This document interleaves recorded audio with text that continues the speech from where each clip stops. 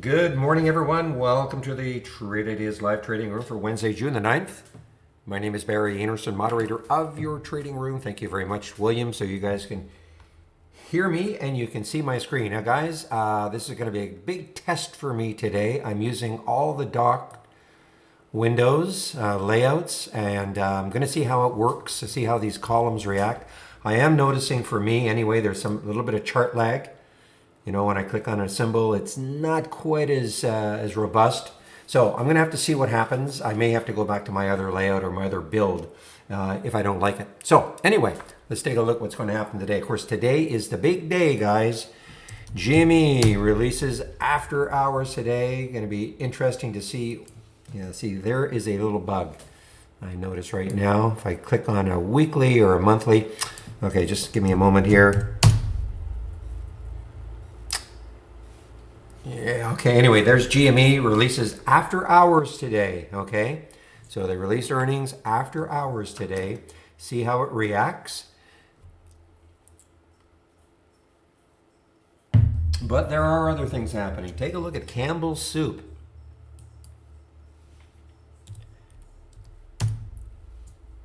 Campbell Soup is an earning, see a little bit of a lag there, just a little bit of a lag. Anyway, Campbell Soup is an earnings play, has gap down on earnings. Take a look at this weekly chart. It's almost at the low here. Maybe this is support, but if it breaks down through that, I mean, this could even head lower. And that is Campbell Soup. CPV is an earnings play today.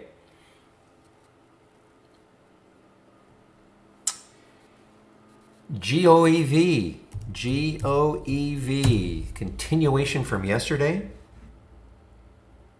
Had a nice day yesterday. What did it get? It started at 883 up to 1195. It pulled back a little bit. Actually, it pulled back about $1, but it's now over yesterday's high. Okay, yesterday's high was about 11. Well, let me make sure about that. Yeah, 1192. Above yesterday's high, that is GOEV. This could continue, of course. So it's up 12%.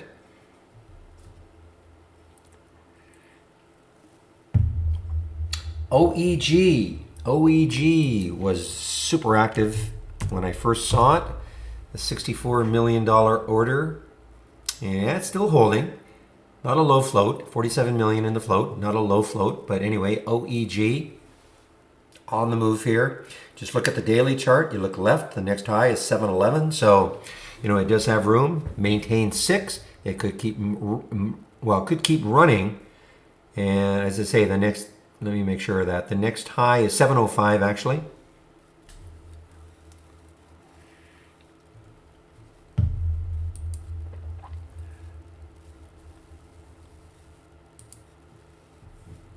Thank you. Yeah, you know, with these WSB stocks, guys, you know, everybody's waiting for GME, but this is now obviously way bigger than GME. You know, if GME, I don't know what they're going to say in their after hours today. I don't have no idea what they're going to say. It's not so much how much money they're making. Of course, they're not making anything, but you know, are they going to announce a new CEO? All of this sort of stuff. But this is now widespread. I mean, you know what? If GME doesn't work, they're all into something else and something else and something else. I think Wendy's was a pretty good example of it yesterday, because when you look at Wendy's, yeah, just a little bit of lag. I mean, look at that. The short float is not crazy high. It's, first of all, it's a high float, 203 million in the float. The short float percent was not crazy high. So for whatever reason, you know, they piled into it. Just getting to AEMD is now that is I don't know if you had that on there, Zach. AEMD. I believe AEMD is another one. At least it's a Reddit stock. Okay, it's Reddit. Maybe. I mean, look at AEMD, guys. I mean, look. If it's not WSB, it's definitely Reddit. I mean, there are other things out there, but look at AEMD. Now that, and it sort of fits the bill, but not quite. I mean, look at the short float percent. It's not a high short float percent. Excuse me. Exactly, they were a copycat. So this is what's happening. I mean, yeah, WSB, we'll call them the pioneers, but man, there's going to be a lot of interest now in the probably different forums that open up that look at stocks. So anyway, here's AMD. I don't see any specific reason for it. But, here's my headline, more than triples pre-market on Reddit interest. We're in a new world. I mean, a completely new world since this right here, January 25th, I think, the week of. Sorry, guys, got a catch in my throat. Yeah, this week right here, the week of January 25th, when it all changed. Well, you just got to be nimble. You got to be nimble. You got to be. I mean, sometimes, I don't chase things, but boy, sometimes I'm not advocating chasing anything, but just have to be aware of what's happening. That's all. CLNE from yesterday, I think it is still up. Let me see, CLNE. Yeah, see, there is the bug that I'm noticing. When I try to make a symbol change in a weekly, monthly, or daily, it's not doing it. So I have to go to an intraday, and it's taking its time. So I don't know how much longer I'm going to be able to last today on this. Anyway, CLNE, guys, it's continuing. You would think it's going to get into some resistance area around 14. I mean, it could. But it is still up. I mean, my goodness. I mean, it was up yesterday. Sorry. Up. Where are we? Up yesterday? Where's my daily chart? Actually, it wasn't that up yesterday. I had a bit of a choppy day, but it is way up today.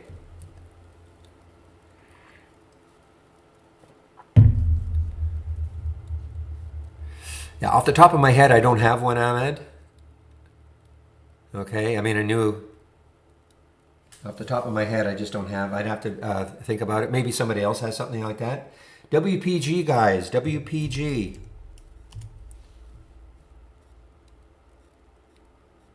I mean, a 2-day high, you can use a 2-day high. But off the top of my head, I just don't have anything like that. WPG, another one there. Now there is, there's the high short float interest, low float, high short float interest.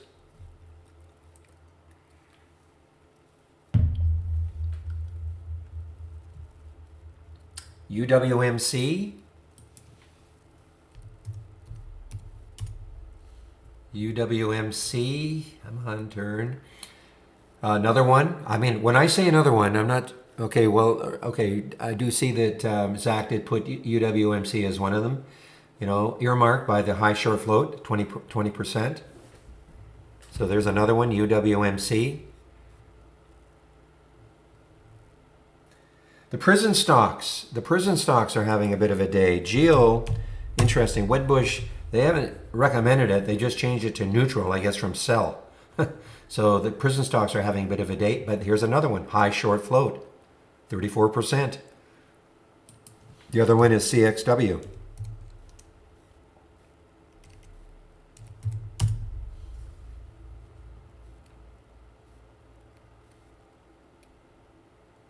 There's another one, CXW. Another, fairly high short float percent, 10%.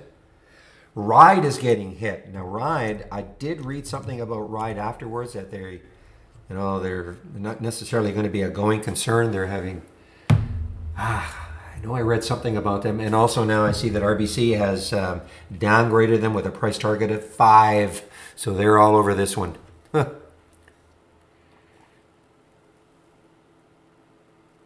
That's what it was. Thank you. I knew there was something pretty ominous about Ride.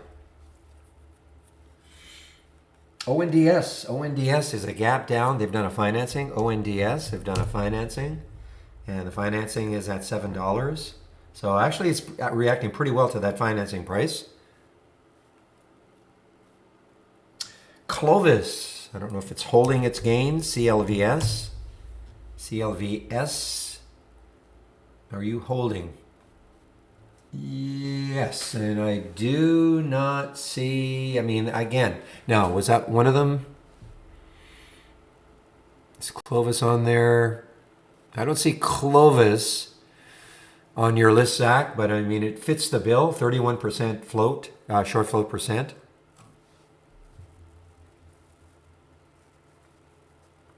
And I do not see any specific news for it.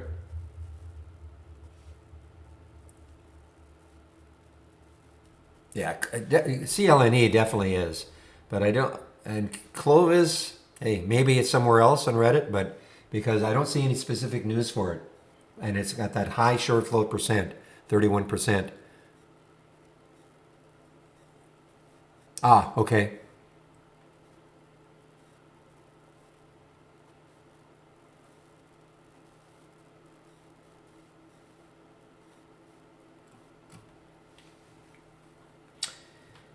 FRSX.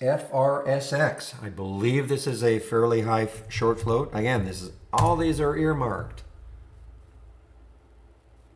Actually, we don't have a short float percent, so I take that back. They did actually have some news. They said they sold a prototype. Oh, thank you. Okay, I must have missed that. Excuse me, I missed that one, Zach. Thank you. And Huya, Huya. This is a high short float percent.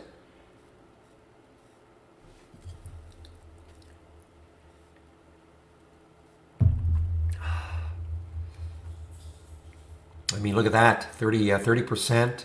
It's up. I don't see any news on it.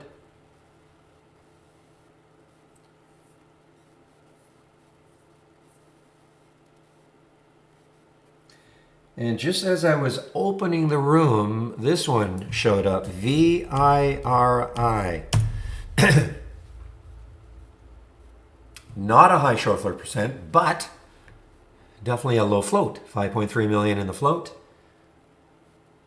And that, I mean, it does have some news. I mean, soaring 17% and promising IMC-1 data in phase 2A. This is not shortable for me. I usually like to try to short these ones, these little bios that have pops.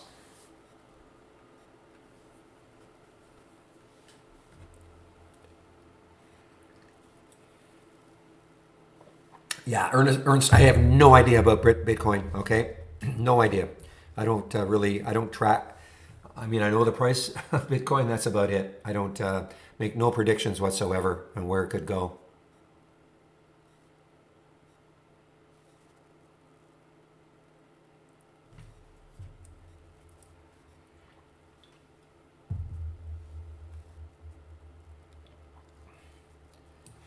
VMC, somebody asked me about VMC. Yeah, so VMC is way out of the price range that I look at. I don't know anything. I mean, I know the company, but I can't make any comments about their recent acquisition. I have no opinion. Sorry, I just don't follow anything in this price range. Look at GOEV, guys. GOEV. Okay, here it goes. Before the market opens, we're really starting to ramp up here. All right, I'm going to do a quick check to see. No, it's not. It's not released, and it's buggy. Believe me, it's a little bit buggy, so it's not released yet. It needs a lot of work. I don't want to say a lot of work. I'm going to see how it reacts when the market opens. We've got column issues. I think I was trying to work quite a lot last night, trying to straighten it all out. So I'm going to see how it works.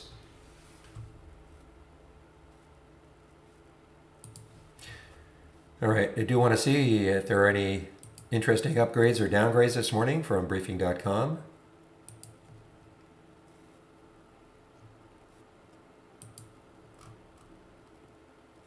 All right, not too many upgrades and a few more downgrades. So let's get them in here. Are you? Oh, sorry. I thought Next had another upgrade from another broker, but no.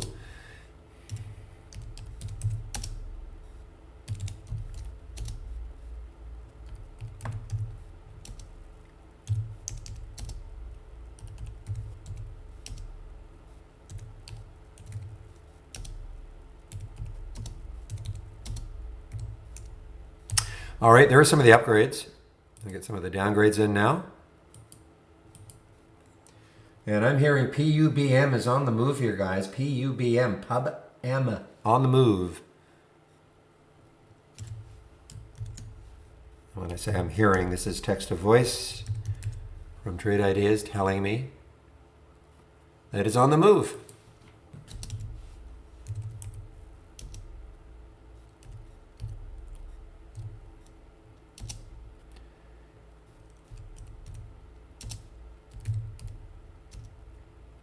Wendy's getting a downgrade now from Stifel.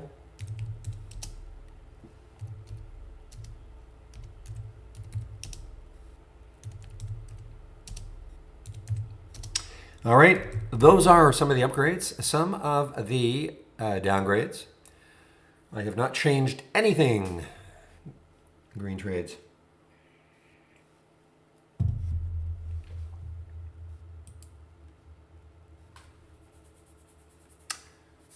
Meg, good morning.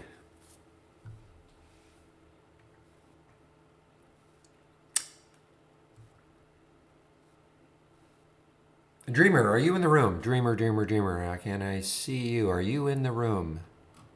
You are. How crazy have I been? You know, I haven't even had the hot news up ever from IB. It's pretty cool. I've only been using, you know, the sort of the company specific news source, but the hot news is pretty darn cool. I mean, it's, you know, why pay for a service?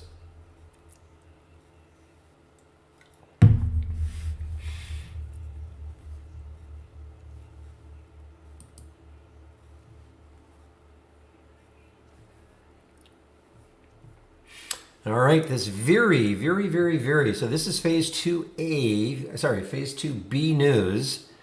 Big spike up here.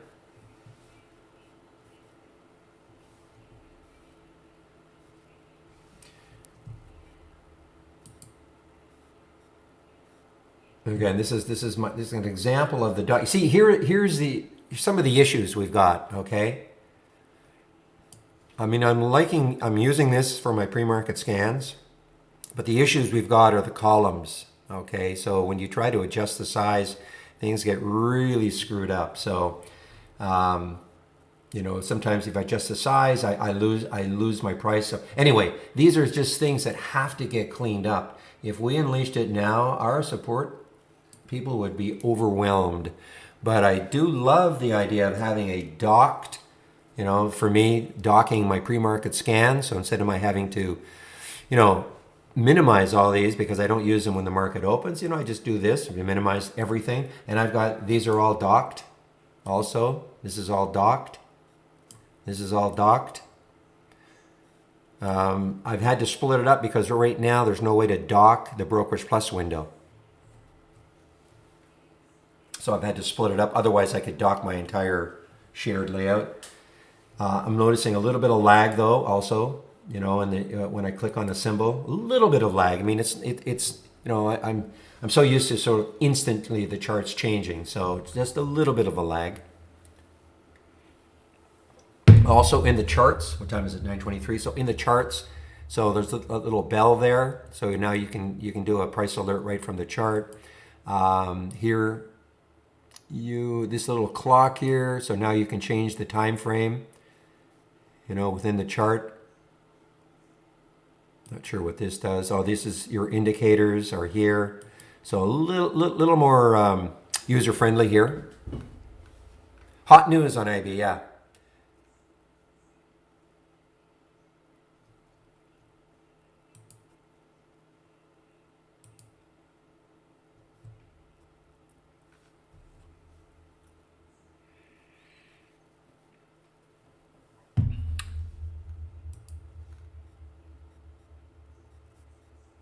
Yeah, I haven't had any lag on my charts until today because I'm using this docked version, but I certainly didn't see any lag yesterday or the day before.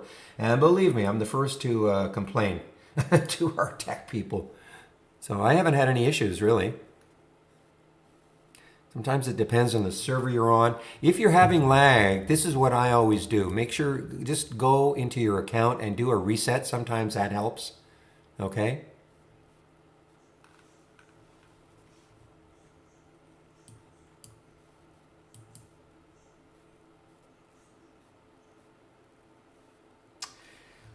Guys, this is another one, this checkpoint, CKPT. This is another one that's up.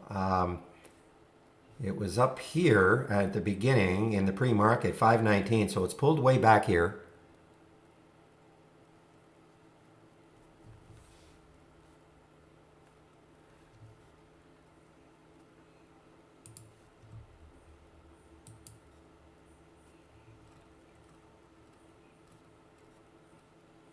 Now this is not available. This is not available yet. What you're seeing is not available yet.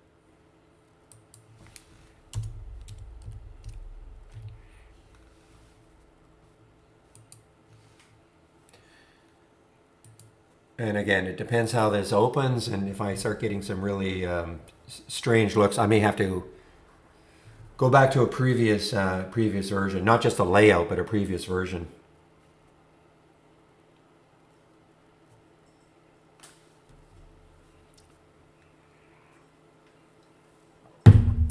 Sorry, UMC. See, here's a bug right here. So notice how I can left click on the chart. Normally all I have to do is start to type. Symbol, it should pop up. Okay, but I'm noticing on the weekly, monthly, and daily that's not happening. I don't know if that's just because it's pre-market. So I have to go to intraday time frame. Even that is lagging just a little bit. Anyway, UMC, any insight? Not really. Not very much volume, 57,000. Big float. I see that it had a downgrade yesterday. Yeah, had a downgrade yesterday. So, yeah, if you go to the homepage, go to our homepage and scroll down. Well, let's take a look.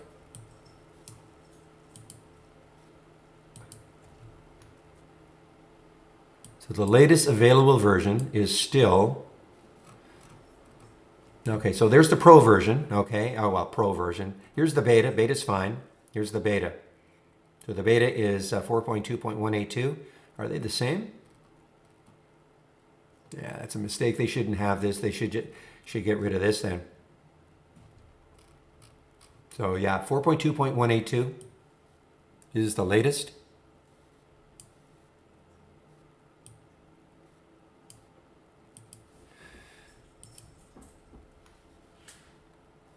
All right, give me a moment, please.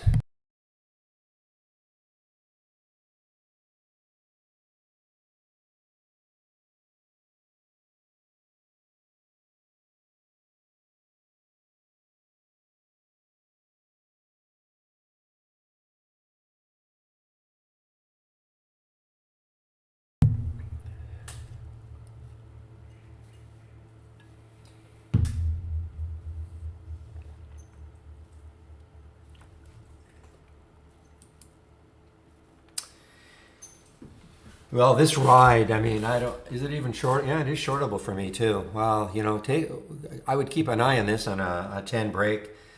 I mean, the company basically said we may not be able to continue. I mean, I am sort of paraphrasing to some extent, but look at the reaction after hours. Just one more moment, please. I'll be right back.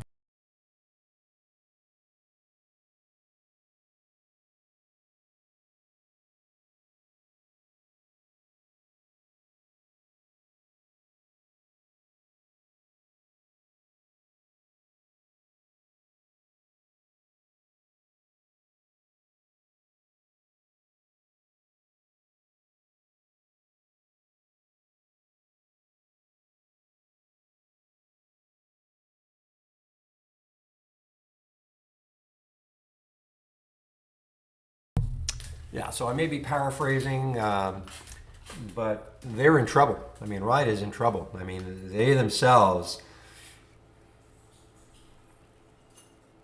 I'm just looking to see if I can see the. Yeah, there it is. I mean, Lordstone Motors warns it could run out of cash. I mean, that's a pretty, coming from the company. Look at this. I mean, there is your news for Lordstown Motors, which is Ride, and. I mean, my goodness. I mean, for the company to come out, warned that it does not have enough cash to begin commercial production, raising doubts about whether the company will be able to survive. I mean, my goodness.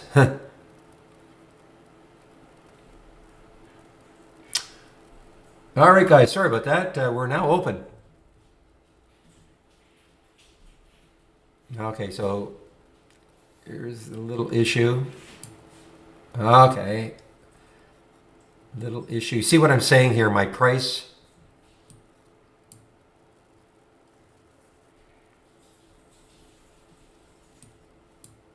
Come on. Okay.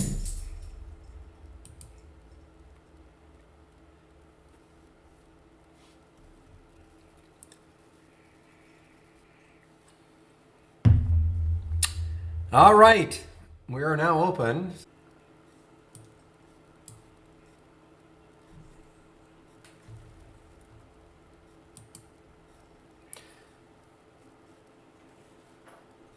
And there's AEMD. Okay, I'm just keep an eye on the GOEV. I mean, it's hanging over 11.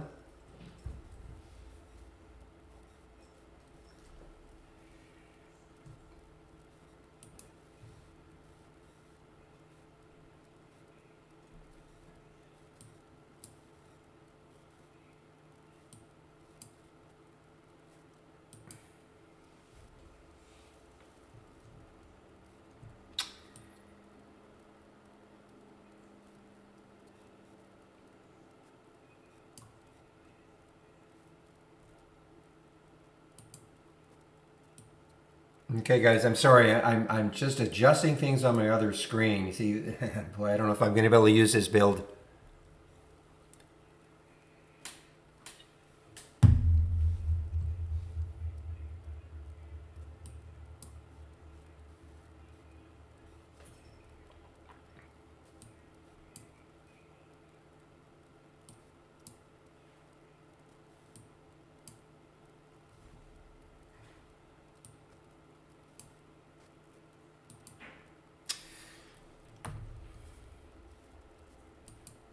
SDC, guys, I know that I thought actually SDC was one of those ones from Reddit also. Look at SDC. There's a high short float percent.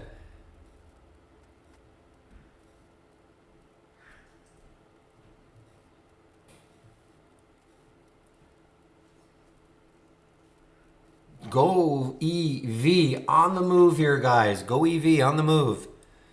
All right, looking at some of the meme stocks now. GME, BlackBerry taking a hit, AMC taking a hit, GME taking a hit.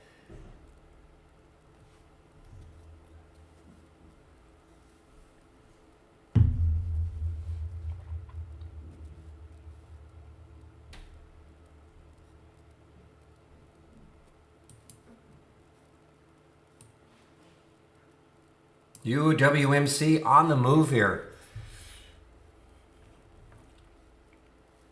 Again, look at that short float percent.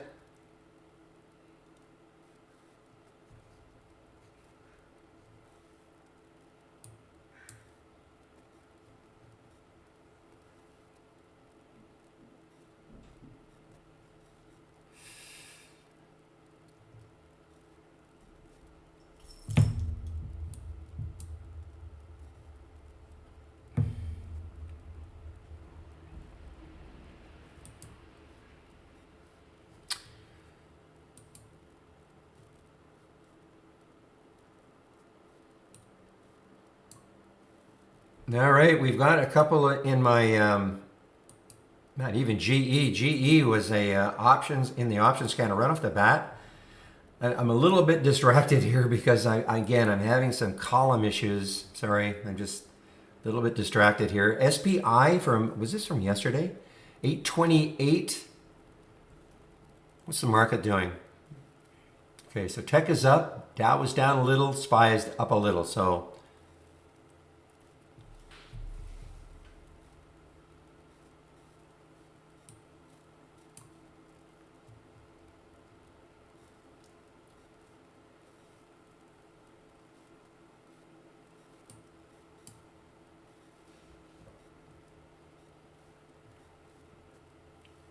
meanwhile, AHT from yesterday, AHT, this was sort of the laggard to IHT. And there it goes, AHT. This is big float though. The other one, IHT, had about, I think, 2 million in the float. Let me take a look at IHG. In fact, what I want to do now is see if this is working. Okay, I think that's a bug. I have to report that.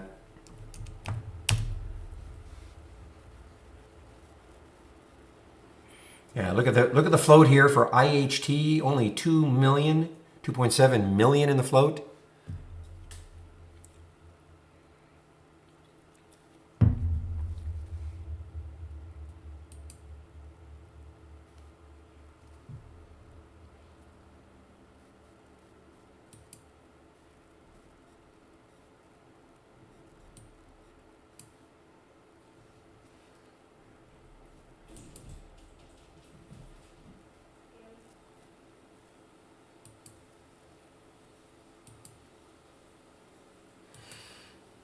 Well, here goes WKHS. Guys, we're really seeing a sell-off in these meme stocks, like the main ones. We'll call them the main ones, the BlackBerries, the AMCs, the GMEs.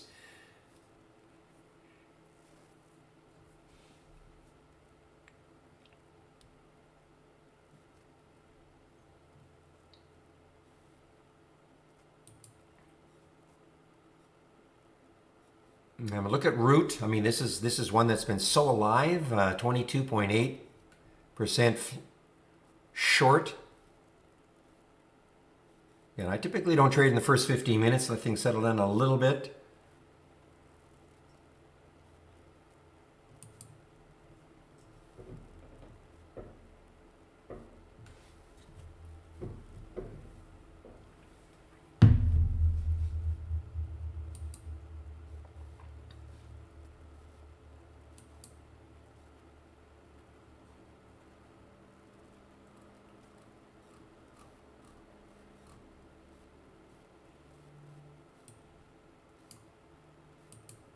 There's that Smile Direct, SDC, still marching higher here. That's that big high short float percent.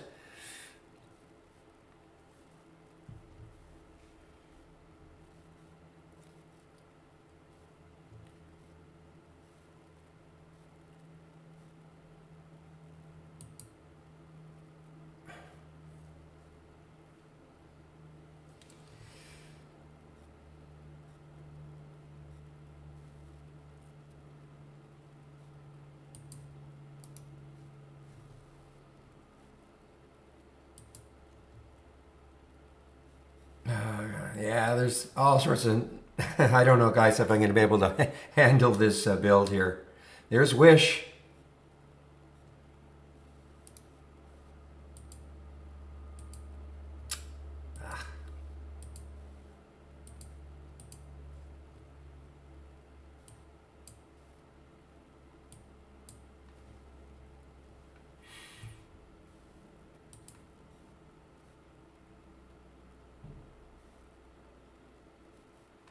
Meanwhile, root. It keeps over and over and over and over again.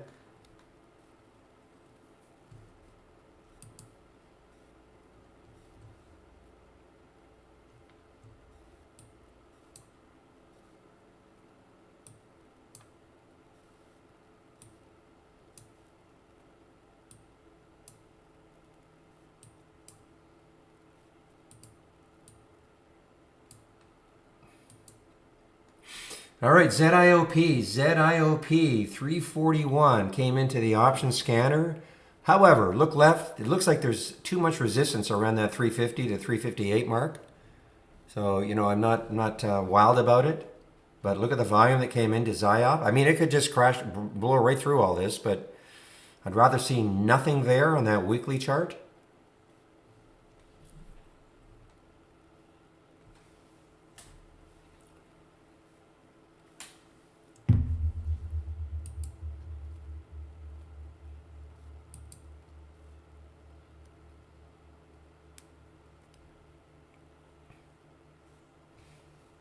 I mean, there it goes. I mean, it may just rip right through all this. See if there's any specific news. I don't see anything specific about it.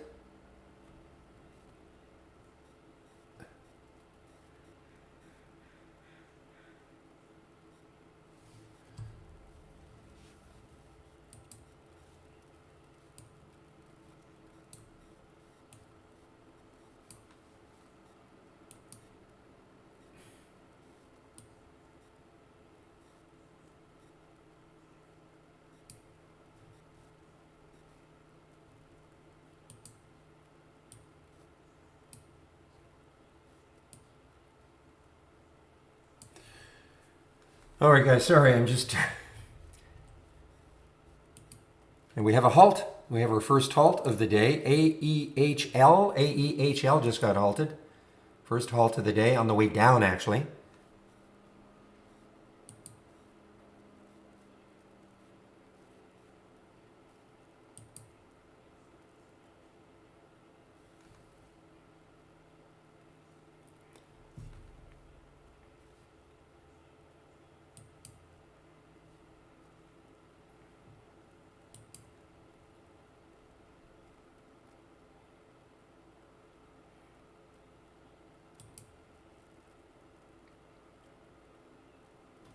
All right, I'm just looking, and typically I don't trade in the first 15 minutes anyway. I'm just wanting to see what's happening, so the things settle down a little bit. There's the AEMD, which was not shortable for me anyway. Just watching this one, see if it holds this. I mean, it had an amazing run. Had a little run after hours. And then from 8 all the way up to almost 12, well, 1171 or so. Well, typically you can tell. I mean, if it's halted, I mean, it's on the way down. So all I have to do is click on the alert. And it basically, just look at the chart and you can tell. If you see a big green candle, it means it's halted on the way up. You see a red candle, it's halted on the way down.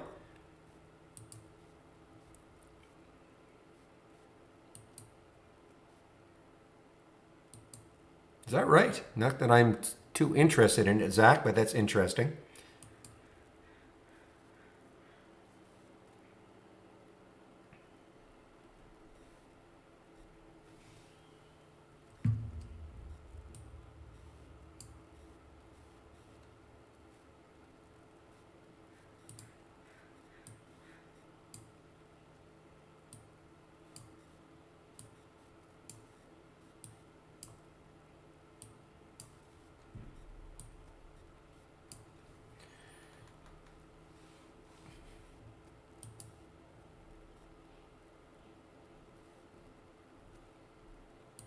All right, guys, Geo now showing up in the option scanner. See that little bit of lag there, just a little bit.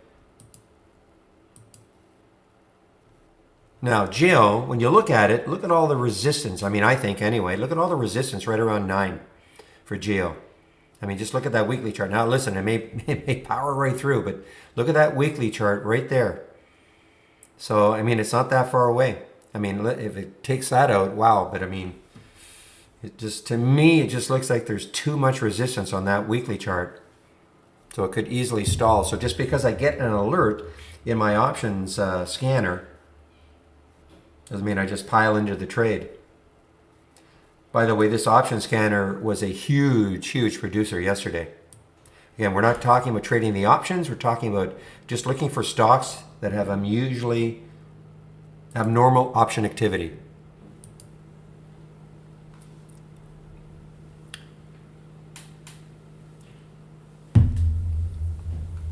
No, it doesn't. No. I mean, listen. I mean, typically, when you get a halt, I mean, the first thing you do is you click on the symbol, and that's going to tell you right immediately. So my guess is that that'll never happen.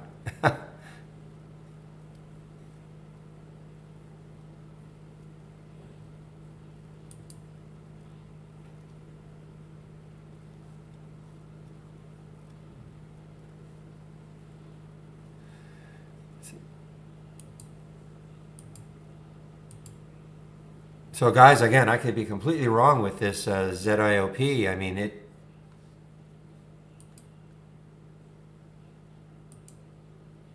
right now it's taking this area out, trying to anyway.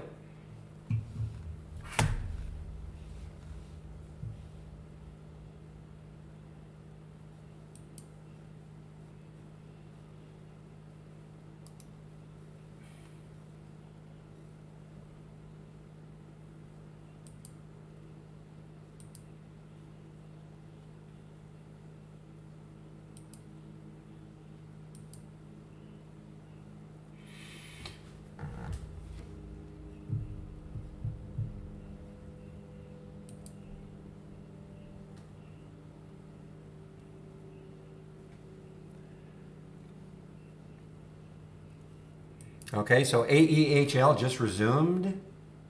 Didn't really get knocked down too much.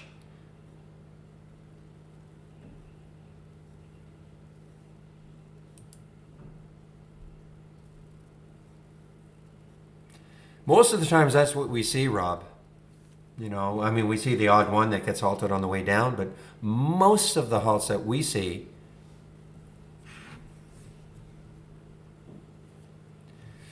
I mean, I agree you can do a lot of things in the halt, but I think we're overthinking it. I mean, you know, you get a halt. I mean, your first thing is to click on the alert.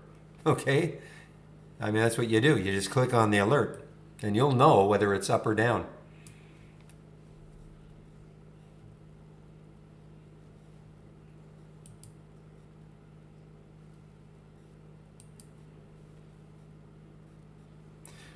All right, so how did this turn out? You see, I can't see the price there.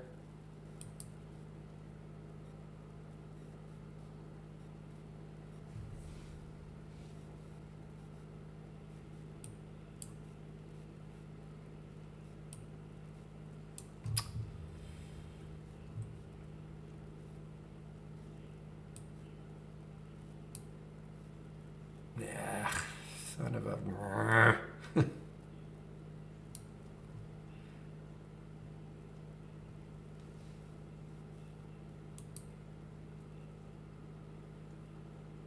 Twinkie on the move here, guys. And there's, okay, now this, I mean, look, 21% short float. Next high looking left on the daily is 1650. Gets over that, the next high is 1686. So it doesn't have a ton of room if you're just looking left on next highs.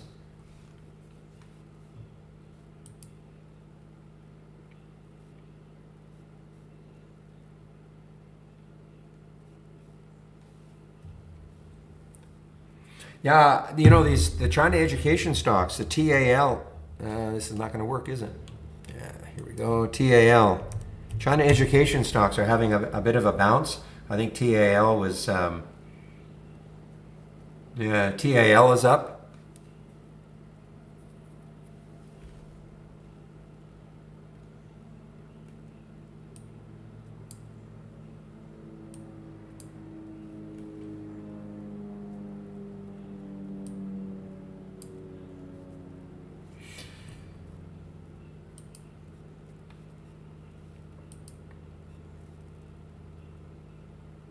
Okay, guys, this is a gap up and go. CXW is a gap up and go. And Geo, I mean, listen, I could be completely wrong about Geo. Like, it looks like I am. Look at this. Okay, forget it. Forget about resistance areas. Okay, look at that. 867, 923 now for Geo.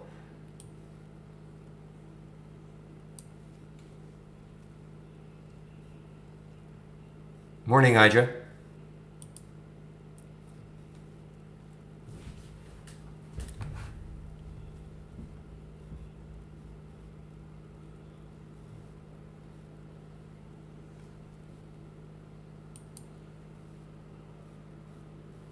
Yeah, forget looking left from now on, guys.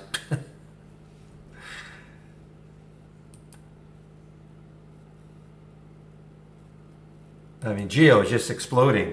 Absolutely. And it's not like they got a robust review. All it was changing it probably from a sell to neutral. That was the news. So CXW is, you know, following suit to a certain extent. No, not forever, no.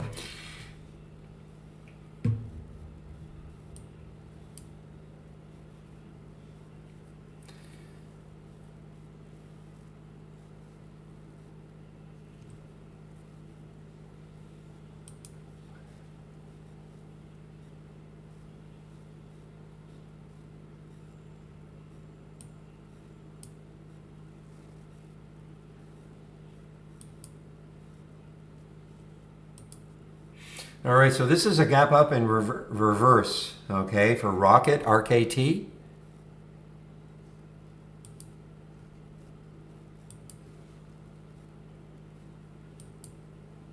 All right, goodness, Geo, I mean, well, And this is maybe it's a meme stock now too, 34%. It's more than just that going to neutral as a sort of an upgrade.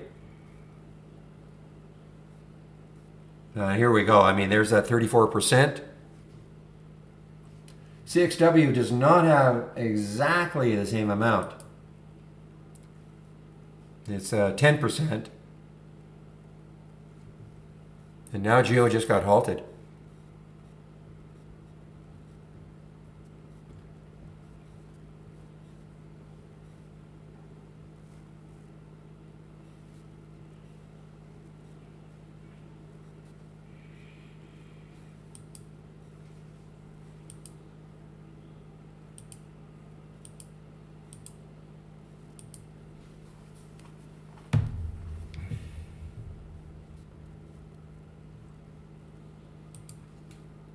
Guys, well, CXW, I mean,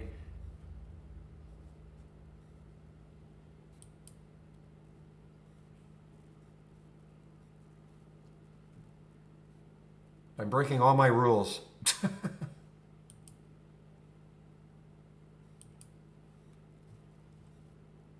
Yeah, and that's why, I mean, CXW is going with Geo, exactly.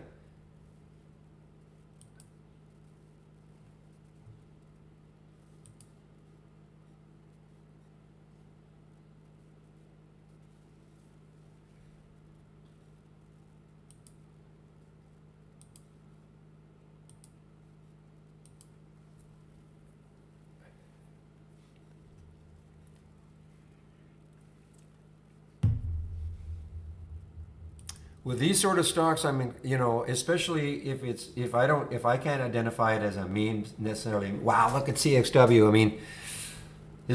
mean, it just doesn't have the same short float percent, but as look at it go, guys.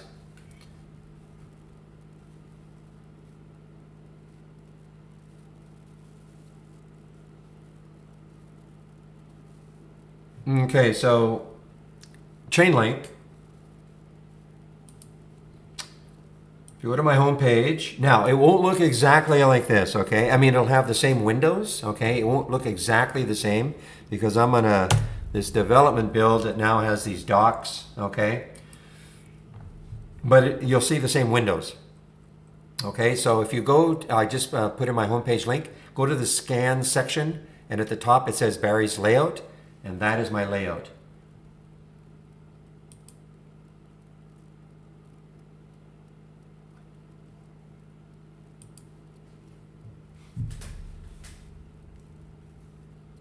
CXW, guys. Oh, brother. Again, this is not my style of trading, but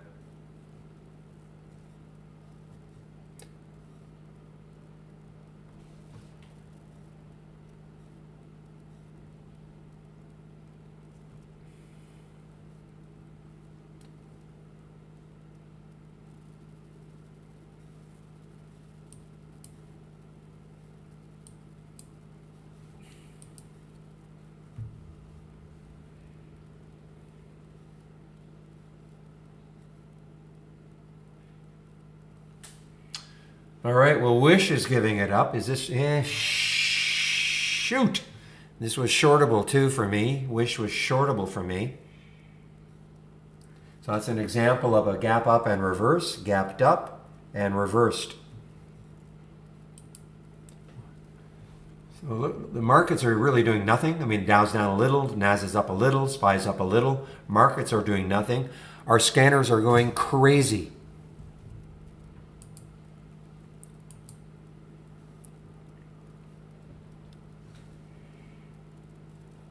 So a lot of these meme stocks now, not Geo yet, but look at WKHS on the way down now. You got to be careful though, you know, I mean, they get a hold of them and you can just pop it right back up. So, okay, do I have prices here?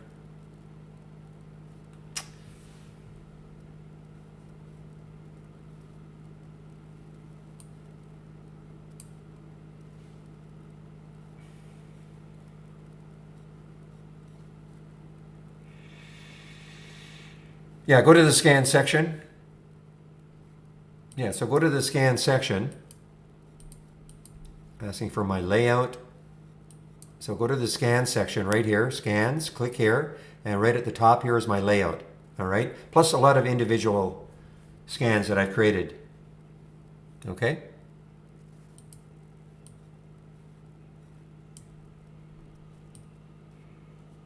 And again, it will not look exactly, it will have the same windows, it just won't have exactly the same looking format. Because I'm on this, I'm testing this development build.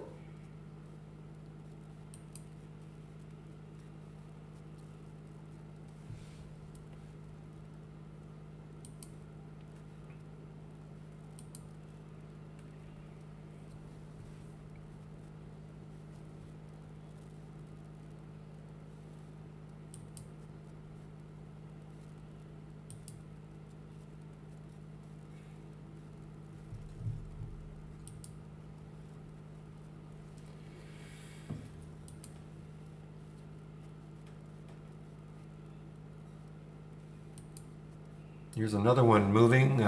What's the short float? Don't even have a short float percent for it, but RAAS, RAAS on the move here. Twinkie on the move. This came from my options scan, 1650, 1667 right now. This is a high short float. Don't be surprised, guys, if they take a look at this one.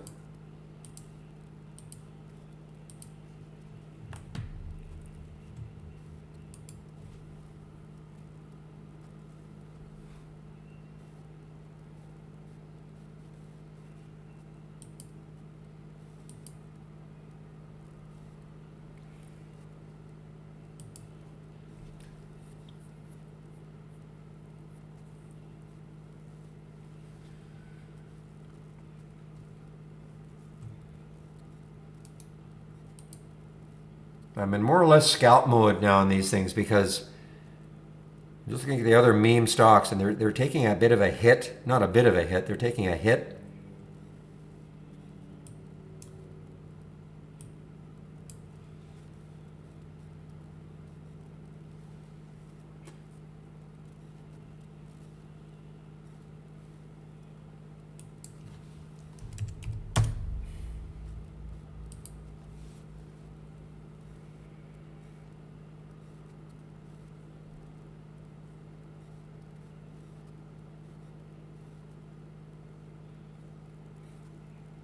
Well, I mean, all I can, it may not be Reddit WSB, but you know, this is what it says. Joins meme stock rally as short squeeze play. I mean, it may be another Reddit group. It may not be WSB.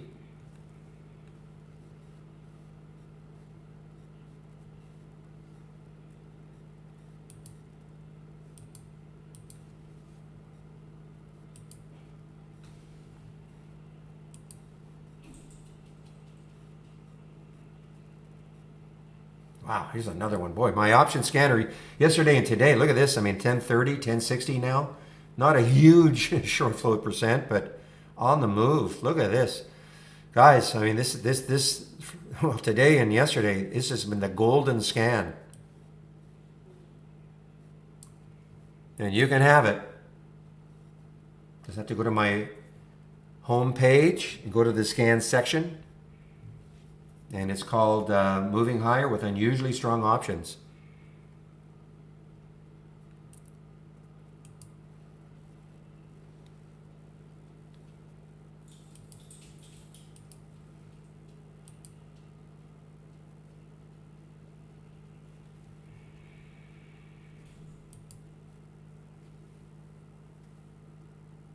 Pretty simple to do also, guys. I mean, you can easily put together a scan that just looks for high short floats. You know, maybe put 15% as a minimum. You know, we've got that's a filter that we've got. Add some other filters, price ranges, minimum volume, things like that, and see what happens.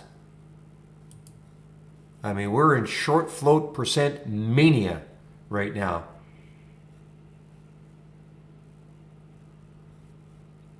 And AMD right back up. My goodness, right back up. After that bit of a pullback.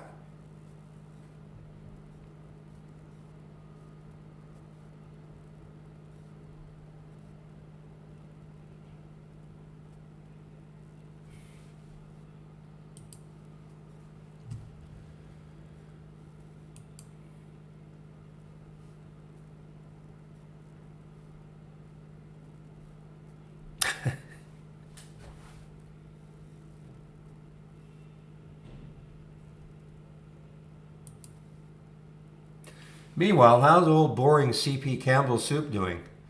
Who cares? I mean,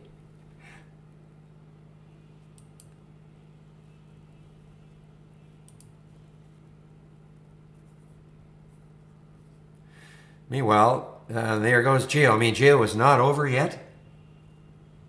And a little pullback, still not over yet. CXW, not over yet.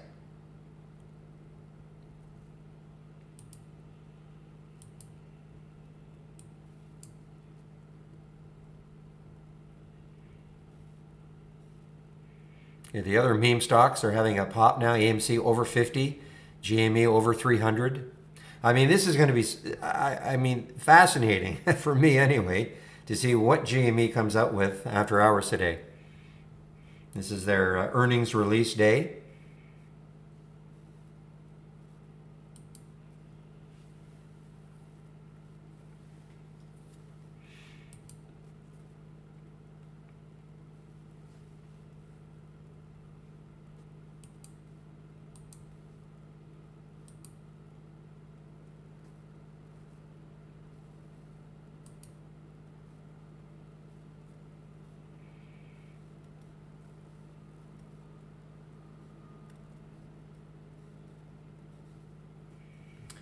Boy, we're getting a lot of alerts now from my option scanner. I mean, saying yesterday, don't like that many, but there's IVR now. IVR. All right. Who cares about looking left, right? Okay, IVR. Just take out 4, but look left. I mean, it looks like 414 should stall it to some extent.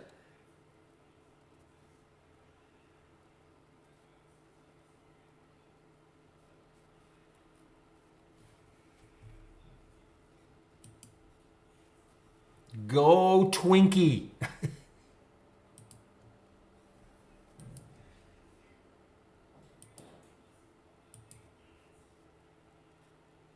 Well, share it. Share the scan. Unless it took you hours to put it together. I'm kidding. You know, you do what you want.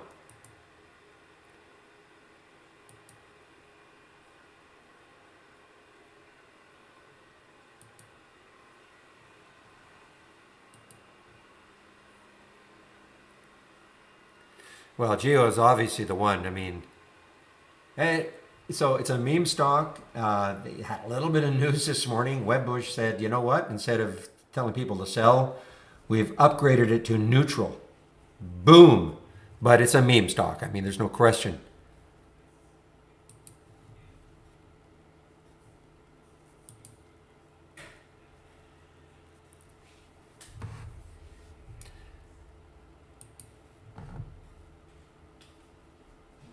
Meanwhile, how's the EDU doing? I'm sure it's doing the same thing.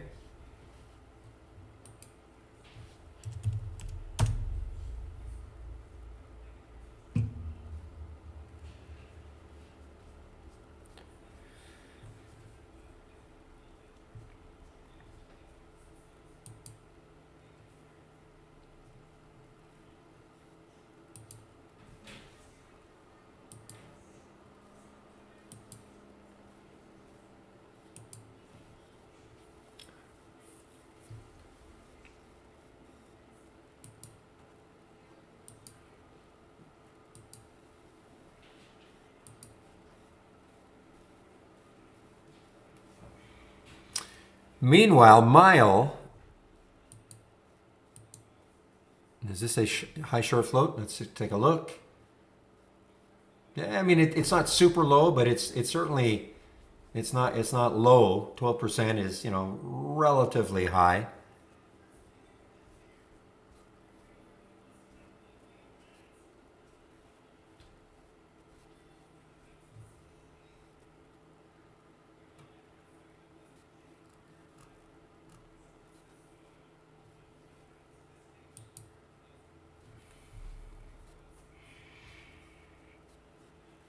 Well, these China education stocks are having a day. Now look at GME, guys, right back up.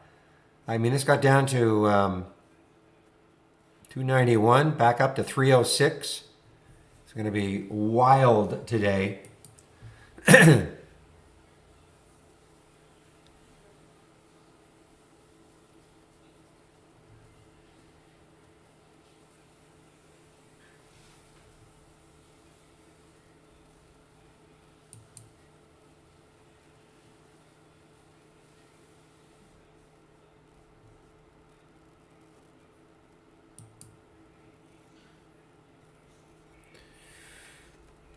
I don't know if it's the best use, but I mean, the composite score, I mean, if you're looking for stocks that have strong fundamentals and also strong technicals, the higher that number is, that means that, you know, that's what that would show you.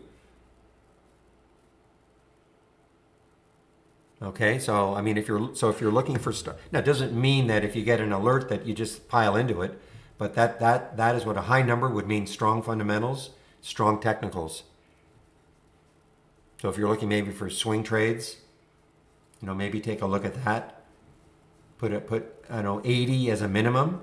Put some other scan or some other filters in there, maybe a price range you want. But if you start off with say 80, take a look at the stocks you're getting from there. I don't know if that's the best use, but that is a use.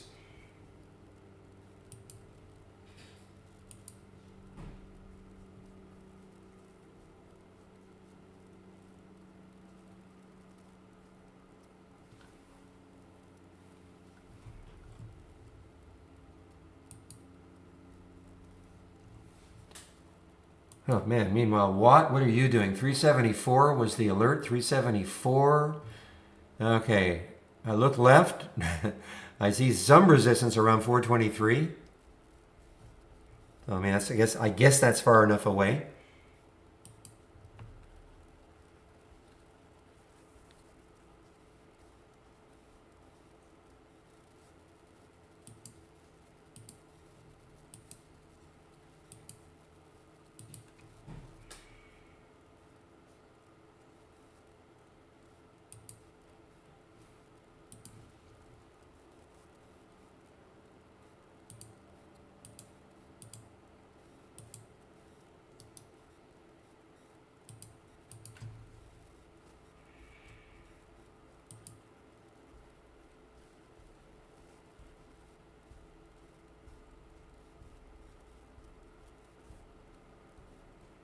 It's got nothing to do with the market cap. Okay, the short float percent is just telling you of the float. That's how much is short. 6% as an example right here.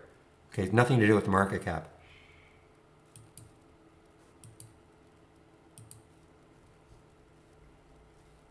Yeah, I got a lot. I have a lot of stocks that are just firing at me left and right. I have to slow it down a bit.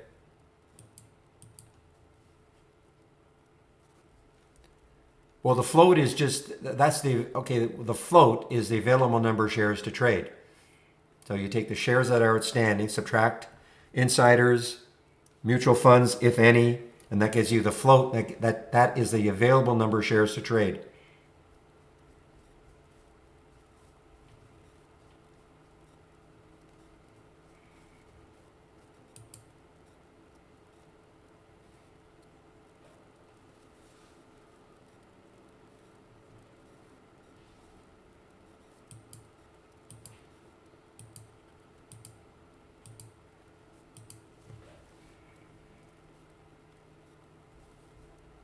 Well, I mean, if you want to check market cap, I mean, I don't ever use market cap. I mean, depends what you're looking for.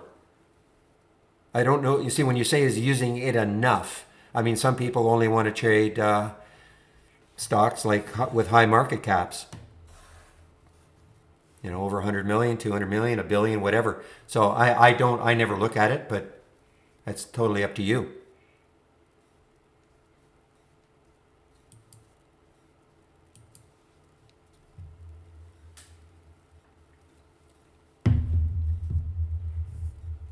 Remember what the market cap is. It's the total number of shares outstanding. So that's not going to be the float times the price, and that gives you your market cap.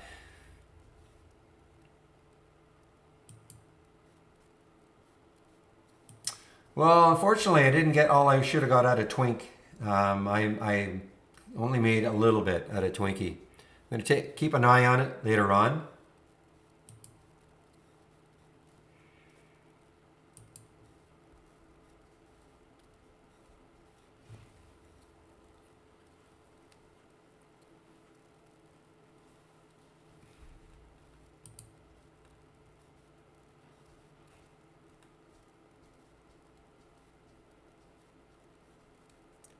Is that in your live account or in simulation, Vladdy?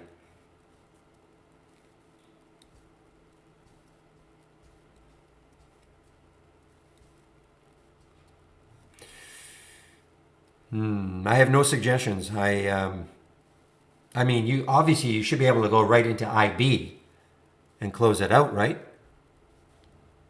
If you're talking, are you talking about using Brokerage Plus?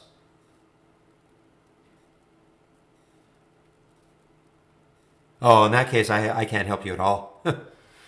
You know, you'll have to either call IB. I mean, I have no idea. No idea.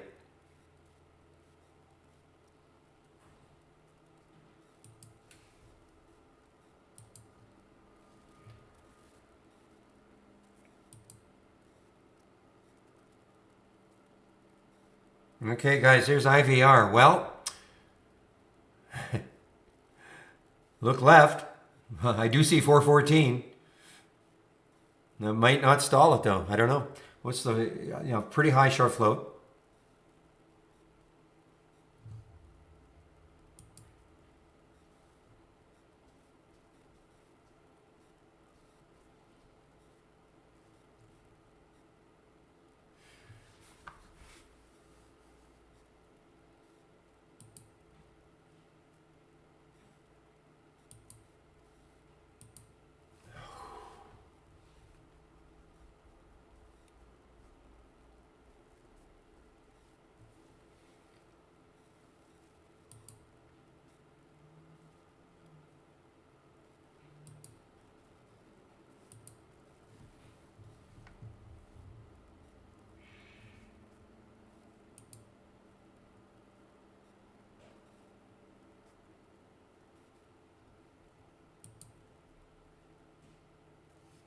Yeah, Watt is looking okay. Can it take out 4? That's the only thing. Twinkie is coming back actually. Excuse me, TWNK is coming back. Go EV kind of surprised me. I thought it would have a better day.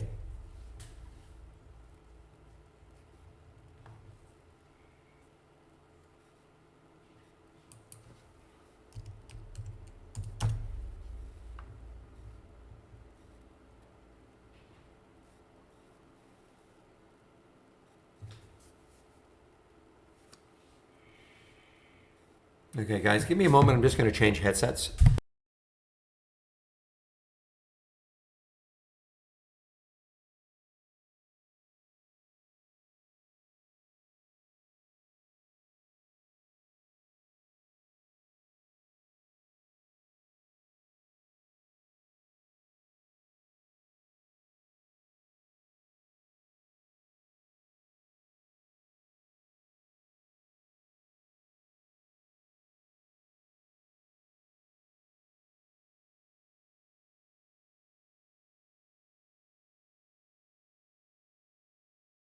And we're back.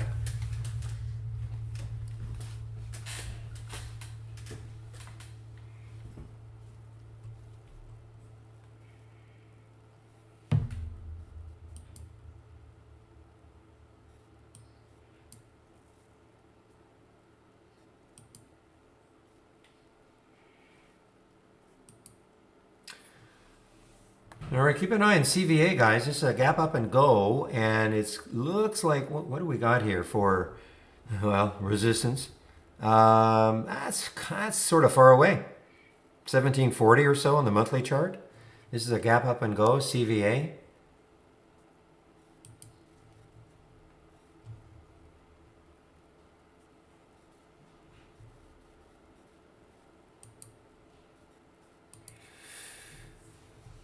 Yeah, good morning, Real.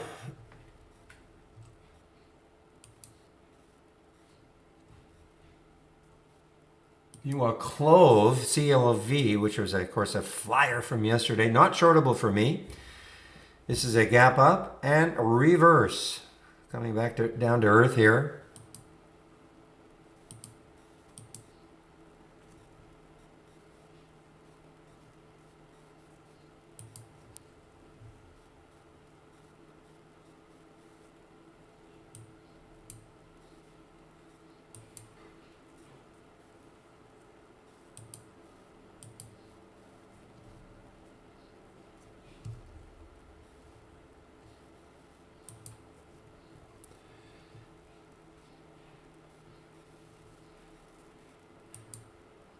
Okay, here's another earnings play. Vera, is this Vera Bradley? Another earnings play, guys. I mean, on the way down. Yeah, come on, come on, come on, come on, come on.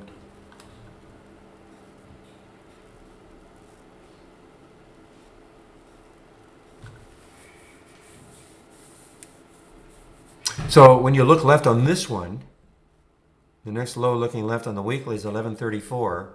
So this, has the chance of just continuing down on earnings.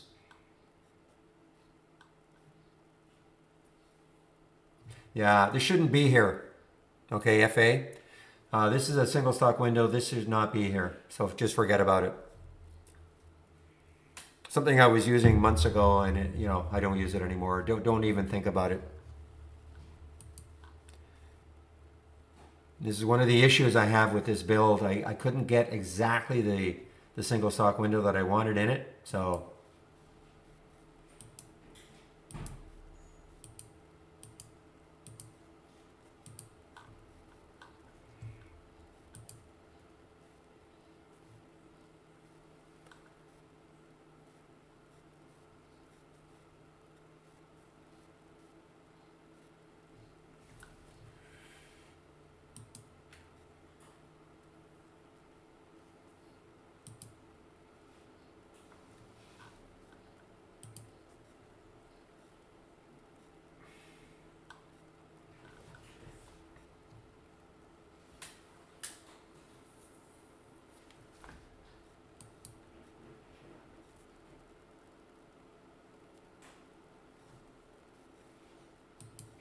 all right, guys, Twinkie is back.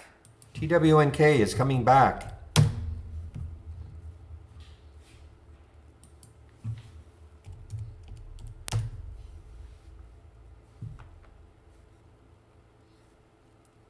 There's that big short float percent.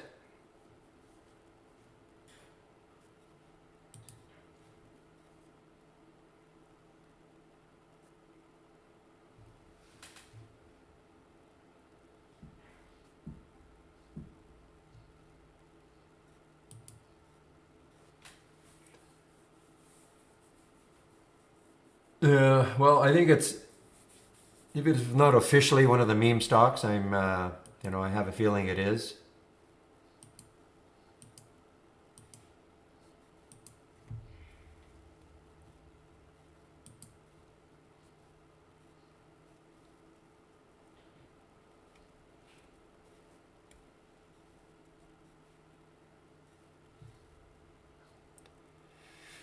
All right, guys, there's CVA.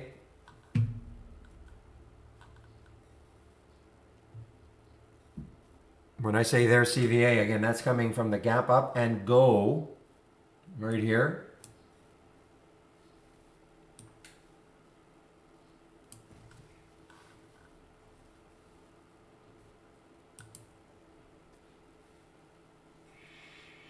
You saw the news on Ride, right, Real?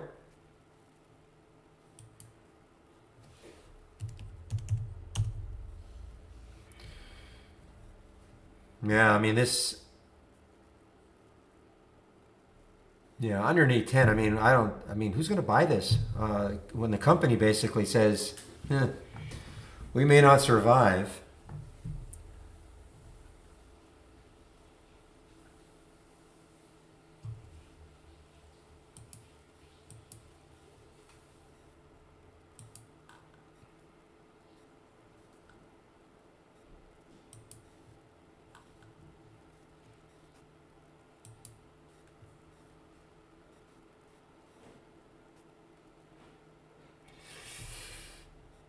I've heard of Hertz, but Hertz also got down to, a lot lower than Ride. Of course, I've heard. I know I've heard of Hertz, but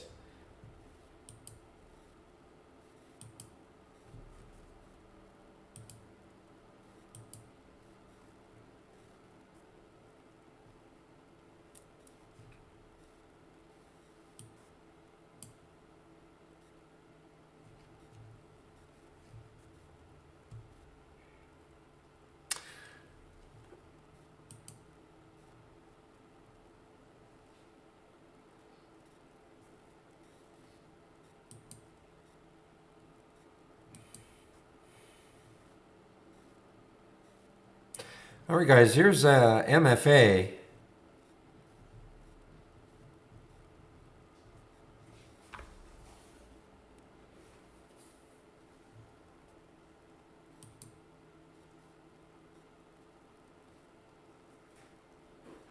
All right, CLNY, another high short float, 14% in the option scanner. I'm going to back out this weekly chart just a little bit and see what's going on. You know what? Not a lot of, back to 2018, these levels here.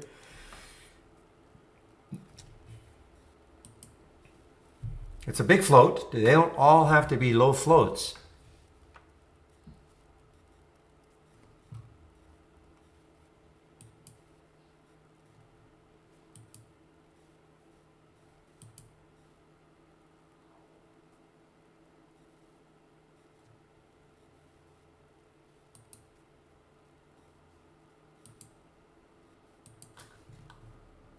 What's the volume like? Yeah, volume is great. I mean, it's 4 times normal right now. Let's see if it just bases here for a while and it just starts to run a bit. It's a big float though. I mean, I don't expect, we're not going to see 20, 30%. Okay, guys, so my bit of an excuse. I mean, I'm struggling with this new layout, with this docking layout, with starting to size these windows. Sizing, sometimes the columns disappear or shrink. So I've been kind of struggling. What you don't see is what I'm going through on my other monitors. So I am a little bit distracted. I do apologize for that. But first of all, if you're new to this trading room, welcome to the room. This is the format Monday to Fridays between 9 a.m. and 3 p.m. Eastern Time. I share my screen. I'm live on the mic. And as I always start off with my homepage link. There is a lot of information on my homepage.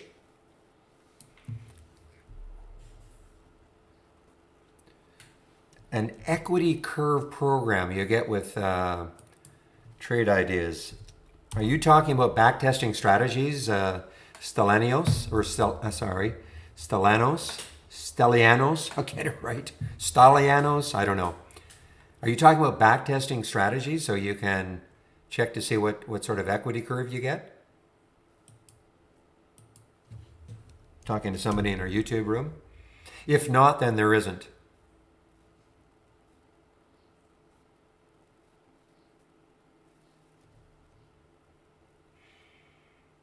All right, guys, so when you click on my homepage link, this is what you're going to see. So if you want to take out a subscription, and there's a lot of information on my homepage. Save my link, because when I get to the education and the scan section, you'll see there's a lot of information there. If you want to take out a subscription right now, there's a promo code you can use. Barry, look at, I know that.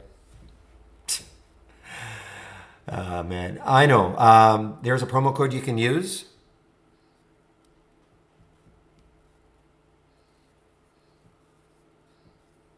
Well, you can export all the Trade Ideas symbols to an Excel document.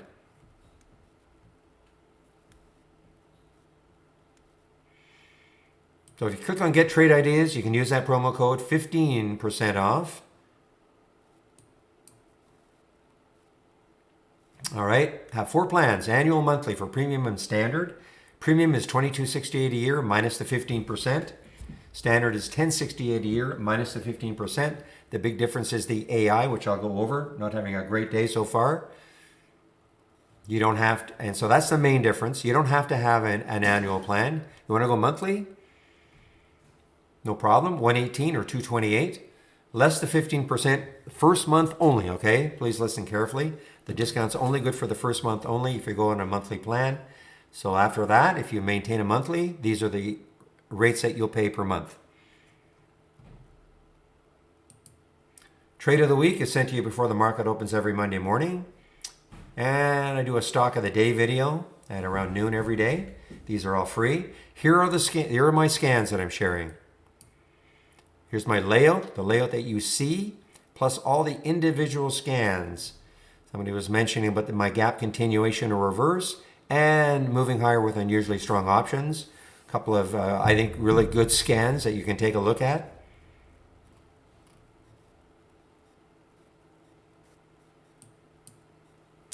And here is a big education section. If you're new to trade ideas, I would really recommend you take a look at this. Ideas, top list, building them, creating alert windows, etc. Back testing, Holly, which is our AI, Intro to Brokerage Plus, etc. Okay, a lot of information there. Oops. Daily support session. So today is Wednesday. So we've got a bit of a change up now. Steve will be now our Wednesday moderator in the YouTube room between 12 and 1 when I take a break. Used to be Michael on Wednesdays.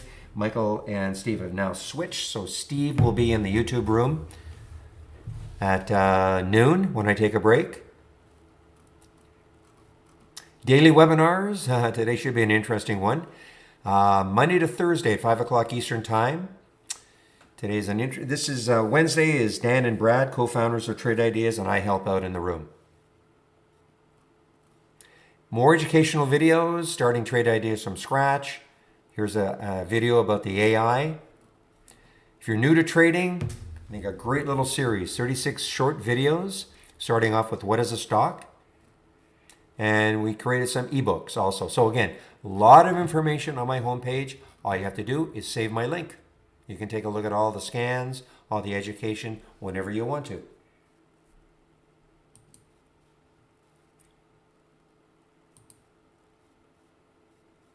Position and range is today's range, yes.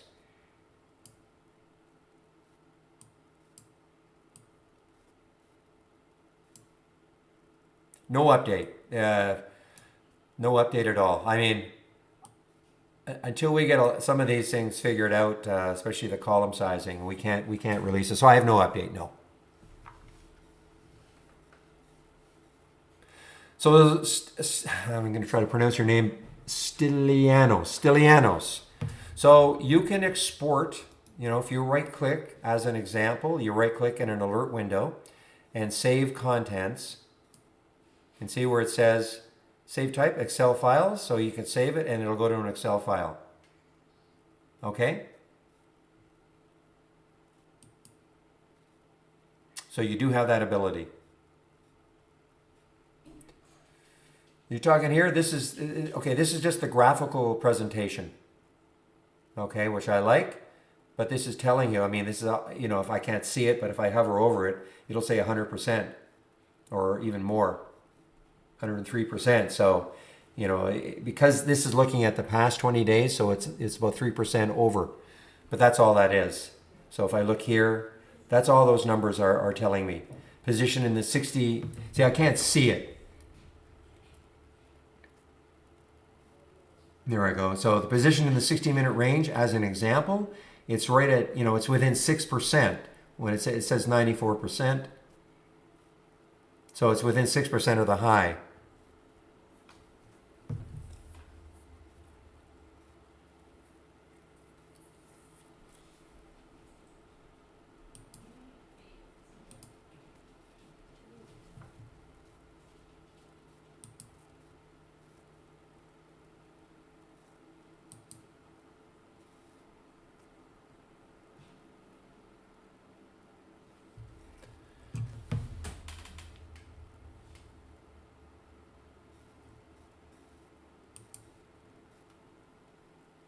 Exactly.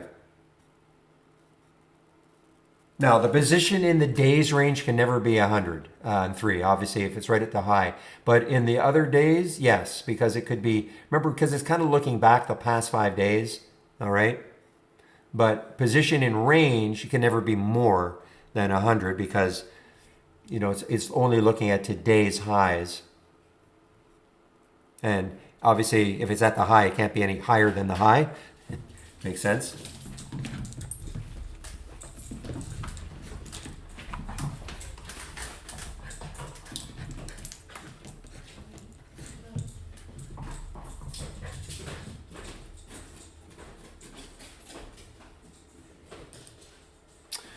All right, now a little spiel about what Trade Ideas is. We're a scanner. That's what we do. We scan the stock market. So This is an example of a scan I put together called Basic New Highs and Lows. If I right click on it, configure,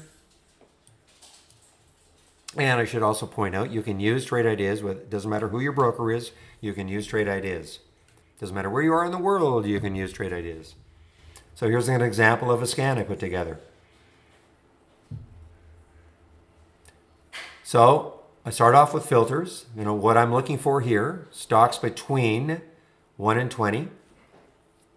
Current volume is 4, which means it's trading at least 4 times normal. Minimum 400,000 shares, etc. That's how you always start off with some filters to kind of whittle the universe of stocks down to a number, manageable number. And then if stock meets these filter requirements, criteria, makes a new high or a new low, I get a real-time alert. That's why I see these stocks. Okay? The thing we did as a company is said, you know what? Most people do not want to have to learn a programming language to do any of this. So we feel we have created enough alerts. Here are all the alerts. I'm not going to go over them all, of course, but all the alerts, and here are all the filters. We feel we've created enough alerts and filters that for the absolute majority of our customers, they can combine them in a way to give them this type of scan they're looking for.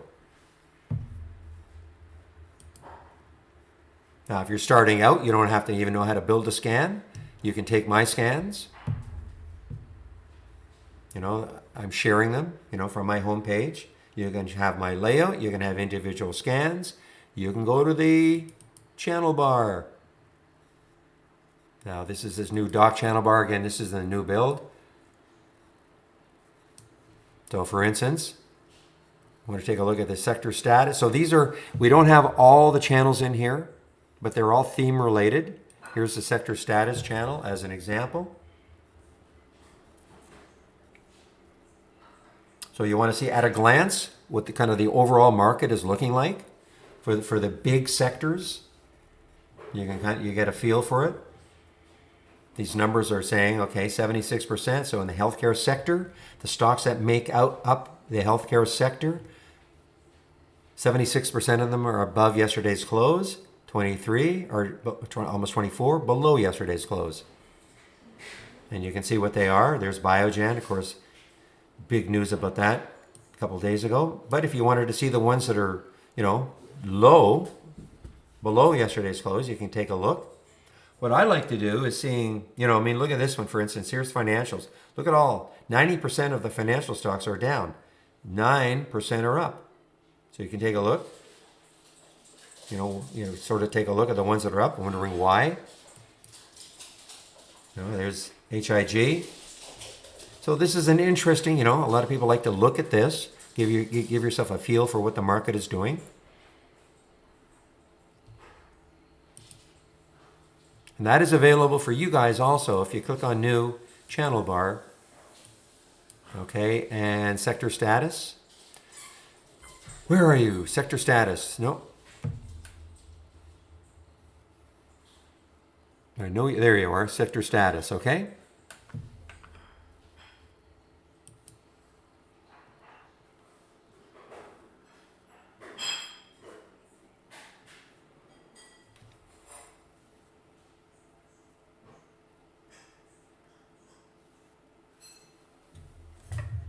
Oh, I got a thicker skin than that, Grumpy. So...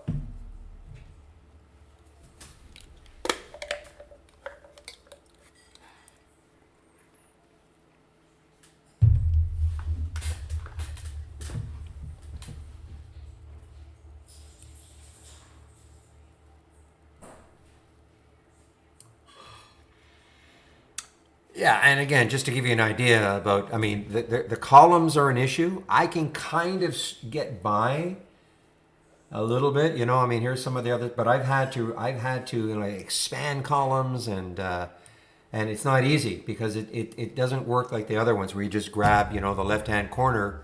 I mean, some of them do. You can grab the left-hand corner. I was able to shrink that, but sometimes, you know, watch. See, I'm trying to shrink the time. Can't do it, as an example, okay? Here I can. You know, but if I wanted to get rid of that, you know, I can't. Anyway, these are just some things that have to get worked out. More importantly, though, for me, you know, I had this. What I say, this is what I saved last night when I loaded it this morning. These windows were not in the same position, and one of them had disappeared. As an example, these are just things that have to be fixed before we, you know, give it to you guys. And you know, I have no idea when that'll happen.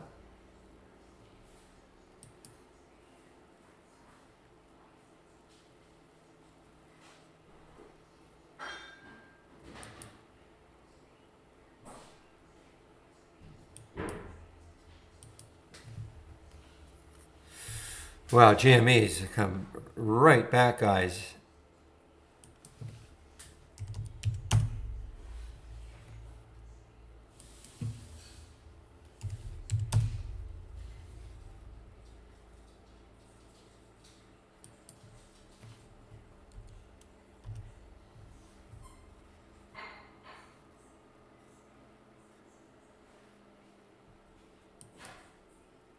See, there's a bug right there. I mean, I typed in M and W showed up.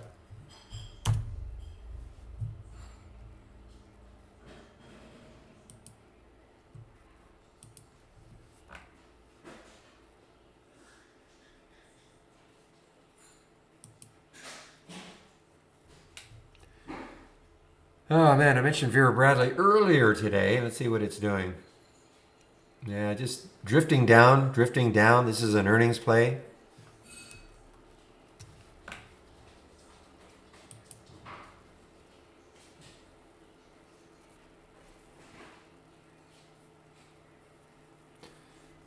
All right, so what's the market doing? Tech is up, Dow's up, so no disconnect right now, but modestly. Everything is up modestly. Nothing is ripping.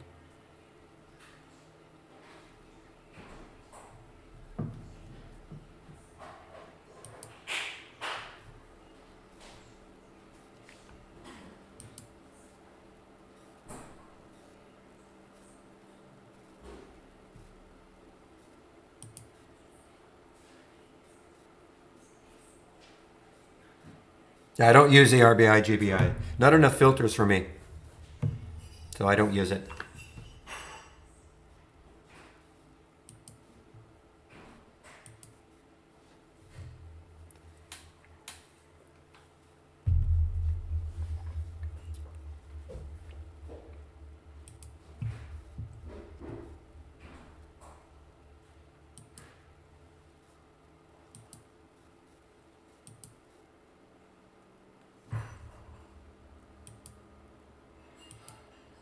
I mean, you can load one and see what sort of alerts you get. I just find that I need more filters to make it more effective, so I just don't bother. I've got too many other things that I like.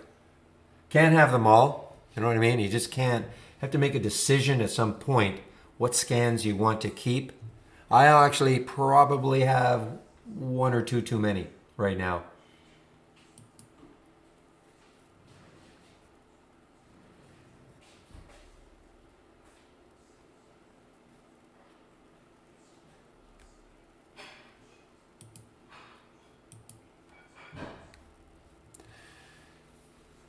Is there a way to print?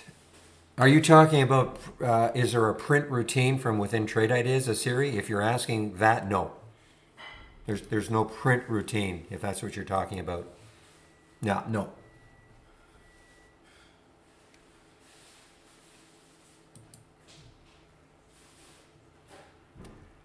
Well, I would doubt it. I mean, though, I got a hold of Wendy's yesterday. I mean, it's possible, but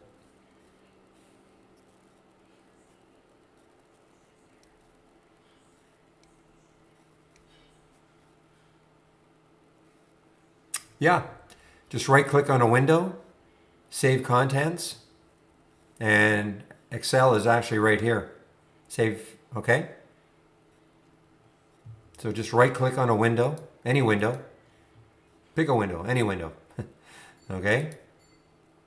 And save contents. And Excel should pop up actually. And that'll go to an Excel file, okay?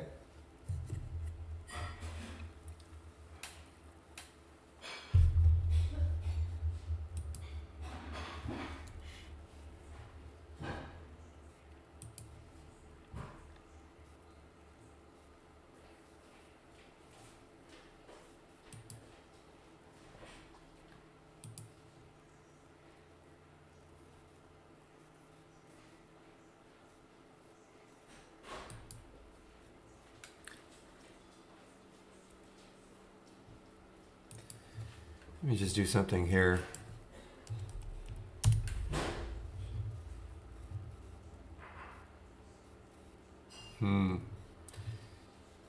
Peruvian elections not looking good.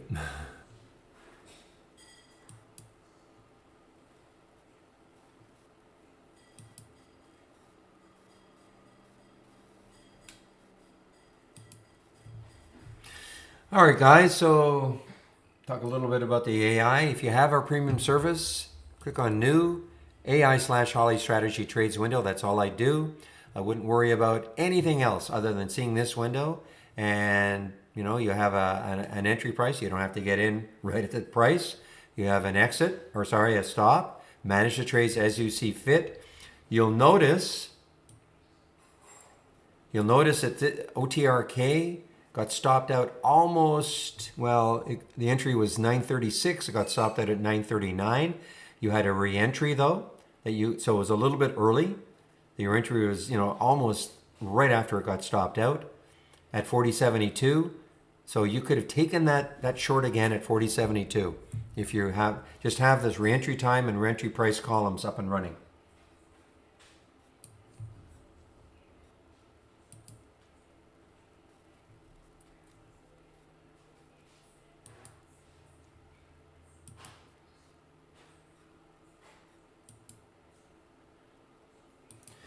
AEMD, let's take a look. See, wow, look at AEZS, guys. AEZS, wow, lots of volume came into AEZS also. Let me bring that one up again. And this is also in the option scanner.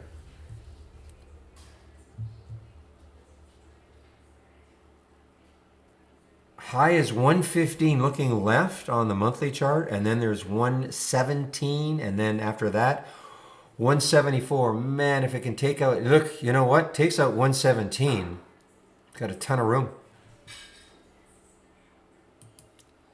It's a big float. Usually I shy away from dollar stocks with 121 million in the float.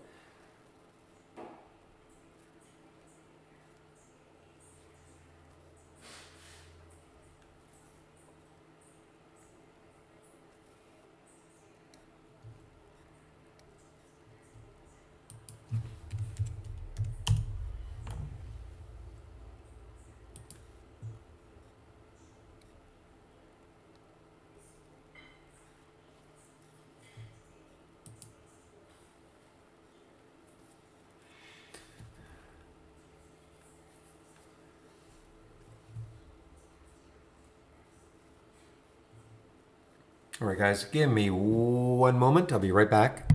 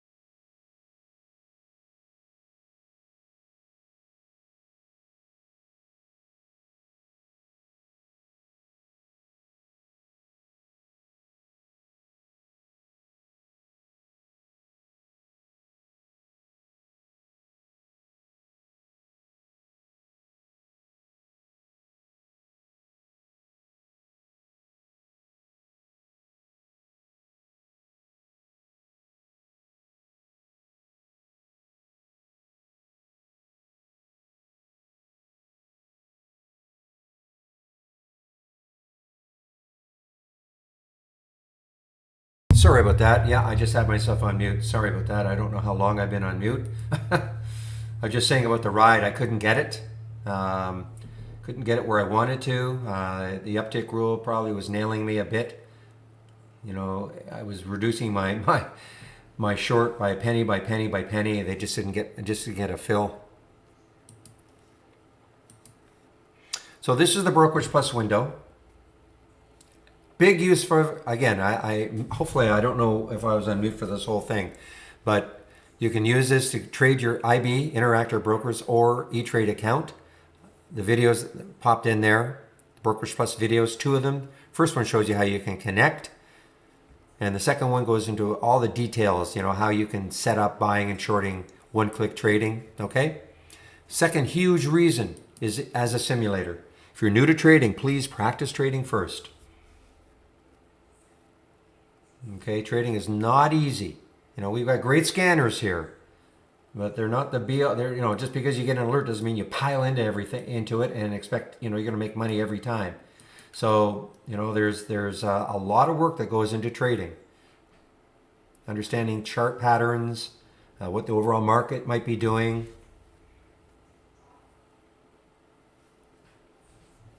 So please practice trading. Use our simulator. Uses our real-time data. Our real-time data, okay? So it doesn't matter who your broker is. You click on an alert, the symbol shows up. You pick how many shares you want to trade, the price you want to get in at. Let's take a look at IVR, okay? Let's just see if, show you how, well, okay, actually I was going to say, put a pullback to $4 and take the trade, but it's already pulled back there.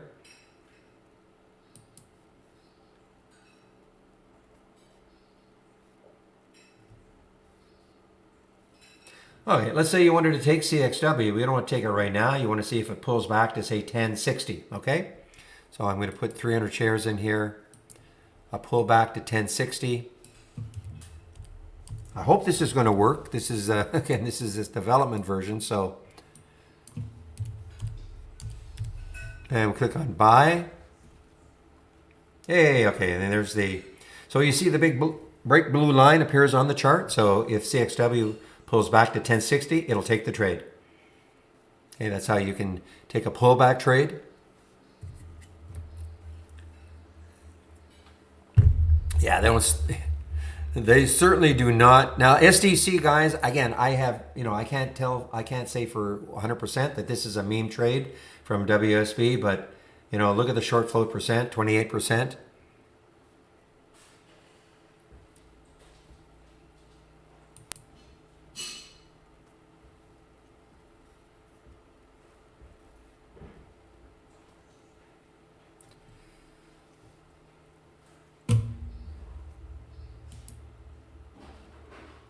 And it is rippage here now, guys. Severe rippage now for SDC.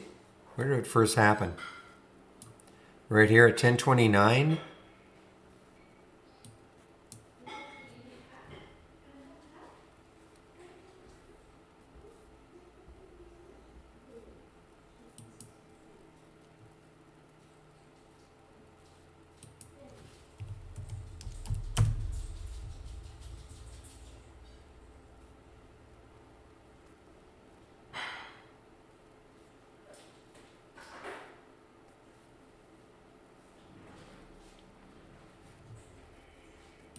Yeah, Twinkie just doesn't seem to want to do it.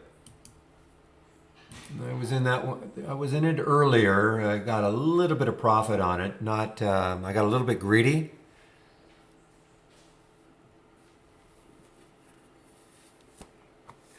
It's funny, you know, when I demonstrate how to change charts or change symbols on a chart, I don't know why, but I always pick Macy's. I don't know why. Oh, now I understand. This is how batty I was. I thought this W was the symbol. It's the weekly. Oh, man.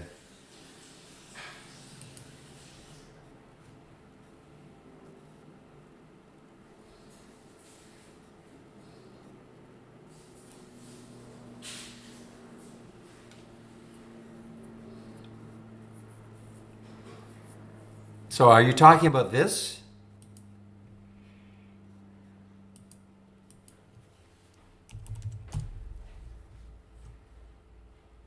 Just a second here.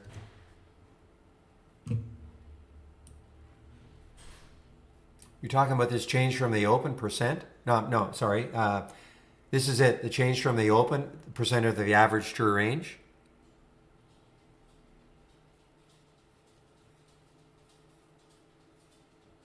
Well, that's what you should use, okay? The change from the open, the percent of the average true range. Okay? So if you put 300, that would be 300 that would be 3 times the average true range, okay? Well, regardless of what it says, see, I don't have this. So here's the average true range. Yeah, so the average true range is 81 cents. Okay? And the problem is I don't have that. Yeah, here's today's range. Yeah, so it's 133% of 81 cents. So, okay, the average is 81, so it's 133% of that. That's all that is. Okay? Yeah, today's range is, yeah, today's range. Unfortunately, there should be a percent here. If I expanded the window, that's what you would see. So these two work hand in hand. That's what this is. The change from the open. Percent of average true range. That's that filter right there.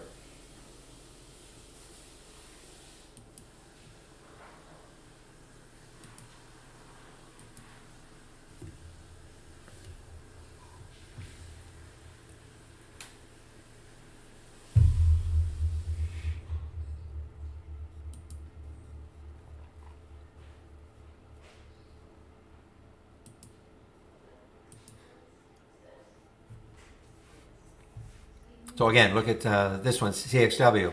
I mean, its average range has been 35 cents over, I don't know what the period is, 10, 14 days, whatever the period is. Today, it's 3.5 times that. Well, I don't know how it compares to volatility.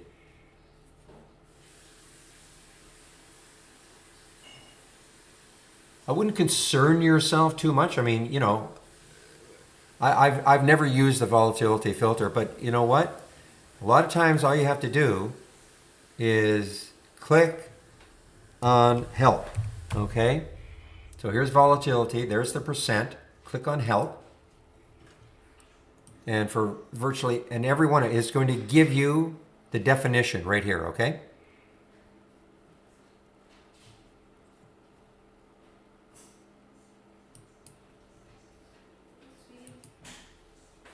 So again, just right click, configure, search, type in anything you want. And actually, this is a good exercise. People ask, well, do you have this? Do you have that? So, if you said, well, what do you have for MACD? So just type in MACD. That's what we have for MACD. What do you have for RSI? That's what we have for RSI. What do you have for Ichimoku? Hey, we don't have anything for Ichimoku, okay? So there you go.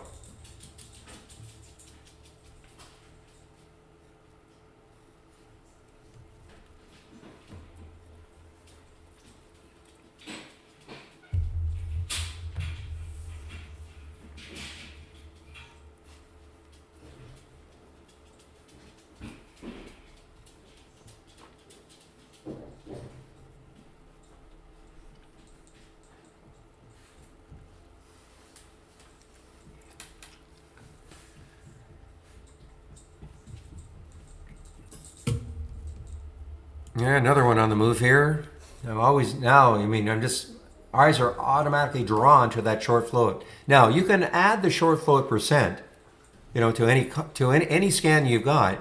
You don't have to necessarily use it as a filter, but you can use that as a column so you can see what the short float percent is, at a glance. You just add it to all of your alert windows, top list windows, if that's what you want to do.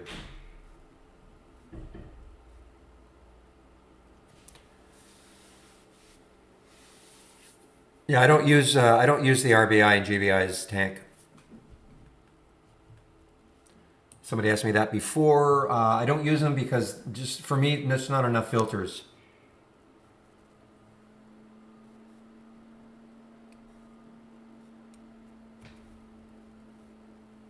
And also, as I also said before, you know, I've got to be careful. You know, I mean, you can overload your layout with all sorts of different scanners and not get anything done.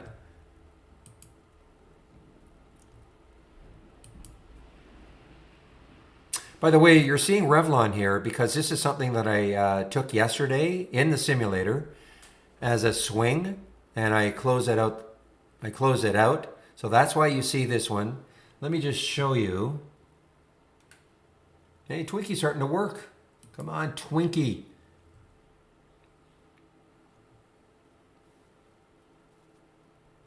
Don't talk to me about ride.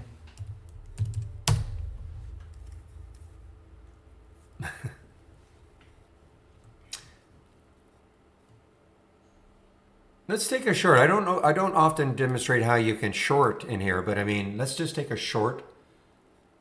I'm going to short at the market. And there it is. It was available at IB, so I wanted to make sure.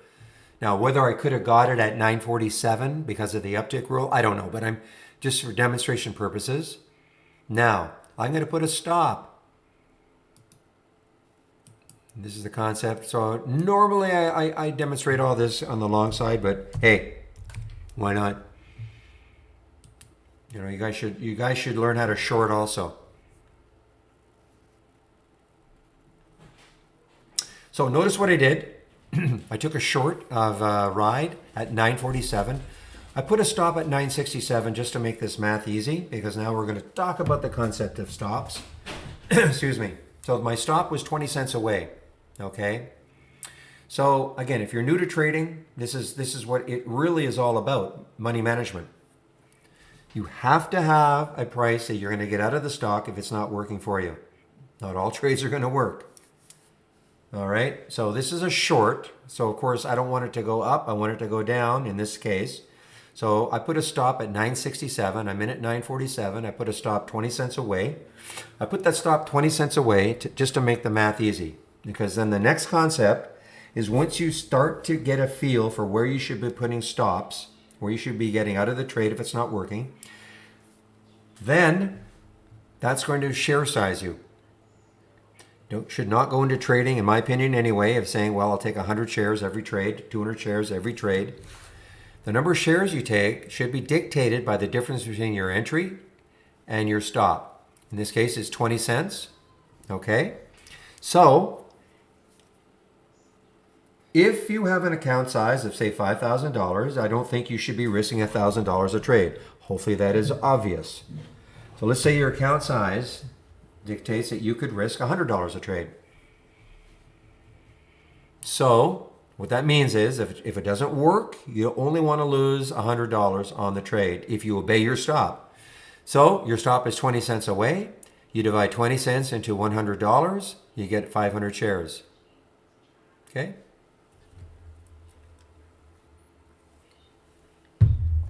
So that's why I took 500 shares, but you would know ahead of time how many shares you're going to take, because you do the quick math.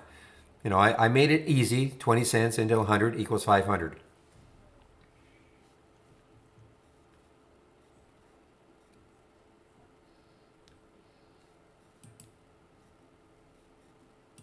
Meanwhile, WIMI. God, man, I mean, guys, look at the market. Look how blah the market is. SPY is just doing nothing. Tech is up a little. Dow's up. Look at trade ideas. Look at trade ideas. I mean, there is just so much happening. So the short percent is just the, let's get one that is really high. Okay, so here's SDC. So there's the short float percent. Here's the float, 103 million. 28% is short. That's very high. In my opinion, anything over 15 is high. Okay, so the higher. So if a stock is in play for whatever reason, now a lot of these are just what we're gonna, they're called the meme stocks. Some place in Reddit, it could be WSB. I'm sure there are other forums popping up, but for some reason the stock's in play. Now a lot of times, it'll be because it's earnings, or the company will have some specific news for it. All right. Whatever it is, if a stock is in play and you've got a high short float percent, yeah, I mean, that's great, because a lot of these people who are short are going to start covering, thereby fanning more buying. Did I say that right? In other words, every time, when people are covering their short positions, they're buying the stock. So you get what I call the real buying. If I bought this right now, I'm not covering a short position, so that is buying. And I shouldn't call it real buying. I mean, there's say new buying, and then there's short selling, covering. Okay.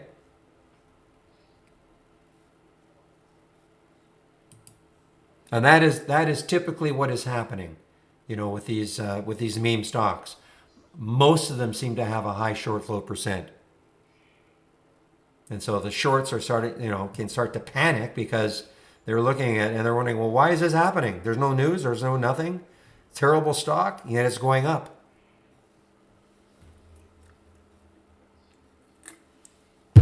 Twinkie, okay, Twinkie.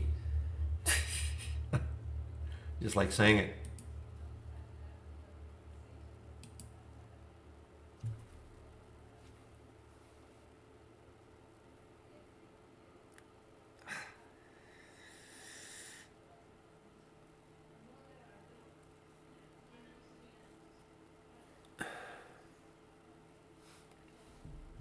Okay, Ital, did that make sense?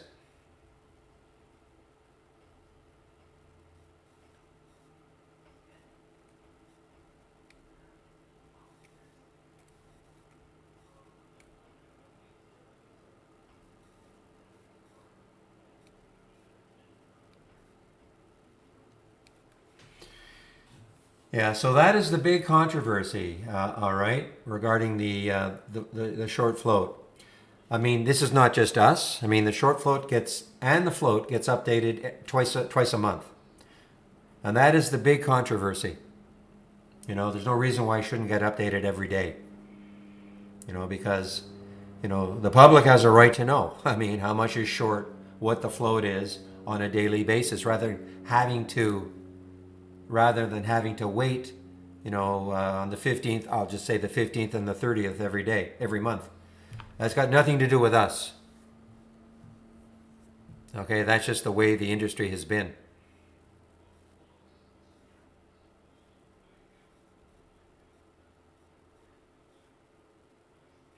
No, Marcus, the problem with trying that is that, of course, the stop loss is going to be different every time. Okay,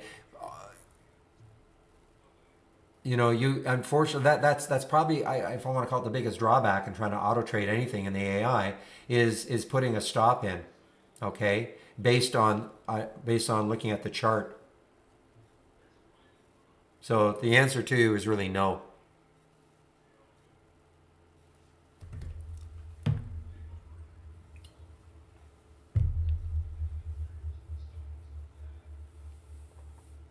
Any chance of tweaking a good after-hours scanner? I don't know about tweaking it.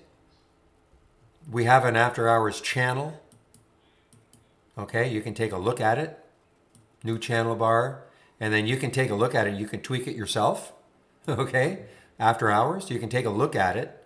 And all you have to do is, when you see the scan, just right-click on Configure, and then Summary. You can see the filters that are being used. And, if you want a different price range, or you want something else, I mean, you can tweak it yourself. Yeah, so we don't offer, nobody knows where something is going to go. Pima, okay? I know this is, I see Tiger is on the move, so that usually, FUTU usually moves a little bit with it, but Yeah, I have no idea if it's going to hit the top line and go up or down from here. Sorry.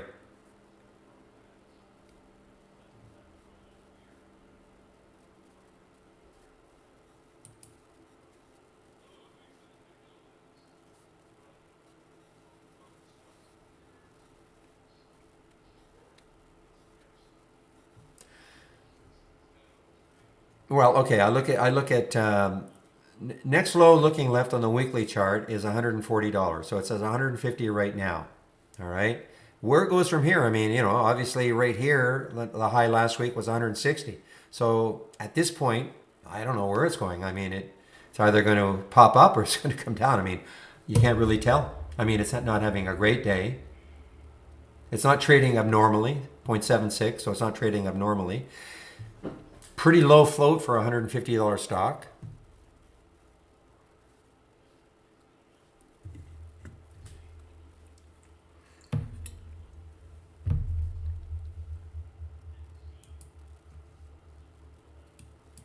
Well, yeah. So I don't look at 1 minute. I'm sorry, I can't analyze. Maybe somebody else can. I don't look at 1 minute charts. I just think that's way too. I mean, even 2 minutes for me is. So I'm sorry, I really can't help you.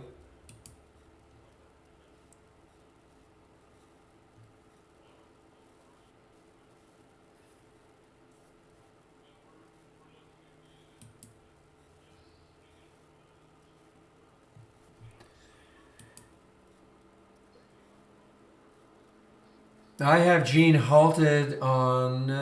Let's see. I have it a volatility halt, but it might be news also.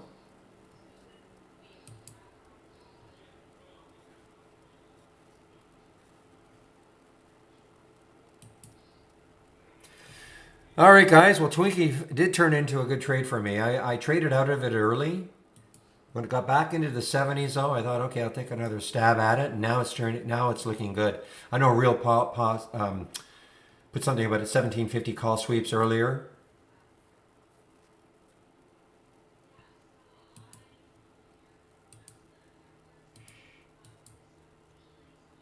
So there is a classic. I mean, we talk about not letting news influence you, but I mean that was the most drastic news press release that a company could possibly put out for a ride.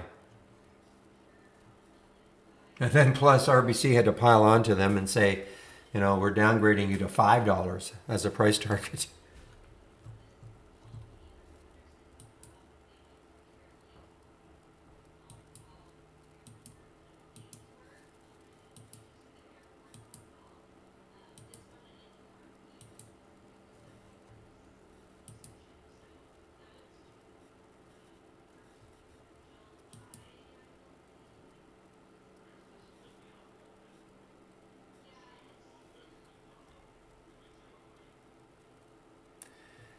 Is there a grid like an Excel version, Siggy? No. This is it. What you see is what you get. Wow, look at GME, guys. Man, this is had quite the day. And it's going to be super interesting to see what happens after hours when they release earnings, and probably more importantly, I don't know what they're going to. Well, there'll be an earnings release, and then I'm sure there'll be a discussion of some sort. But look at this. I mean, look at the volume coming in, guys. So the high yesterday was 344, I think, or I'm sorry, yesterday was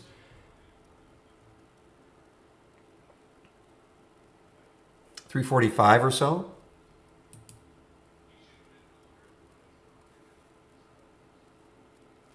All right. Okay. First of all, I have to do a general now. Is my mic choppy for everybody, or is it just Riley?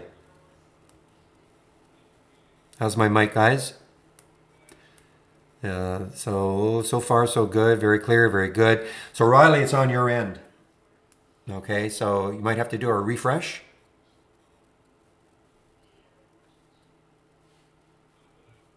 Yeah, my YouTube people on YouTube are telling me everything sounds good. So.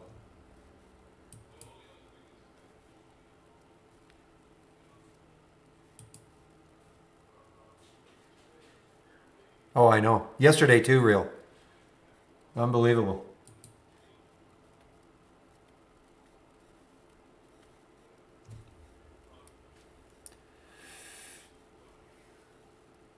All right, guys, I'm going to have to change headsets again. I'm finally getting, unfortunately, a little bit of ear pain with one of the ones I'm using, so I'm going to have to make a change here. So give me a moment. I'll be back in maybe about a minute.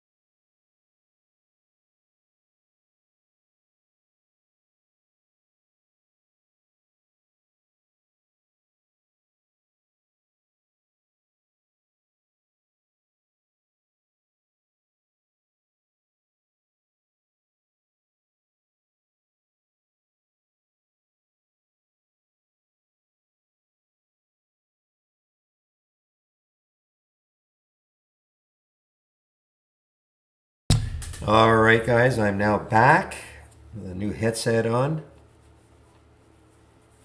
Give me a moment here.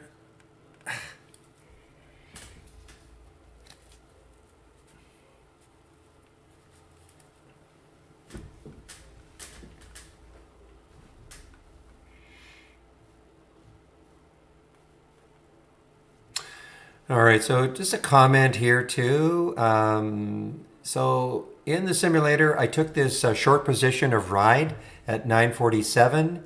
I like to have these columns. The open P&L is obvious. Okay, this is what the max P&L though that's telling me that if I got out, right down here, I guess at 919 or whatever it was, that would have been the max. If I got out right now, if I flatten this trade, by the way, these are hotkeys, so all I have to do is just highlight and I can flatten to get out of a trade. All right. And then, in fact, I'm going to do it now. I just want to show you, demonstration. So closed P&L was $77 or $67, right? Max I could have made was 107. So distance from the exit price. So this can give you a gauge about how good are your exits, right? How good are your exits? Also, the distance from the exit price. Now, because this is a short, this is going to look a little crazier. But if you were long something and you got out, and then you saw a distance from the exit price was like a big positive number, that means that where you got out, it's really it's popped a lot more. So you wouldn't want to see like a big positive number, if you got out of something if you were long. Also, with the max P&L, you wouldn't want to see that like 500, and then when you got out, you made $10 as an example. So, I find that these columns are really can give you a nice gauge of how good are your exits.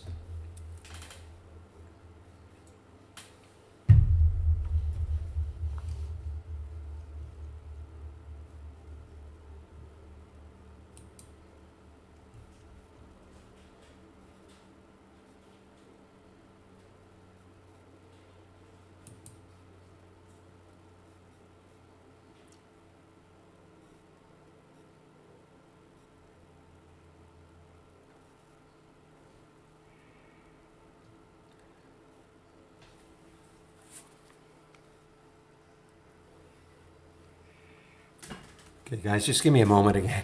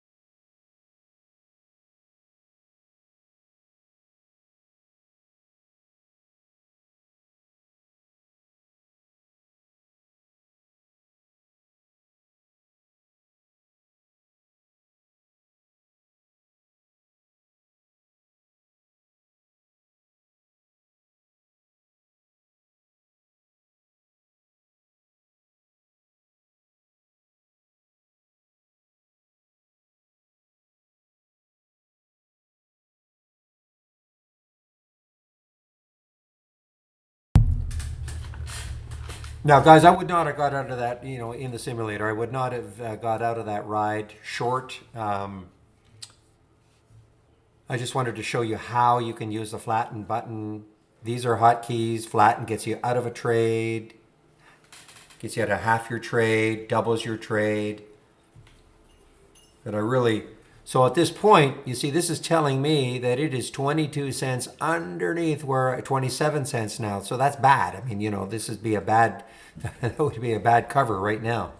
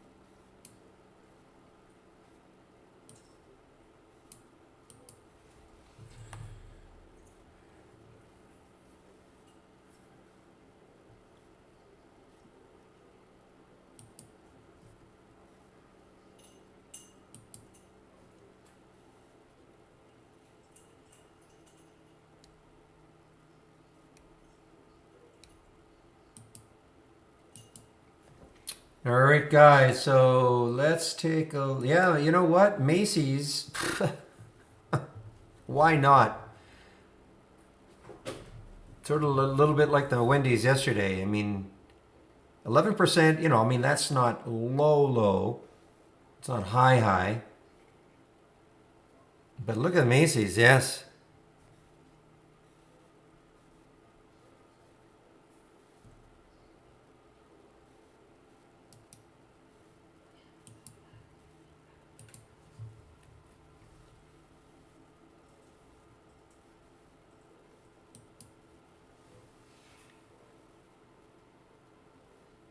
All right, so here, we want to talk bullish combination of analyst revisions and analyst expectations indicators.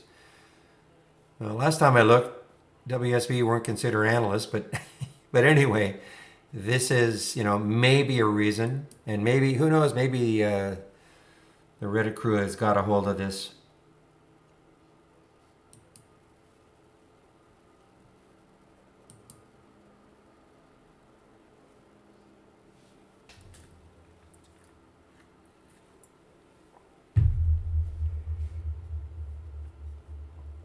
I think they're doing pretty well online, but you're right. We don't have Macy's in Canada, but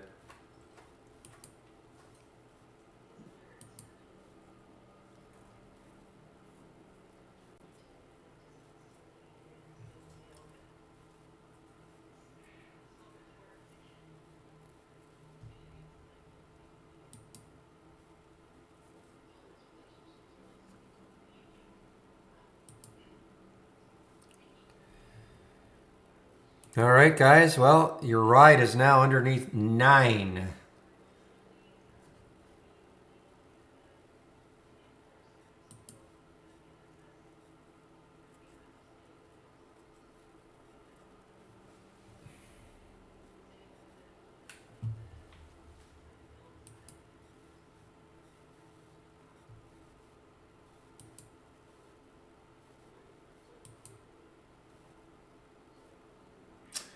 All right, again, I draw your attention to this. If you have the AI, do yourself a favor, add the reentry time and the reentry price column. So the OTRK, I mean, it was an early short attempt at 40.20. Was it shortable at? Yes, okay. So an early short attempt at 40.20. There was the alert, basically at 9:37. Got stopped out, almost immediately at 9:39. There was the exit right at the stop. However, it turned around. You were given an opportunity to reshort it at 40.72. Why 40.72? Nothing highly scientific. Halfway between 40.20 and 41.24, the entry and the stop is 40.72. So what happens is if a stock ever hits the stop price during the day, and then it goes halfway between either the entry and the stop, you get an alert. And so you had an opportunity then, if you did take it early, to get back into the short at 40.72, and this has turned into a great short, 10% now. So do yourself a favor and add those two columns. And again, they're called the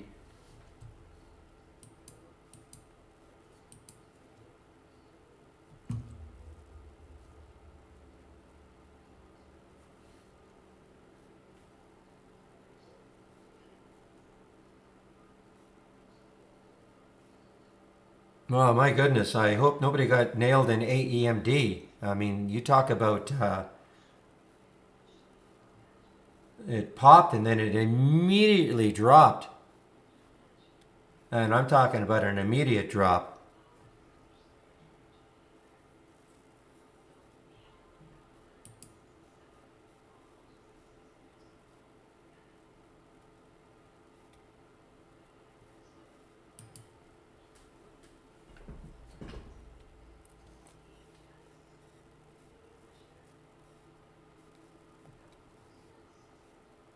Wow, I mean wow.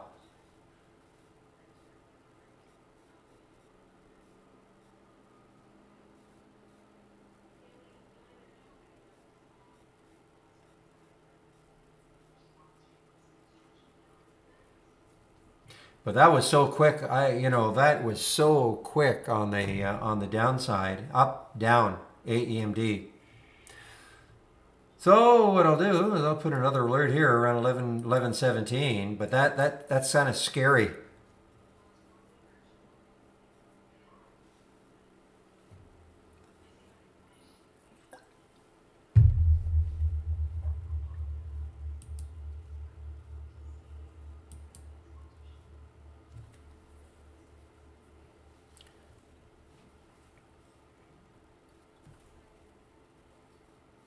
Okay, guys, I mentioned CVA a lot earlier. This was a gap up and go, I believe. And there, yeah, gap up and go, CVA.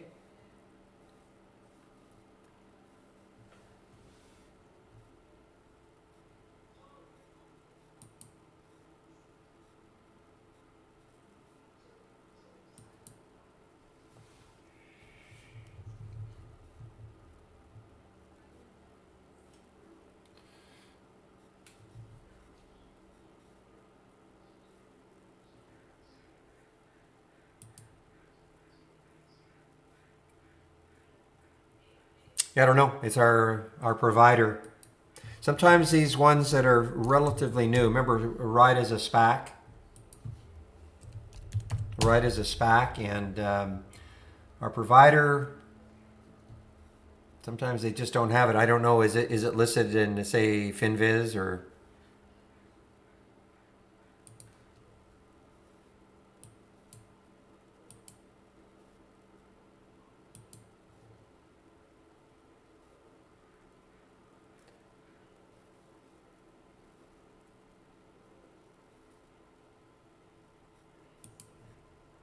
Just out of curiosity.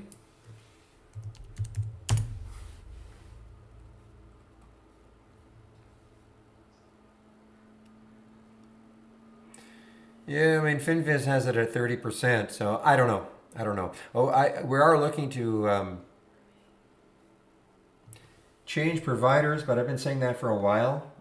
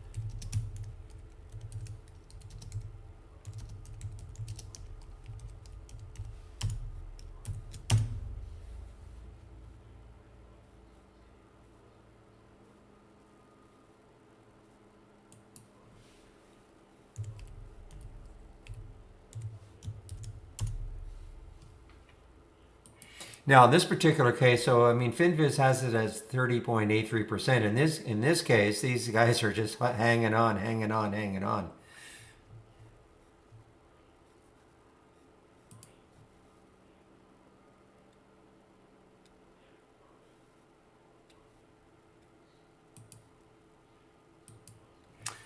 I'm seeing AMSWA in my momentum up shared. Let's see what it's doing. Wow, I mean, look, there was the entry right there. Look, I mean, that's pretty. I mean, look at the 5 minute chart. You want to copy or print this chart out, guys.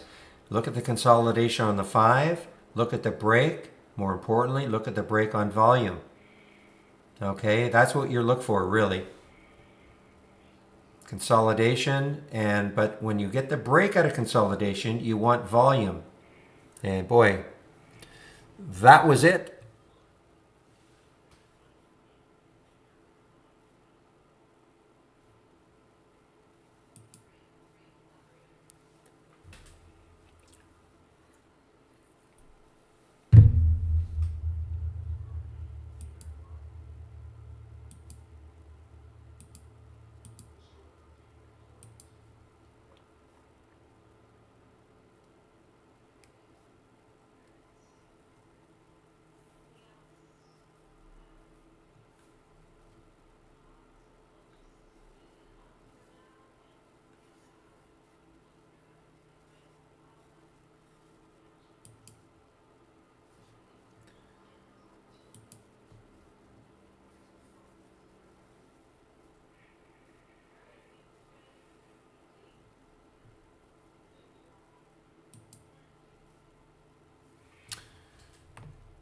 That's one of the uglier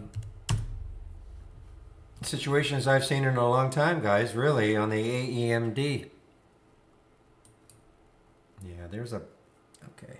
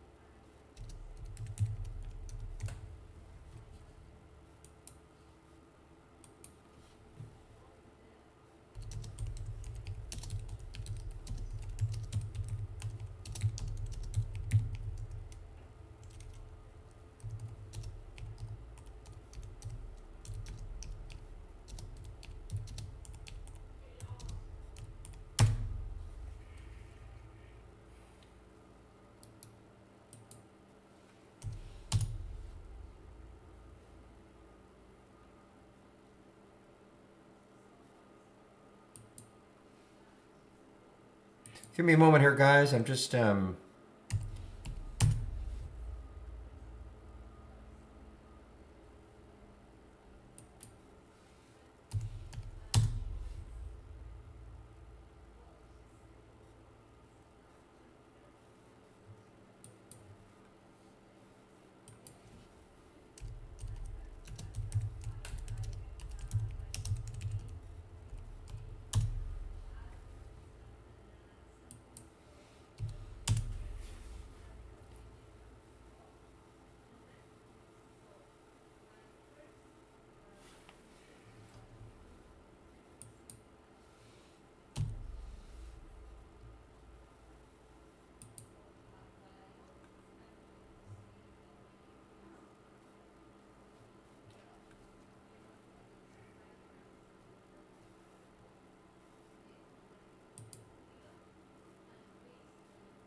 All right, guys, sorry, I'm just conversing with somebody in our support.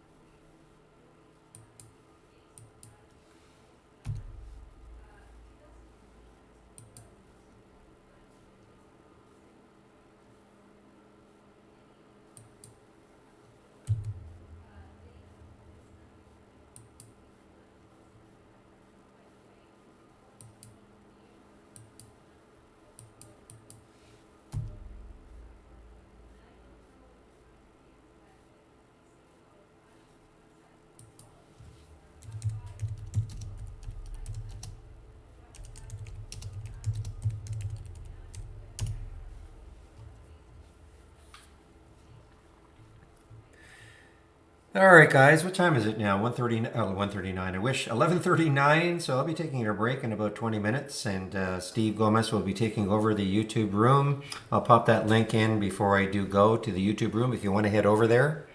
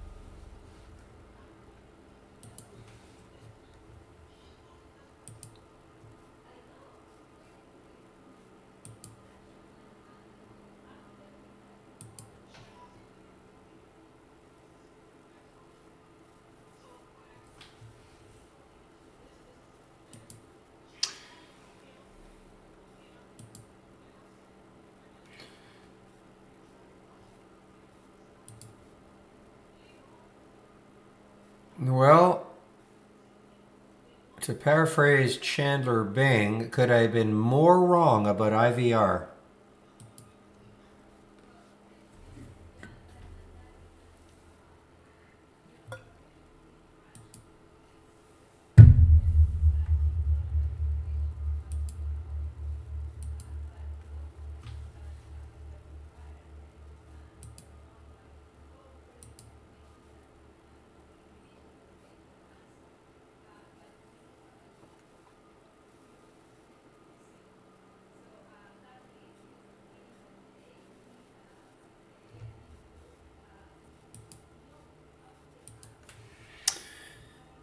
All right, I see AMC dropping below 50 now. I'm kind of getting tired of watching those.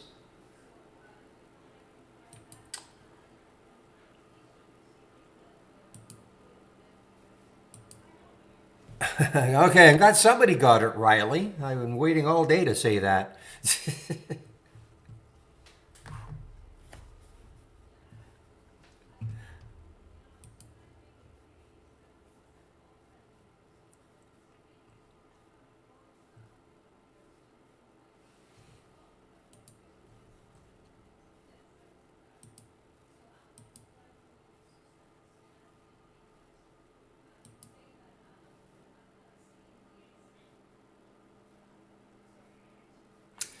All right, here's a little one. PLX. PLX, what are you doing? PLX is starting to move a little bit here on some volume, and look at the room it's got. PLX. It's a, oh, Elijah, I'll love this. This is an Amex stock. It's just barely positive right now. PLX, moving on volume. And if you look left at the weekly, I mean, last week it hit a high of 306.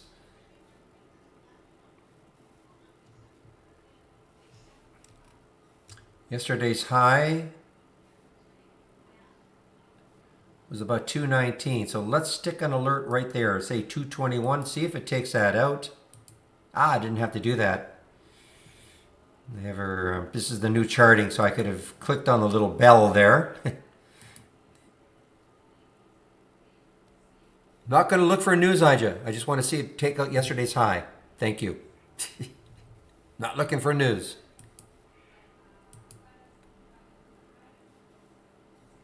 I did, Riley. I did. Shamelessly, I did.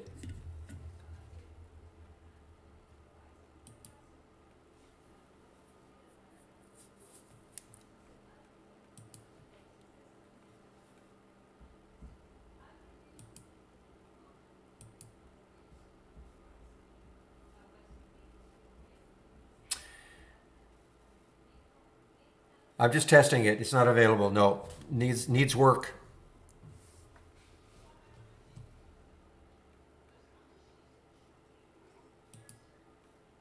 Wow, IVR. Where did we first get that alert?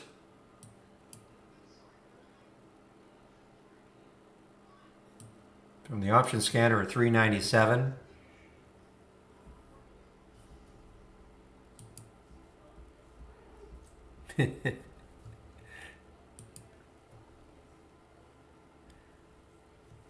All right, guys. So before, I just want to pop this link into the room. So we've had a bit of a switch. If you've been going to our YouTube room on Wednesdays, expecting to see Michael Noss, who is our Brokerage Plus expert, there's been a switch now.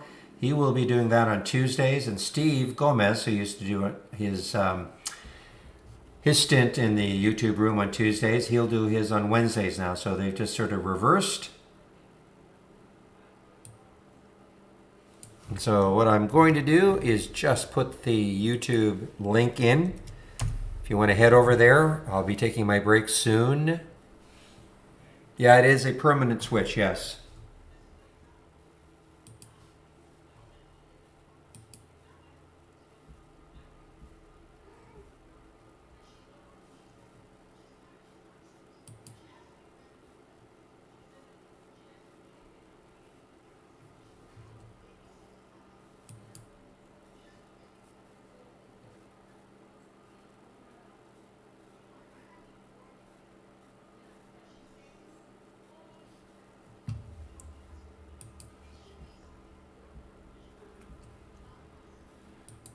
Man, IVR, what do they do?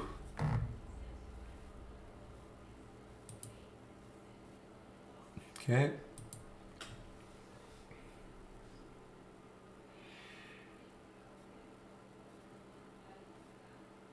By the way, this is one of the features in the docking. See, I've got the spider sector list. I can just put it right beside, so you can have a bunch of tabs, you know, right beside, so you can sort of save space. So I want to quickly look at the spiders. I can do that. Save some space.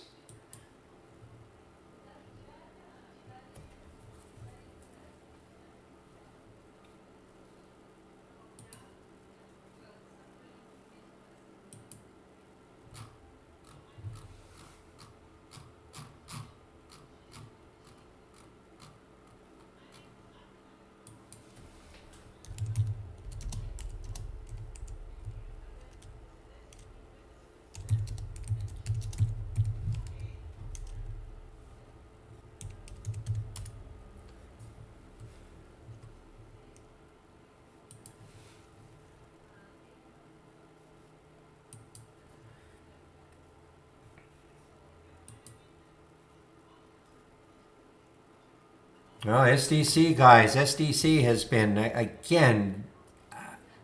Can't confirm it.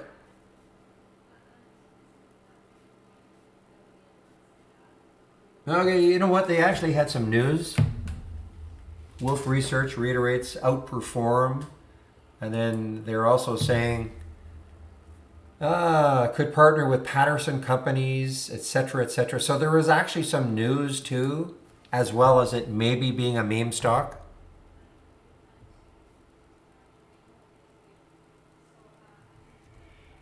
All right, guys, give me a moment. I'll be right back.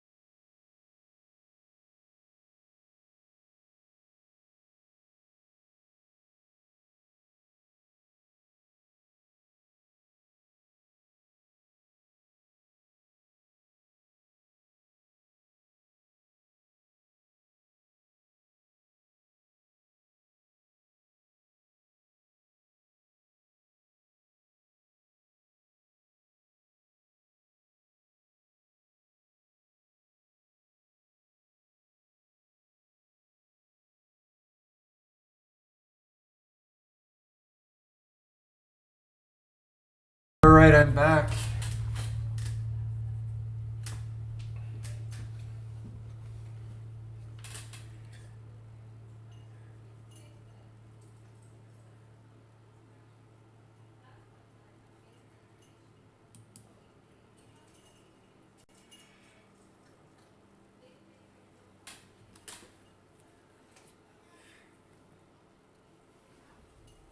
All right, so I don't understand this. This says this is an earnings play. Hard to believe if they really were an IPO here on the 10th, on the 7th. This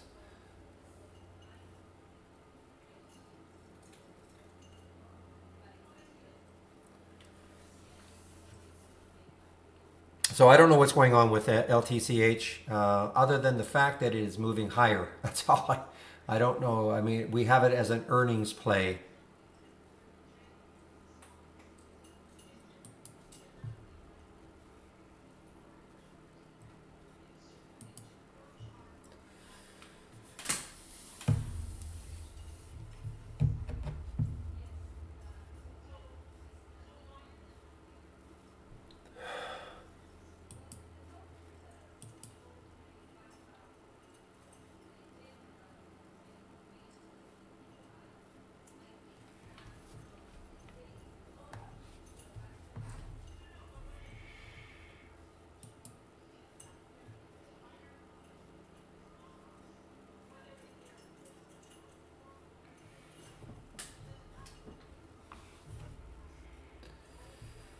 Yeah, it looks like it.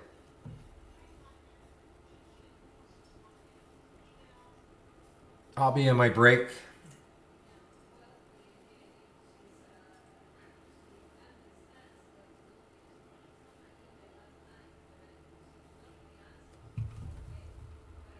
Guys, WPG, this is definitely a meme stock. WPG. So it broke down and now it's a new high. And look left, 668 is the high, looking left on the weekly chart. So in theory, it's got some room.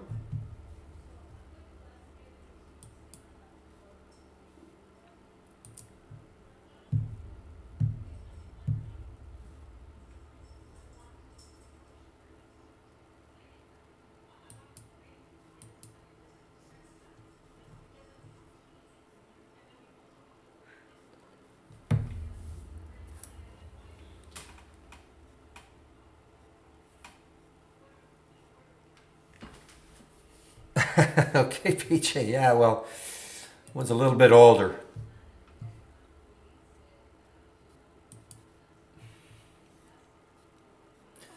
Yeah, Vera is just inching its way down.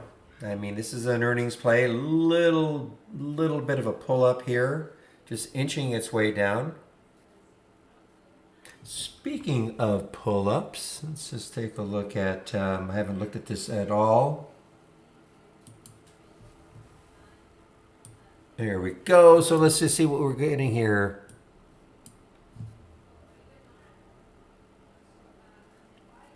But what I was noticing more is that these things that are been moving down tend to keep moving down or have been moving down.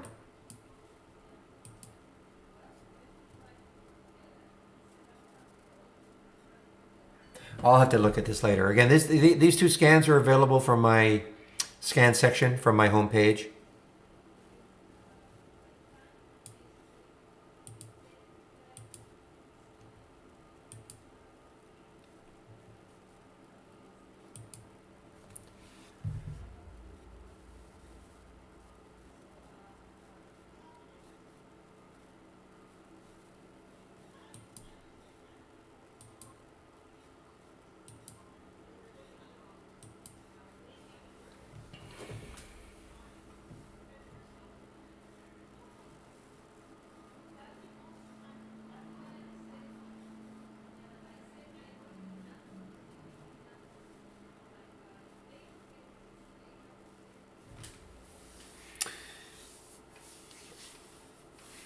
Which one's Chainlink? You're talking about those two that I just put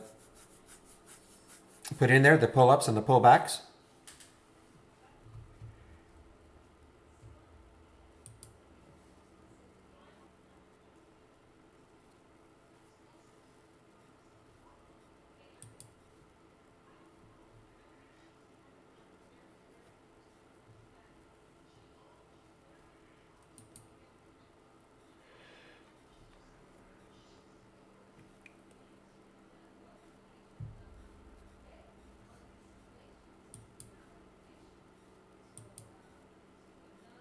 Oh, that one. Okay, those two. Okay.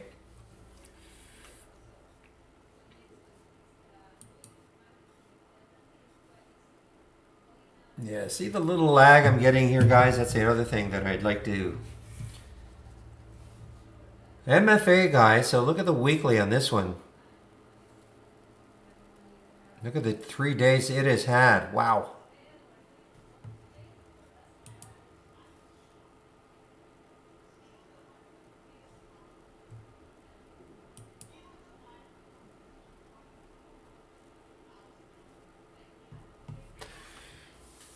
So for instance, on the Revlon, you notice here where I exited, it is 54 cents underneath where I exited. So obviously that would be a good exit.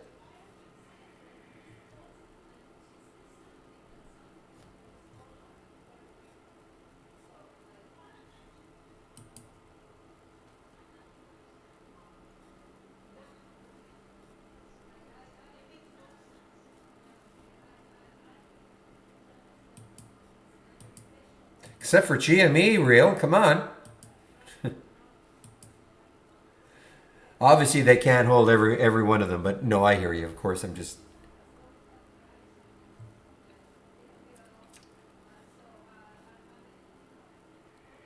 Well, that's actually in the options chain link. It's right there.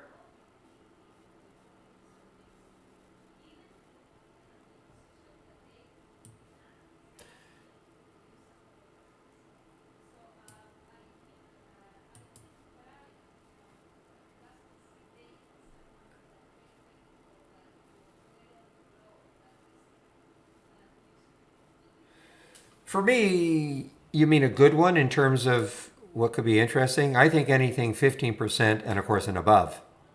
But I think the minimum 15%.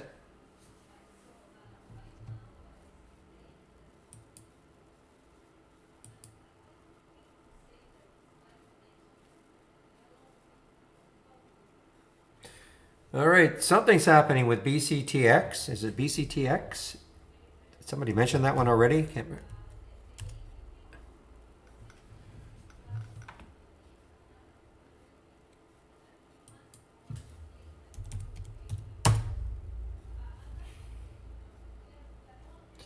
Yeah, something's happening here, guys. I mean, there is some volume coming into BCTX.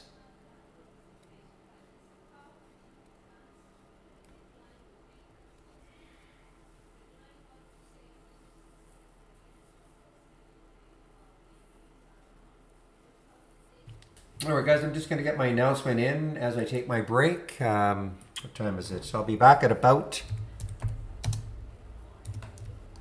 12:40. Just waiting for Steve to tell me that he's in the YouTube room.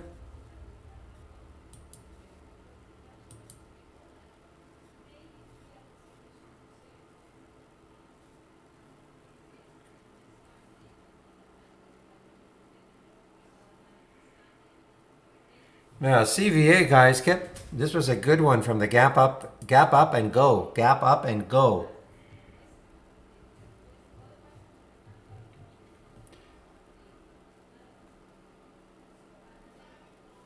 It's not a it's not a high short float percent. They don't all have to be, but this is definitely a nice one. CVA. See if there's any specific news on it. On a report is said to explore a potential sale. That is the news for CVA.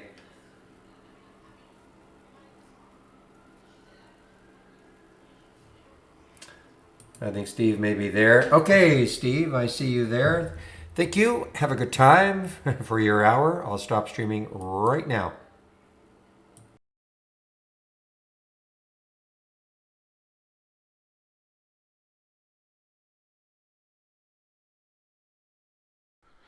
Have a good time. I always have a good time. Let me just make sure I hear myself and that I'm not on mute. Yep. All right, there you go. Go on mute, Steve. All right, hello everybody. Happy Wednesday. I think I saw as Barry announced, Michael and I have decided to kind of switch up the Wednesday Tuesday edition. Works out better for both of us, actually. I had been doing 2 webinars on a Tuesday for so long, and I'm just ready to mix it up a little bit and maybe do a different day where I could talk about different things and not get a lot of overlap, which is what kind of happened on Tuesday morning and then Tuesday afternoon webinars. But nonetheless, looks like I see my screen. I'm pretty sure you guys hear me. Volume pop on UAVS. That's a stock I'm very familiar with. Yeah, it's looks like a lot of these stocks lately, building beautiful bases and then grinding out of them. And what I was talking about last night on my webinar was, how well are they adhering, or how well are they respecting this declining 50-day moving average? In this case, UAVS is looking really nice, really stellar. 3 solid days now above that moving average, as opposed to something like Open that Andy exited yesterday. Can't get through the 50-day moving average. Kind of tough there. I think SPWR was enough. So a lot of charts look like this. Nice grinding, rounding bottoms, but popping up out of nowhere, but only to be stymied by that declining 50-day moving average. So that's kind of what I've been seeing out there. Somebody mentioned UAVS. I just happened to look over, and that's what I typed in. That's what I typed in. All right. Hello, everybody. Hello, Maniac. Burnt. Gotcha. That's a better way to identify you. Hello, Jacques. Hello, J. Lo. Hello, Dave. All right. So it seems like the short squeeze narrative is back in play. So what I did is, and of course the short squeeze that are under $25 are more fun, but I've been playing with the A table here only because it's kind of just already a foundation built for short squeezes. And then, there's a lot of things that are ugly out there. So, I took my score composite rating, which is normally an 80, and I took it down and just made it a 50, which really is, that'll include a lot of different things. And then I bumped up my short float minimum threshold to 20%. So, show me all the things under $25 that have high short float and under $25 and with high short float above 20%. And then we can look and see what the size of the float is. I mean, we could even put that in there for taking it one step further. Let's do that just for demonstration purposes. We can say float filter in shares, add filter, and don't show us anything under 100 million shares float. See if that works. Nope, I totally screwed it up. Let's turn that off and go back to what I had. Forget of that. All right. All right. Hello. So, of all these things coming through here today, I pick up the chart and I can also glance up here and see what the short float is and also see the size. 2.6 million is minuscule. That's on the super small side, and that's why you have such a kind of a spiky, crazy chart there. But nonetheless, you're just using trade ideas here to see what is in play possibly today. And I've got a couple that I know are good. I really like this spirit only on the number fundamental side. Why? Because the float is only 16 million. That's very small. And of that 16 million, 38% are short. This thing can get going, but it's been going for a few days. And as we can see, the 50-day moving average has been cleared. I'll tell you, I was kind of interested in it here this morning, right off that moving average. But then when I looked at the daily chart, it's already had a 4 or 5 day run. It's a good 30-40% run. I'm going to wait and see what that one has to offer, but still on the radar. The next one here, Geo. Okay, so this one's got 116 million in the float and 35% are short. At the moment, look at how it's respecting my favorite momentum indicator there. That could be a day trade right here, right now. You never know. If I did it as a day trade, which I don't and I won't because I'm not a day trader, I would wait and see if I can keep this thing closing above that rising simple moving average. But as the day drowns on, it gets harder and harder to do that. There's one coming up here that I really like, and I mentioned to the guys earlier, I said before I went on, I really like this one, but I didn't buy it. Let's see if we can find it. Boy, look at this one. Somebody asked me about this one in the webinar last night, and I noticed all these long, spiky topping tails. And the reason for that is this only has 1 million shares in the float. That's crazy. So then you get these really wild charts, but nonetheless, it's got a little action to it. WPG, that's interesting. It's running right into its 200-day. Then we're coming up on the one that I thought was interesting, Clovis. Look at that, it reversed. I told the guys right here. Okay, a couple things going on. It's a biotech. IBB is leading the sectors today, so it's a biotech, pharmaceutical, we'll call it. Huge gap up out of a nice downtrend there. This is the moment of interest right here as a day trader. I'll buy that any day of the week if I'm sitting down looking for opportunity. But what's discouraging is kind of what it's done since then. Pulled back a little bit. But still, it's still in play. Why? Because my rule is, as long as it doesn't close below this moving average, keep it. See what it can do for you. All right. Let's see if we got any questions here.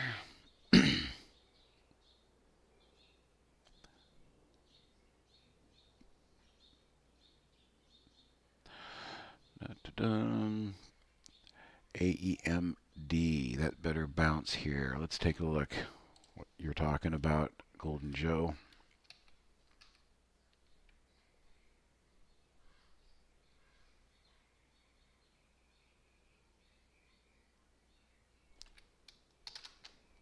There we go. Okay, so a giant gap up. And look at that. When I say look at that, what I'm seeing is that this closing candle right there, that red candle, kind of told me that I think it just died in the water. The majority of the move was on the gap up.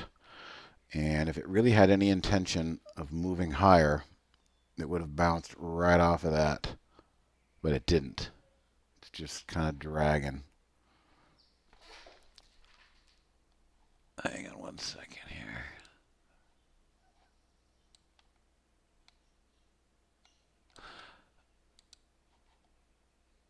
All right, let's see. So, yeah, hopefully it'll get back up there for you, Joe, but it looks like it's trying to bleed a little bit. I didn't have enough zeros on the float. You're probably right. I might have had 1 million in there. I think I had 1 million in there, not 100 million. You're right, Dave. That's not going to give me anything. So let's try that again. If we wanted to go and really find the low floaters,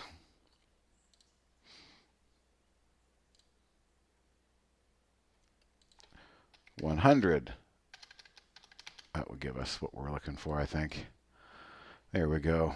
All the floats do not exceed 100 million exactly. So that's the trick that you can use to just hone down even more, drill down even more, so you're not seeing the bigger ones. If this is the kind of speedboat trading, I call it, you're looking for. Let's see. All right. What happened to that Clovis? I think that might have been over 100 million. Oh, look at that, 101 million. That's why Clovis was off there. So you never know what you're going to lose. Let's see here. FUV, that was a EV that people were playing for a while. And the EV stocks, I'll tell you what, let's stop on that for a second. It's pretty indicative of the EV stocks. We had Ride. Ooh, Ride had 2 bad days there. Didn't even see that. But you had Solo, you had Nio. What was Nikola doing? Okay, they all had a nice couple week bounce off of that rounding bottom base that we've been talking about, and blew through its 50, and really nice move. What I'm getting at here, guys, if you're trying to salivate and get excited about jumping in an EV stock, I think the time has passed on that. And what I was looking at was FUV there from my list, and I just see a beautiful squeeze higher. And then I'm seeing a real reversal candle here. Let me get that off. My cursor was blocking that. But you can see that opening jam higher and a complete reversal back to lows. If we close right here on a daily chart that looks like FUV, that's a blow off. I mean, if you want to be a tricky short seller, you can take short position. I don't like to do that. I would rather just say, well, that was a great move. I think it's probably done. Hey, some people do decide to look at something like that and say, I'm just going to wait and wait and wait until it looks tired. And if I was somebody who played the short side of things that are, for the most part in a downtrend, which we can say FUV is in a downtrend, this is a pretty big blow off for the shorts, a squeeze, and a lot of buyers. But people who like to play the short side will often look for one, two, three big green candles, 30, 40, 50% move. And if you see a topping tail like this, they'll start to nibble in. Maybe take one half, one third position short. If it closes on lows, maybe they'll take some more home short overnight. And we'll see. I'm seeing some guys talking about steel. Oh, there we go. Was anybody in my webinar last night? I was pounding the table on SLX, the steel index. Look at that. This thing's probably going to get going. But Cliff Steel just took off. What's Nucor doing? That one hasn't gone yet, but X Steel might be one to watch. That's, it triggered. I'm not in it. I'm not participating, but there they go.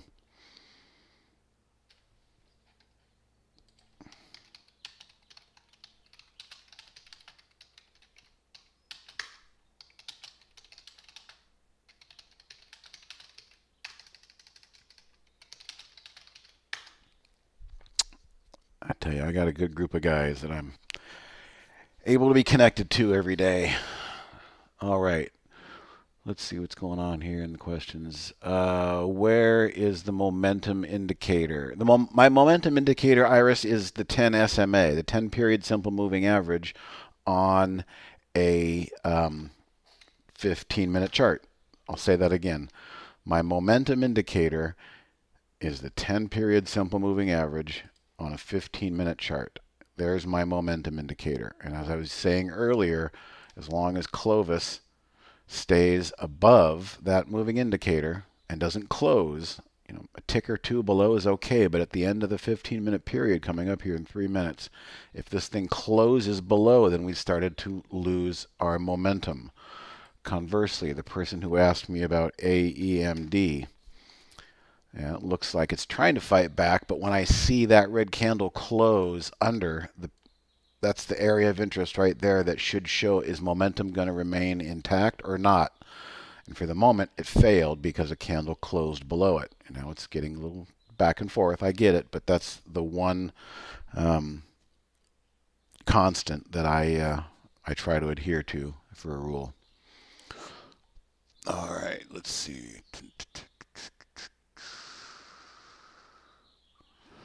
Yeah, I can share this iteration that I've got here of the low float, high short percentage, under $25, A table junior. So we'll just A table short floats. I'll pop that in the chat window for you there.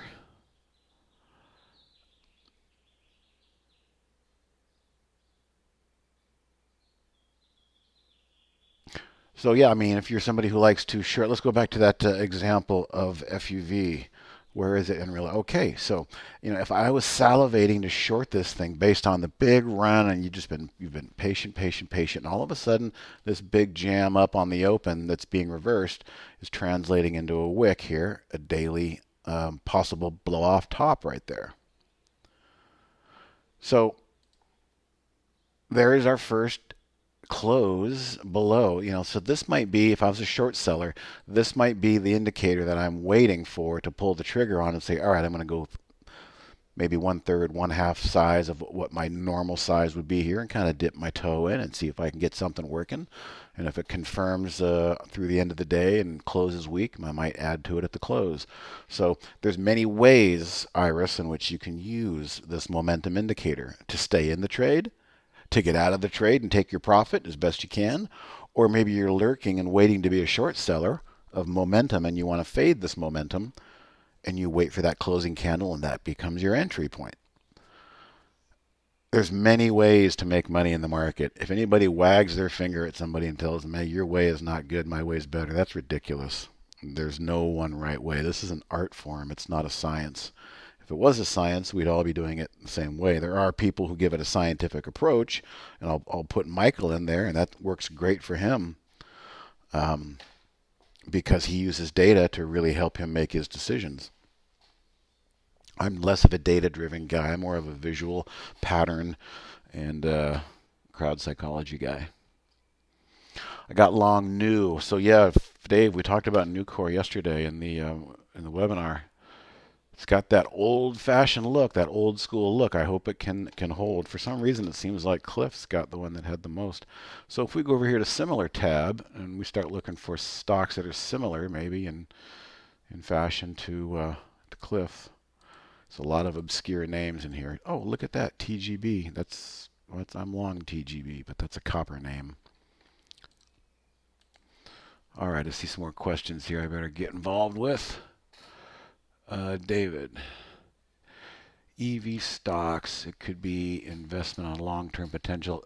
Monthly chart, they don't look all that bad. Yeah, that's a great point, David. I'm not trying to, just going to go ahead and say it, I'm trying to shit on the EV stocks.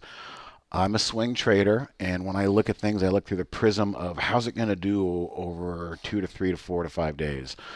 My ideal moves are 1.5 to 2 days of momentum. Ride the momentum like a surfer, a couple cutbacks, and then bail out the back. What you're saying is, hey, this is a quantum fundamental change. We got GE, we got Ford, we got all these new players coming in.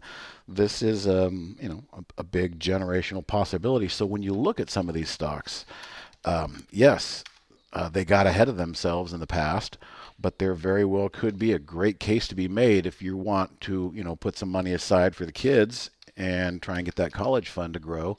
Maybe this is when you jump back in some of these things. I mean, Solo at 13, those people would love to have had it down here at 4. The possibilities of the fundamentals and the market isn't going to change. The trick is trying to find out who's going to be the gorilla.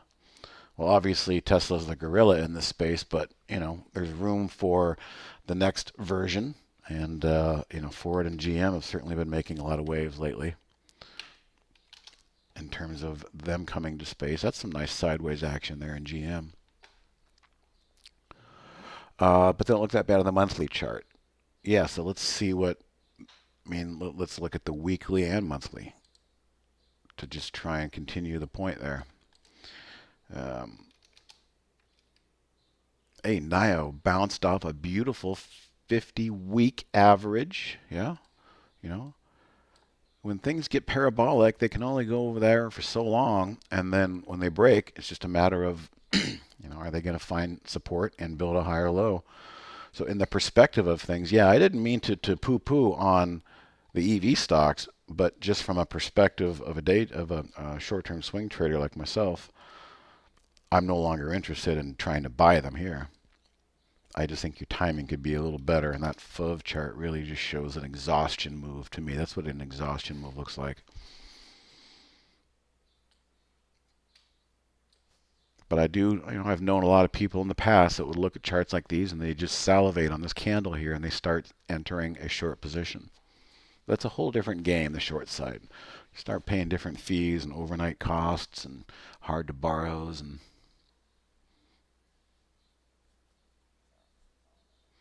I think we're on the same page, David. All right, how would you configure a scanner to find stocks like BBIG? Well, it's a good question, always good content. We look at the chart first. The question is when did you want to see it? You want to see it today? What are the criteria that you want to see it on? I mean, it's done a couple of things that are of interest today.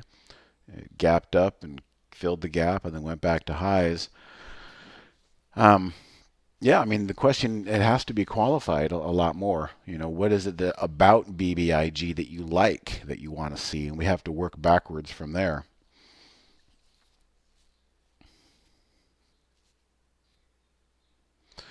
Yeah, Iris, that's correct. I gave you the A-table scanner, but the changes that I made here for this discussion that we're having this morning are different, than the traditional one. I just mentioned that I pulled up my A-table as a foundation because I've already got it set to find the short floats. But I dialed back the score setting to show me the junkier stocks. They don't have to be good anymore. And I also took down the size of the float. I don't want to see stocks that have 500 million shares in the float.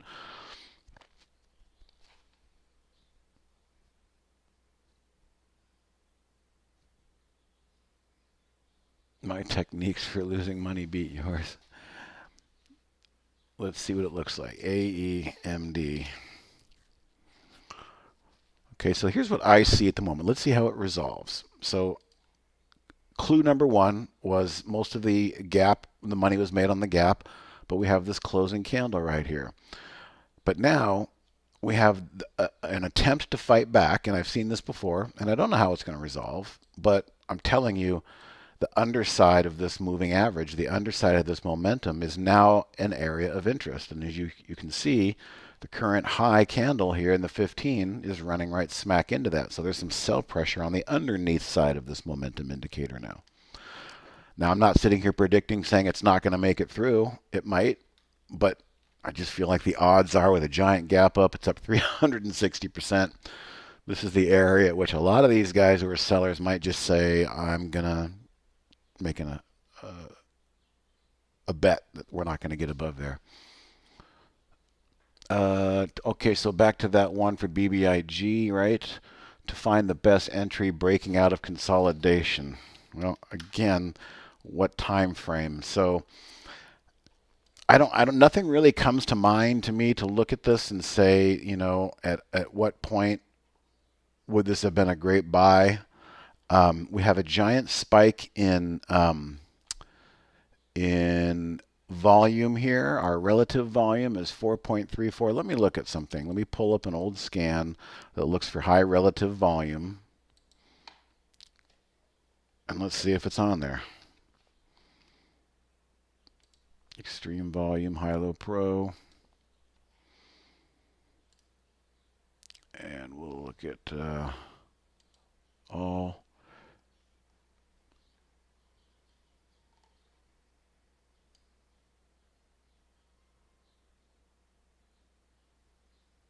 I haven't really seen BBIG on there, so forget that one. It. I guess if you're asking me when is this the area of interest right here that you're finding, there's so many scans that you could try to make that would pull up so many different things, that are doing it. What I like to do is I like to incorporate, what's happening on the daily chart as well. I mean, this thing is up almost 80%, on the daily chart. That's one thing that's of interest, or maybe not of interest, that you don't want to see things like that. I guess I'm having a hard time trying to figure out how to get you a scan that mirrors what you want to see in BBIG. You said, breaking out of consolidation. That's a common request sometimes, but people want to see things earlier than is really possible. And then we start getting into, predicting, and there's no way we can really predict what's going to happen when. I'm sorry I can't give you a better answer on how to try and define something like that. What I can do is direct you, if you want to take some screenshots of your charts and then some arrows and draw and say, I want to know at this point in time on the chart, I wanted to know on this day right here, stocks that gapped up out of something like that, could I have been told about it on this day? Or I'm a day trader and I only care about 20-minute moves. I want to know about, this. And again, this is kind of hard to find. One of the things I would maybe direct you towards is that we have a big spike in volume, and we have volume filters, the 5-minute volume filter and the 1-minute volume filter. We'll show you, like right now, the 1-minute volume is doing 77% more than it normally does, and the 5-minute volume is doing 40% more than it normally does. And so we can scan for things that say, in the last 5 candles, maybe there were small candles, but all of a sudden, we're up in the 1-minute range, 1%, and the volumes are starting to spike. Those are the way in which you can kind of work backwards into a trade, or a scan, I should say. But there's a lot that goes into it, so it's hard to kind of dial it in here.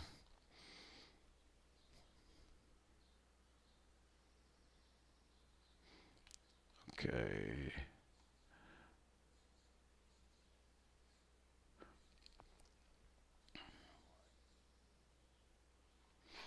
Let's check in on that one that we were talking about. It's still. So I think what you were saying is, let's put 5 minutes in, as you were saying. I think what you were looking at as a day trader is that you were looking at this channel break here. And I'm here to tell you that there's nothing wrong with doing something like that.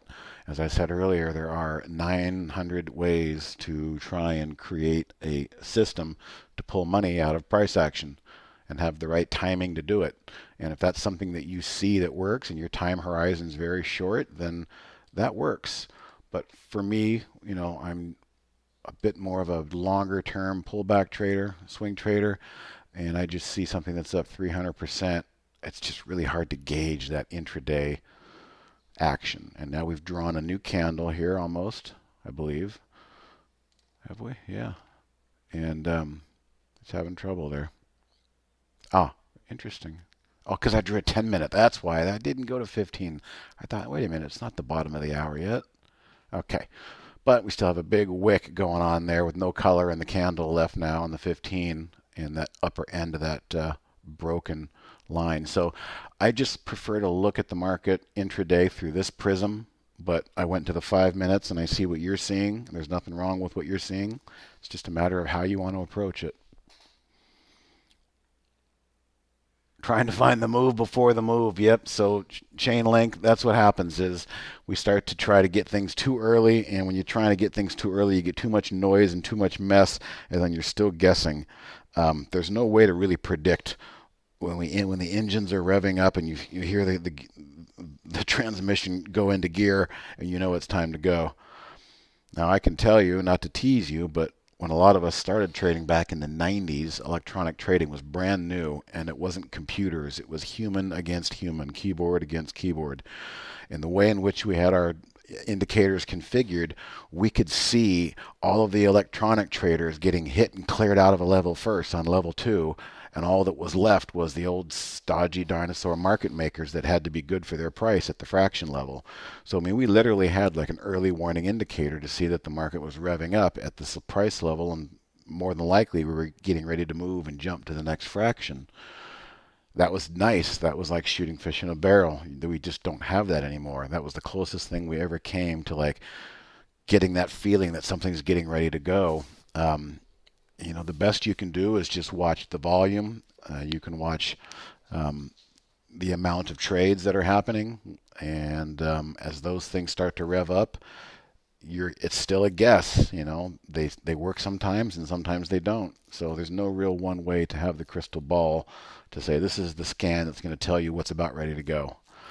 Now, I, as a swing trader, spent time last night, and if you haven't watched it, you can go on the YouTube channel and check it out. But I say how I like to buy things at the close, at the end of the day, and see how they come into the next day.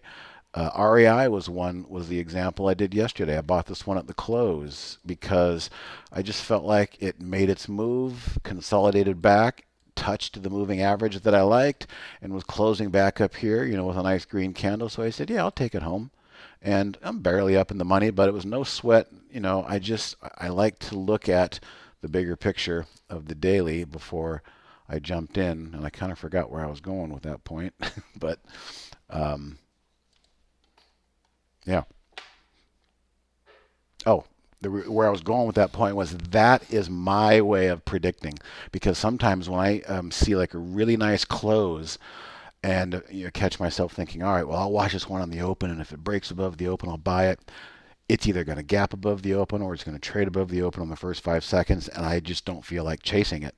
So many times I've been rewarded by anticipating the way the market closes on my closing candles as a swing trader. I go, I really like that pattern. I still have 5, 10, 15 minutes to jump in and take a position. And I heard somebody say yesterday, and I love this expression, the pros buy the close. And so you say, all right, I'm going to take my chance overnight. And I've been rewarded more often than not on a nice looking closing pattern that kind of consolidated and done everything I wanted it to do. And rather than waiting for the next day, I jump in at the close. More often than not, I've opened up to a nice gap the next day, and a gap that might even start running. And before you know it, it's a very nice feeling because you've been rewarded. The earlier the bigger the risk, the bigger the reward, and so you're taking an overnight risk. But those people oftentimes, I feel like, get rewarded if you can see.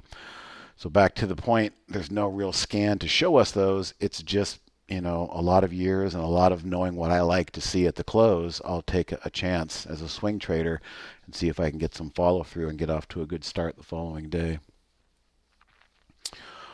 Iris, can you configure a scan where the stock shot up, pulled back? Oh, see, we're doing this, then that, and then this again. So when you start to get a sentence, when you speak it out loud, it gets very difficult for trade ideas to do. The this, and then it zagged, and then it zigged, and then it zagged again. Shot up, pulled back, and starts riding back up again on high volume. Well, first you have to define shot up. I mean, you could say this could be something, Iris, that you use a position and range today. You throw some relative volume in there, at least 1.0 for the day. You say, show me stocks that are, up minimum 2 or 3% on the day, but maybe it's doing a 5-minute high, not a new high, but a 5-minute high. Let's just play, briefly with it, something that I would say you could consider. So again, our first event is a 5-minute high because you said you want to go back up. Okay, so going. We're working backwards. Add alert. Okay, so it's going back up. It's a 5-minute high, not a new high. Relative volume, I said, should at least be, decent on the day, maybe 1.2.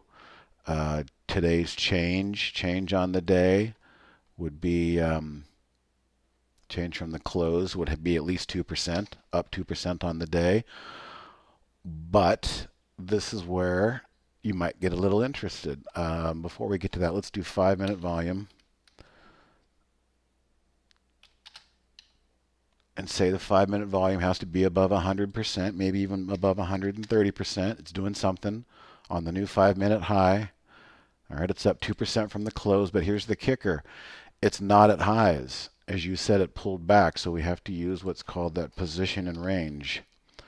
Position and range is today's range. Today's low equals 0.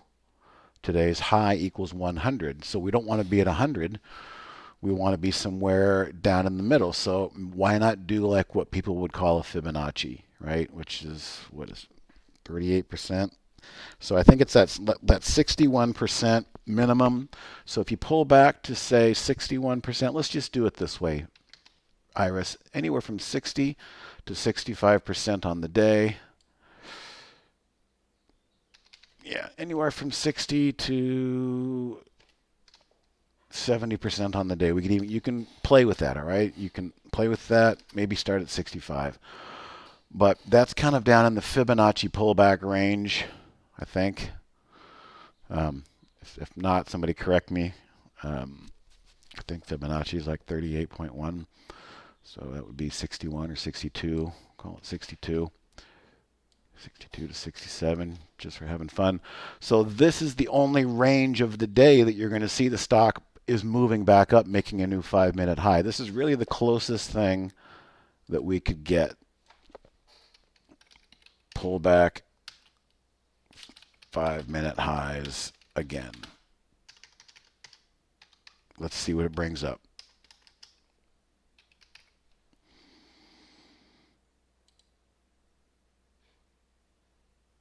And why did it? Okay, it's funny. It went into my docked window there. That's really weird. So I'm going to, I've got to duplicate outside of the dock. I don't want to be in that docked window.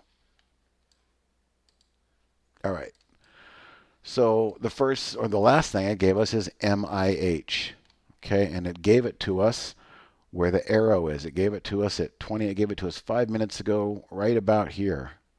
So here's a stock, Iris, that was up on the day, pulled back into that 61 to 65 percentile range, which is a Fibonacci pullback, and started making a 5-minute high again. If we look at it in the 5-minute time frame, it should make more sense. There it is. So this is where you saw it right here. I don't think I can do much better than that, Iris, so I'm going to give you this as something to work from. You can go through the history if you like and see if it gives any value to you. For Iris, pullback scan. That should be it. Oh, something else just came through. SKYT. Let me go back to my 15-minute. And not a 10. 15. All right.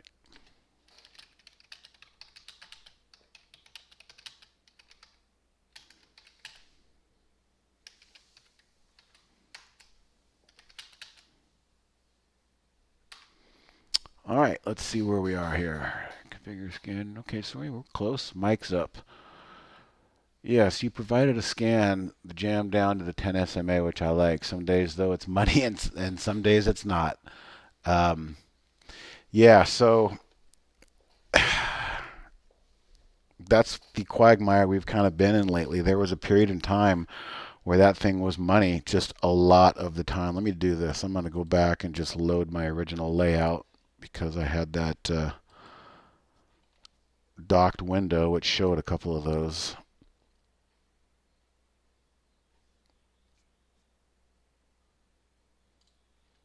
The morning jams.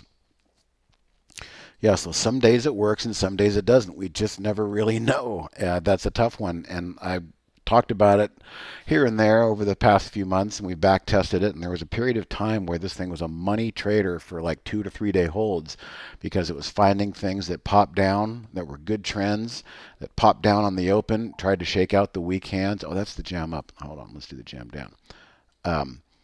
And to get people out. Oh, nothing coming through today. So yeah, nothing really coming through today on the jam down to the buy. There's only 2 trades on there, and both of them have kind of failed. Whereas these would be the opposite. These would be short sells when you see them. They jam up into the moving average, and then they become a short sell. I don't know if you saw that, but one day this one might work better, and the next day the jam downs might work better. There's really no way to know, but I can give you, this one as well. This is just the opposite of what the jam down is, and you can play with this or look at it and see if it brings any value to you. But you are correct in your observations that they don't work. And I even back tested to show that the jam down and buy is just not working well. And if it is working well, it's only working well for a day or a day and a half before everything just kind of reverts again. And, these are morning moves. Usually I like to see them early in the morning because they're algo-driven moves. They're jamming the price into a certain level, and then they're reversing, or I'm hoping that there's a reversal. That's the idea, and that's how we back test these. So the ones in green are the ones that are jamming up on the open and then reversing as a decent short sell. Let's see if we can find probably one of the better examples here today. I mean, the VIPs came through at 22.87. It was right about there, and then kind of reversed shortly thereafter. Grows about flat. Oh, good one. BMBL at 45.82. Went a little bit higher, and then reversed. But there's Mara. I mentioned that earlier this morning. I like Mara and Riot. Let me just say that again. These could be kind of like those EVs were earlier. It could be early in the move. And remember, I said the 50-day moving average is the target. There's a lot of meat on the bone here between this price. And we haven't gotten much of a pullback since early yesterday. So there's my momentum line showing us the price should not be sold because it's following the momentum. On the bigger picture, it's probably got a date with that 50-day moving average. But these are kind of crypto stocks, Mara and Riot. Seem to follow crypto, but for whatever reason, these seem to be maybe done to the downside. Look at that nice little bottoming tail yesterday. And then right out of that bottoming tail, what did it do? Just adhered to my momentum line all the way back up to current price here. So keep an eye on those and any other blockchain similar names you might know. Yeah, jam up and run is what Mara and Block and Riot are doing. Funny that it showed up on there. Again, I mentioned earlier, one of my core holdings is TGB. It's really just kind of walking the plank here for me, isn't it? But I'm not too concerned about it, but I feel like resolution is coming. This is a copper play. I would hope, like the textbooks say, that when you get consolidation like that, that it continues to resolve in the path of least resistance, which would be the uptrend. You know, a nice $2.50 stock that, you know, could benefit from inflation, infrastructure, you know, like we saw X Steel and some of the other ones running. I think there's a lot of infrastructure discussion going on out there. It looks like I'm locked up here.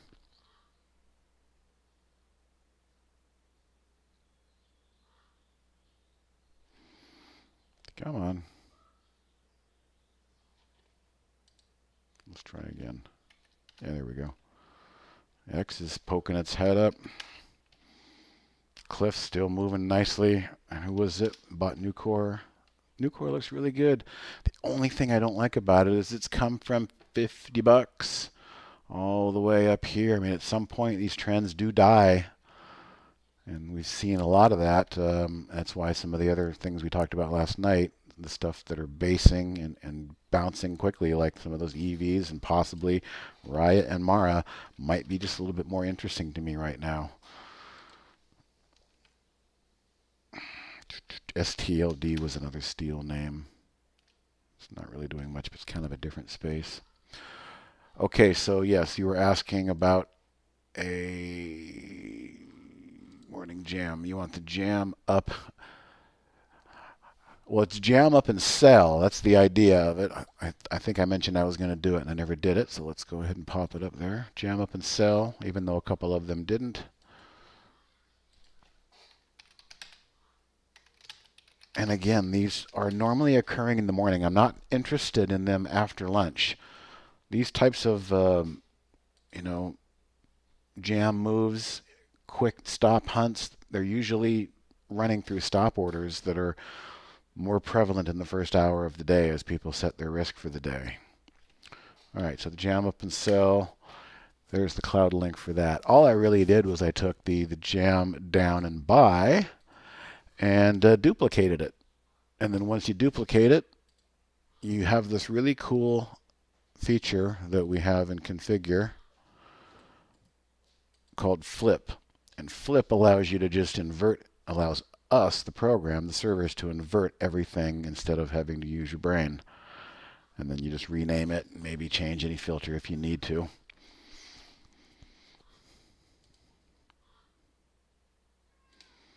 But yeah, I know some of you were here for the webinar last night, and I was just really, really liking the way steel was looking. SLX. That's a beauty looking sector ETF for me. You know, I just like the way this gap has slowly been kind of consolidated. A lot of bottoming tails, all holding to this rising 10-day moving average once again. So the 10-day moving average to me is just as important as the 10-period moving average on my 15-minute chart. I marry them up often. So again, there's no crystal ball that says, hey, this stuff's going to run, but you know, I can feel this look right here. You know, don't lose sight of some of the steel names out there. And it might just be perfectly coinciding with the infrastructure discussions, you know, that are being had out there, which is another reason, back to TGB, that I really like it. And then also, I mentioned last night, I'm kind of irresponsibly long allocation in my 401k of PSLV. Very long-term play here. I think it could become the next Wall Street bets Reddit kind of thing, because what's happening too is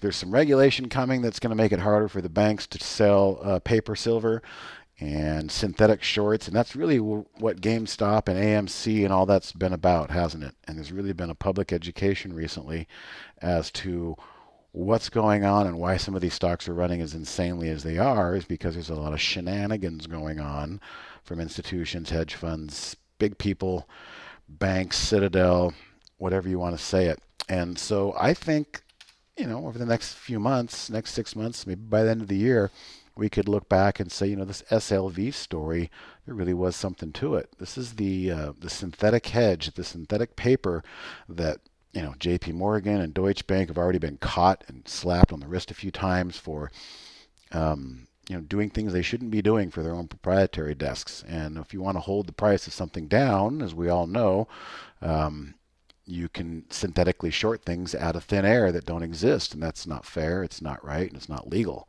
And again, the public's waking up to what's been happening in AMC and in GameStop. And I love it. I absolutely love it. The game is being exposed. Players are being exposed, and punishment is being dealt. Accountability is being held, and more light is being shed on some of the insanity that is out there. So personally, I feel like silver could be the next one. So I'm not long SLV. That's going to be the one that's going to be the laughing stock. Bullion and physical silver is going to be the way. But if you can't get a hold of it, I just feel this particular fund, Sprott Physical Silver, is extremely transparent with their purchases, and they can pretty much back up everything they have pegged to the price of their fund. As you can see here, if this thing gets back above about 1025, Sprott PSLV, things could get interesting again. Remember, there was an attempt early on for the Wall Street bets to try and make a run on the silver market, but it didn't go away.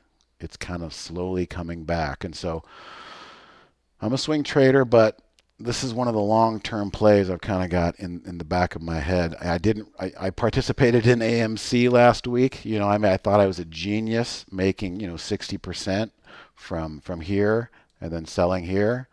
Didn't see that coming, but it's just making me realize more and more that it's a real thing out there, and there might be a lot more to be discussed in other asset vehicles or other markets. I don't have anything that jams up to the 50 chain link. You can build something that might say, show me stocks that are making new highs, and then what you do is maybe you say, maybe 3 consecutive candles. You've had 3 green days. That's also a possibility. And from there, the way in which you would be notified at the 50, you'd say maybe last 10 days up 10% in the last 10 days, up 5 days, up 8% in the last 5 days, whatever. I'm just spitballing. But the key is when you get to the 50 SMA, change from the 50 SMA percent right here. You come in and you add this filter and you say, all right, show me when the price is, negative 0.05% away. Let's do negative 10 cents, negative 10% away, but no more than 10%, 0.1% above is what I'm trying to say. So there's a 0.2% bracket right there. So you would say, show me new highs after running for many days, up today, up for 5 days. But that's the key. That's the money filter right there. That'll show you the moment in time at which the price is being jammed up to, and you're being notified at the 50-day moving average. If you need more help with that, you can always email info@trade-ideas.com and say specifically exactly what it is you're looking for. Charts and visuals always certainly help us, and then when we have time, we can sit down and maybe try and build some simple foundation for you. Accountability hasn't been dealt out. I think it's being dealt out slowly but surely, Golden Joe. There's some people who are in serious pain. There are funds that are being exposed because they have been getting away with something that they're no longer getting away with. And the pain of feeling like you're just maybe a day or a week away from being exposed that's not pretty, I would imagine. I wouldn't know. The purpose of shorting is to be able to create a market. There should always be a counterparty, but you can't create, I'm going back to silver, you can't create a buying demand of 10 million buyers, but a phantom 100 million sellers. That's just not possible. Where does that other 90 million shares come from out of thin air? That's what's being exposed. And I do feel like there's going to be some accountability. There's going to be jobs lost. There's going to be people accountable to their funds, the money they're supposed to be managing. They have to be accountable to the SEC, I would hope. That's probably where I think you're going with that, is in our current paradigm. Is somebody actually going to have a perp walk? Yeah, I don't know. But their wallet sure hurts right now, and their pride sure hurts right now. Well, that was a fun little tangent. What time is it? All right, we got about 5 minutes to go. I'm going to bring Barry back in.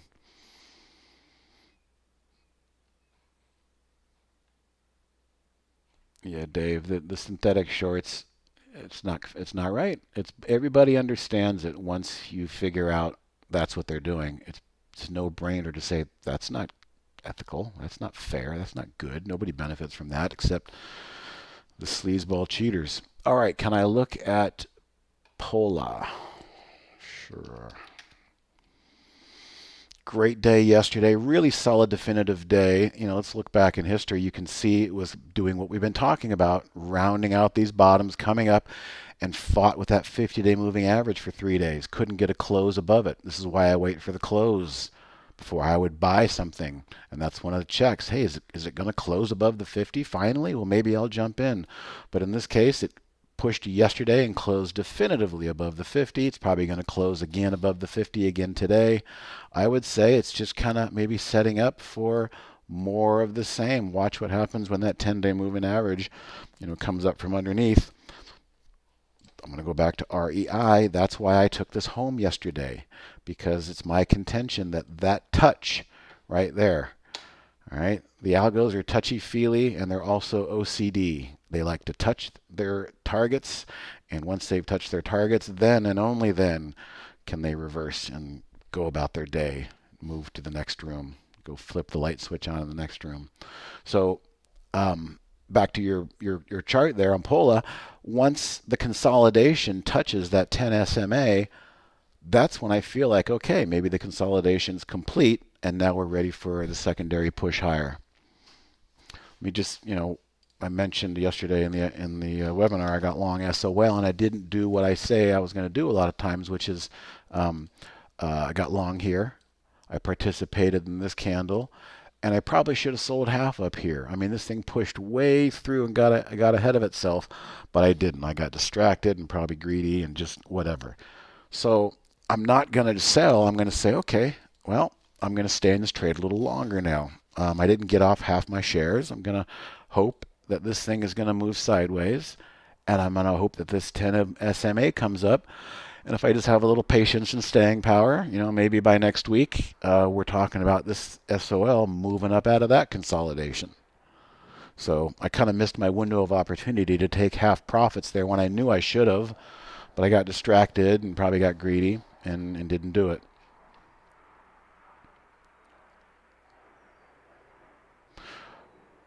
Okay, so Sam, you got in at the close yesterday, POLA.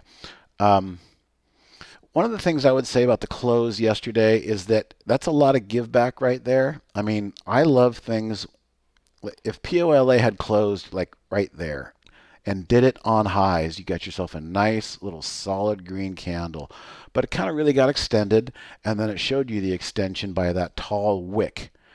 And where I'm going with this is a lot of times I love to take things home if they're just a nice little convicted green candle with no wick on the top, closed at highs, on highs.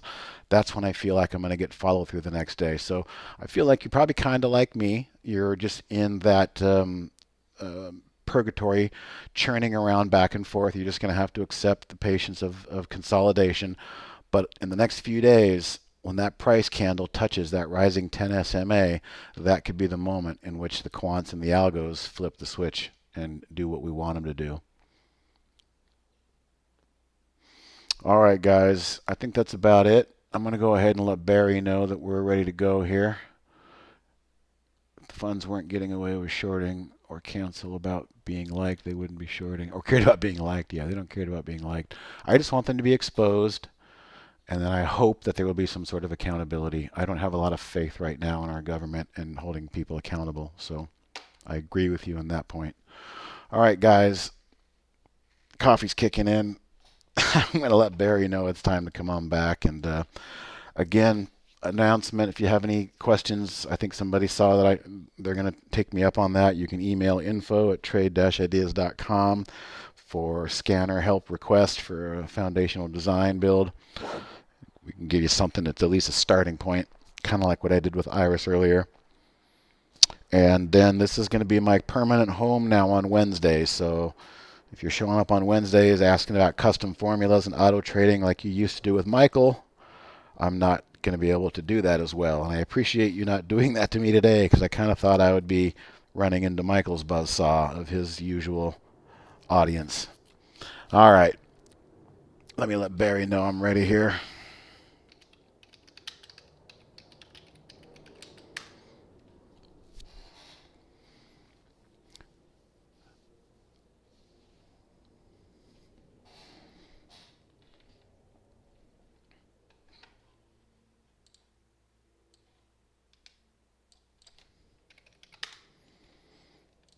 This is another one I'm going to hold, MindMed. I'm not going to trade this one. I'm invested in this one. Could be interesting.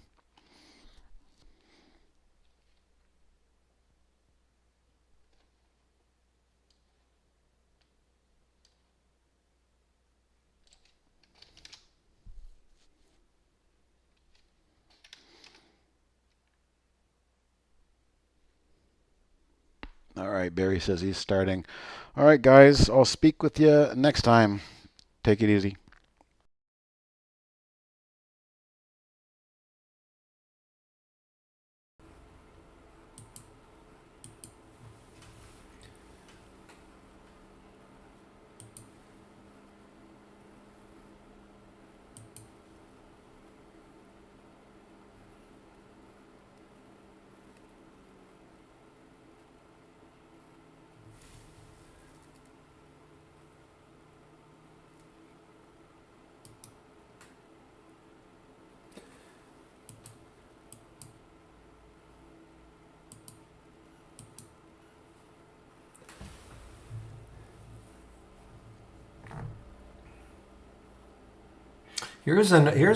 This is a gap up and reverse for GSL.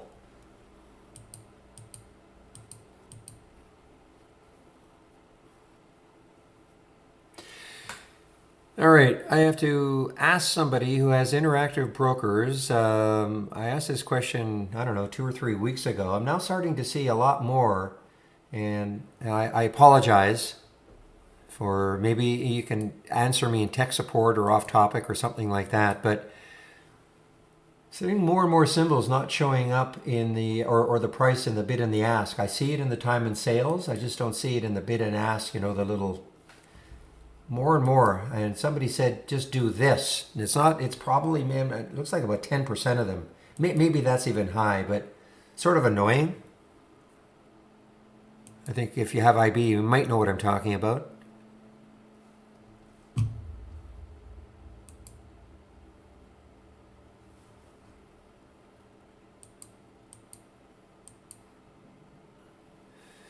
Okay, let's take a look at VIRT, Virtue.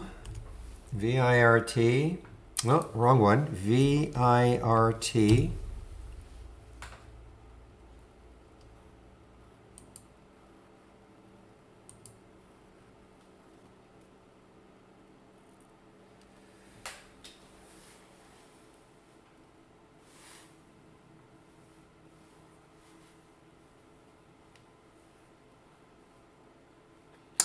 Ija. Hello, Ija. Thanks for letting me know you can hear me. Yeah, the MDRR guys. Wow. I mean, it's another one of those. Come on. One of those REITs, I guess. But I thought it might be coming into too much resistance. Famous last words.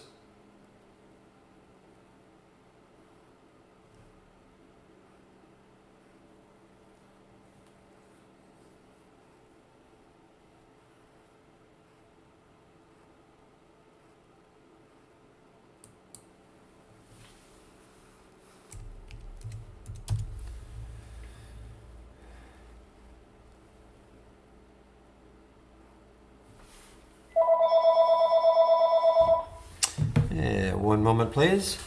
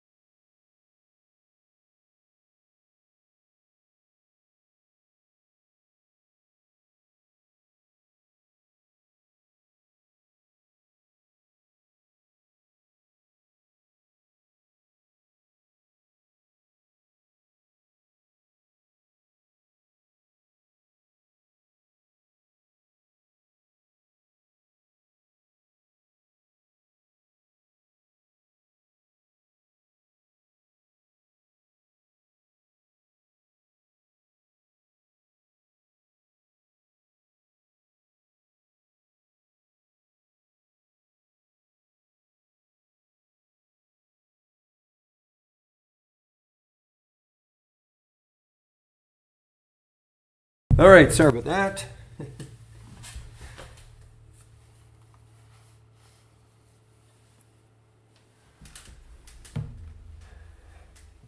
Yeah, that was my wife. Yeah, there's no busy when your wife calls.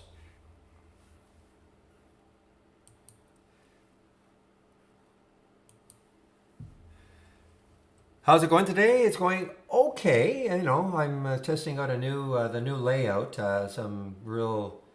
Some challenges for me, but you know, it's going okay in that regard. And trading wise, not bad. Lots of action, of course, as always.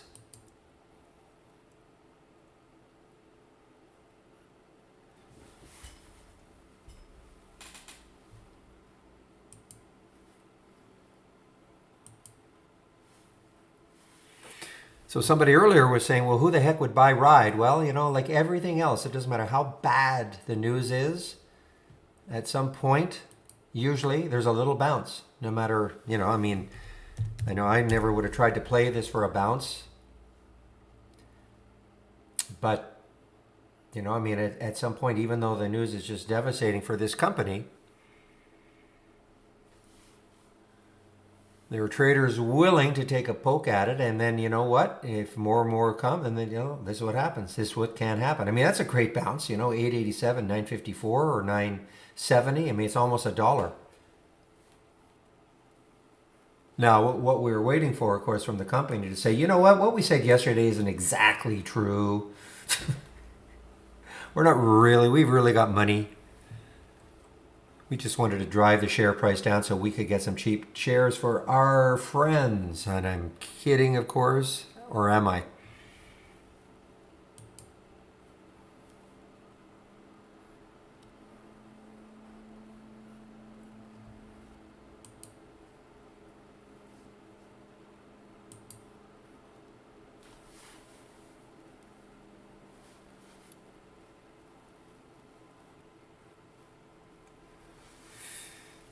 Well, I mentioned clean energy. CLNE is, you know, I mentioned that one just before when got over 12. Kind of like the Go EX, but the Go EV, but the Go EV really hasn't moved yet.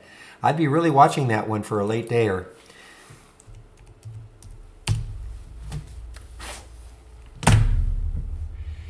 You know, it's we don't have a short float percent. Let me see if somebody else has something that can take a look at just to sort of see.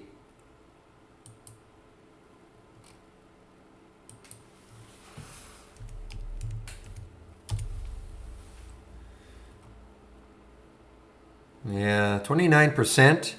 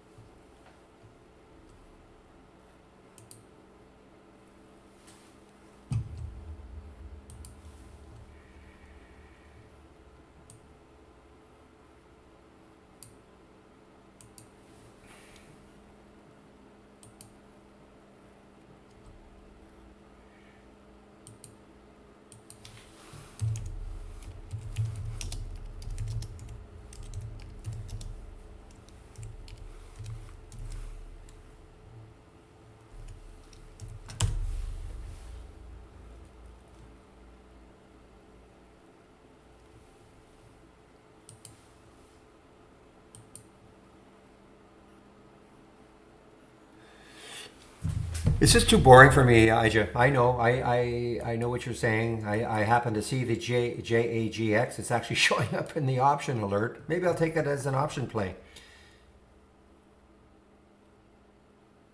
But I just don't like tying my money up for weeks and weeks. You know, if you told me ahead of time it was going to go from 1 to 2, you know, in a month, I'd say okay.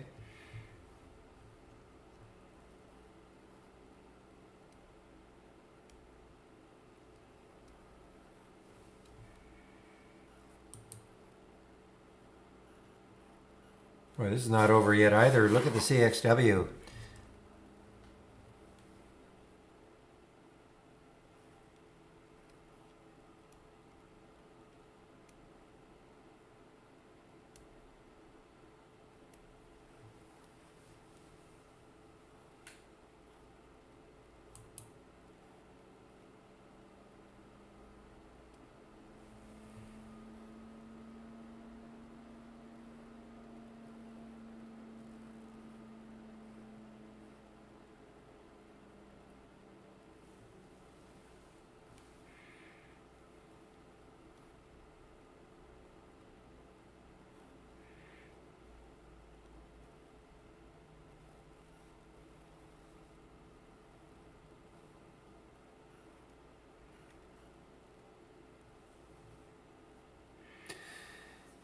Well, similarly, I don't know how where it is in the mention list for the. I'm not, and again, I'm not sure it is a Reddit stock, WSB stock, a meme stock, whatever you want to call these things now. But Go EV.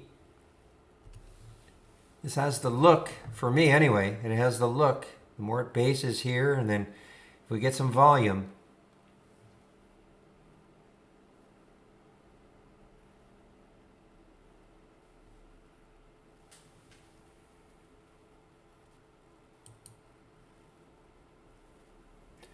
I know Steve was talking about Cliff, CLF. Boy, CVA. Ha. Tremendous, tremendous alert. Actually, even from the option scanner, 1705, 1736, but it was early on. Let me just show you what I'm talking about. Gap up and go at 1645.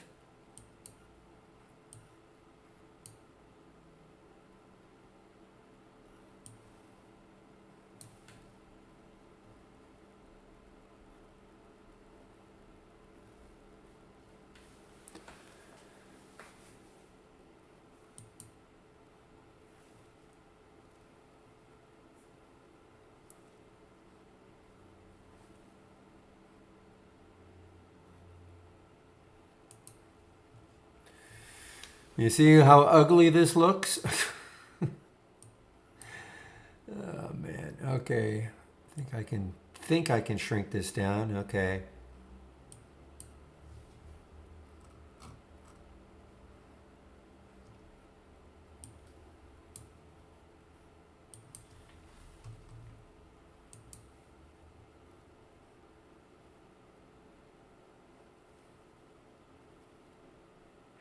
All right, so this was that China IPO that I thought might have a second day run, and it obviously has not. There's the high I have up here. I thought maybe it would have a second day run, take out the high of yesterday, but nope. But that's why we put a price alert. Doesn't happen, doesn't happen.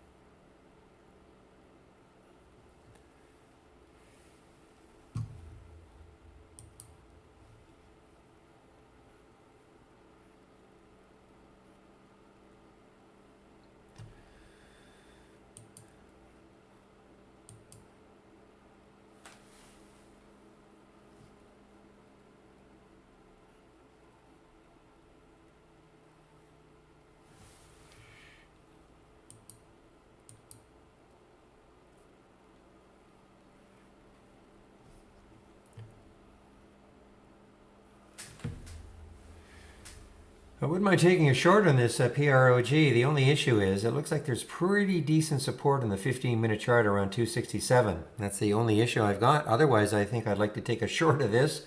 Put a stop at the high of the day at 280. And that's the PROG.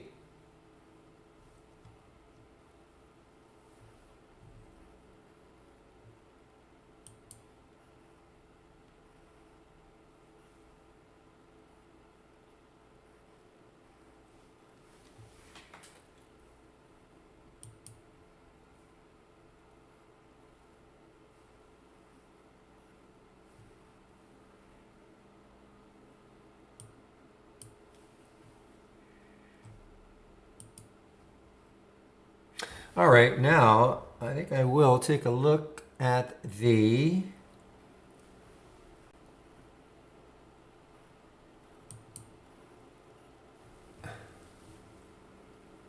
see if there's anything interesting here in this scan here.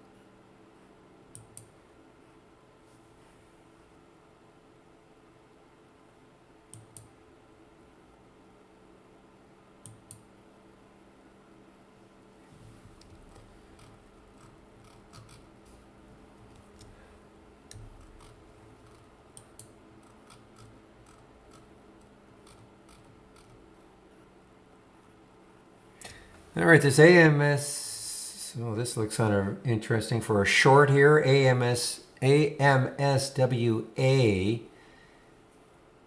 This has a little bit of a pull with some room down to about 23.90 maybe.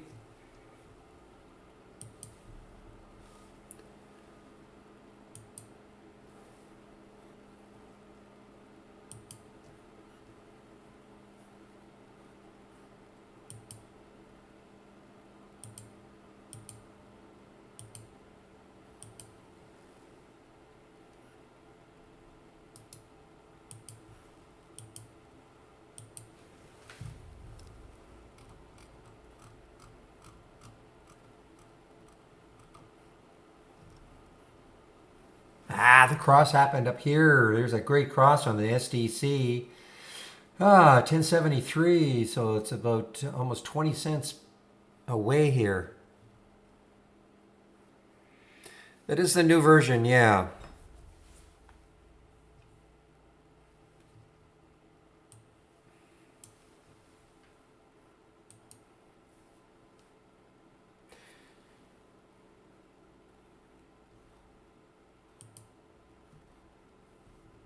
No. Yeah, you wouldn't want it yet. Trust me. I know, I'm never supposed to. Anytime anybody says trust me,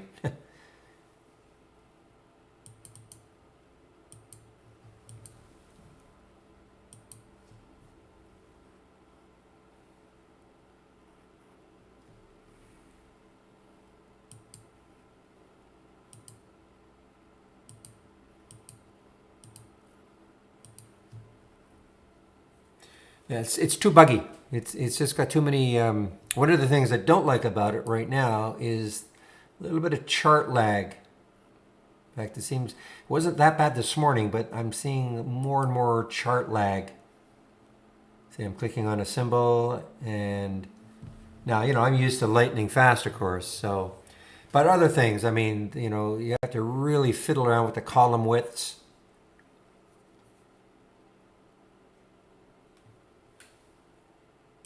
And they won't necessarily stay. So,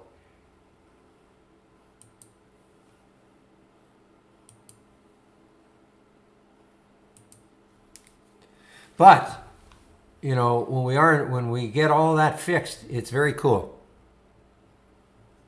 Oh, it'll always be a beta version before the so-called production version. I don't really pay that much attention to whether it says production or beta in anything.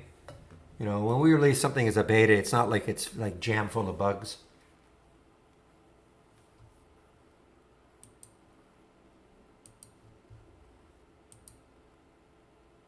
Oh, it's not in beta. I guess the correct term would be alpha. It's in alpha. It's not even in beta yet.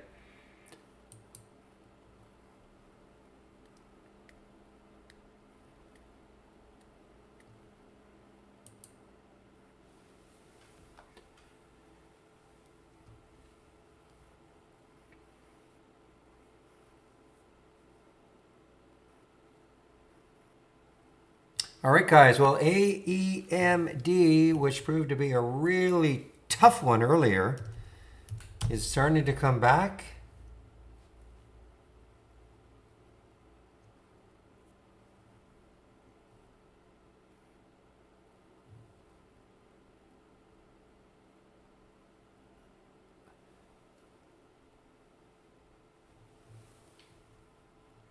This was a killer, unfortunately, candle right there.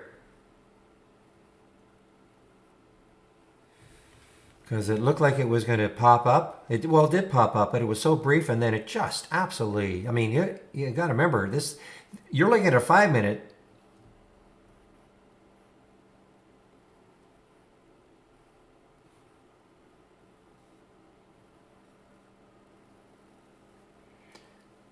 Well, it doesn't really matter where it's up, but anyway, it really dropped quickly.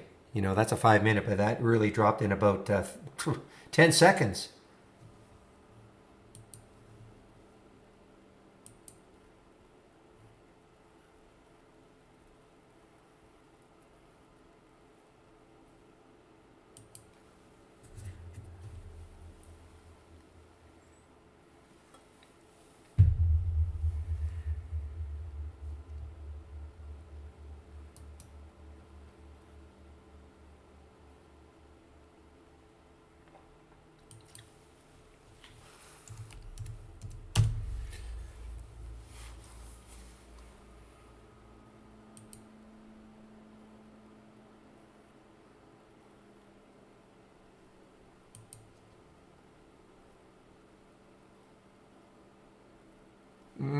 I see a bit of a problem with this.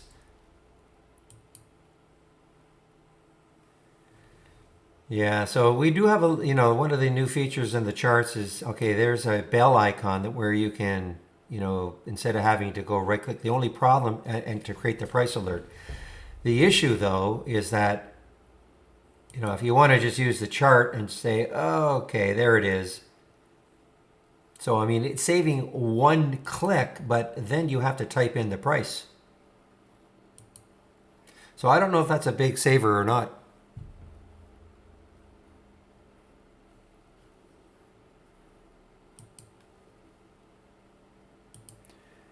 It's only a saver if you know the price and you just type it in.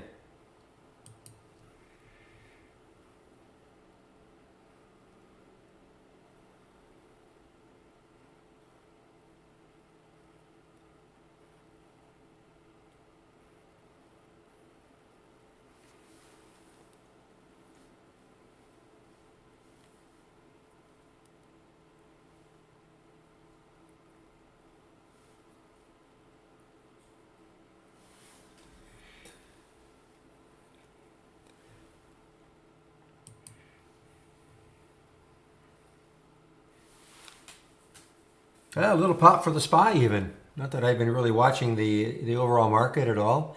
Little pop for the SPY here.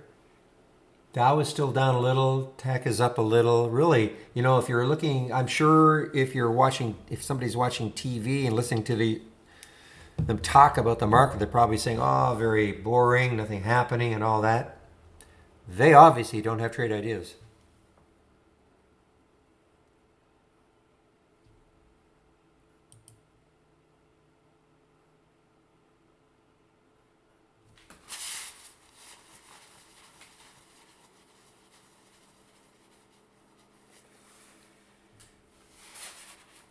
I have a Chromebook, but I don't often use it for the web-based version, so I can't help you there.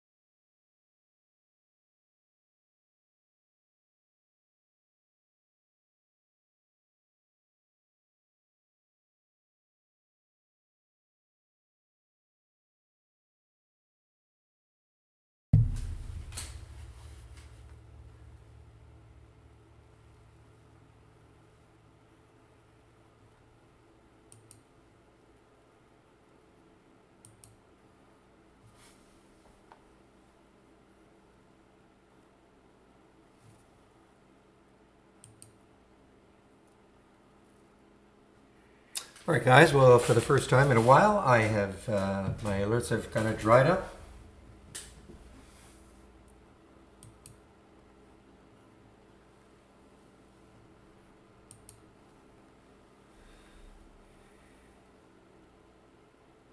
Keep an eye on the GOEV, guys. GOEV. Just doing this kind of action right here. Just kind of, pops through that on volume. I don't take it unless it has volume. And I don't mean the absolute volume. It really has to stand out as a volume bar.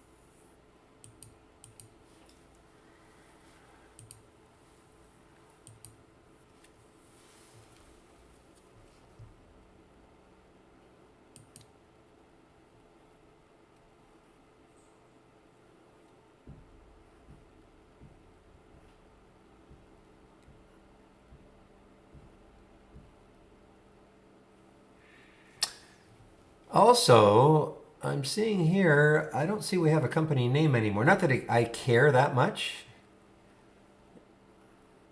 And I don't know if it's because, no.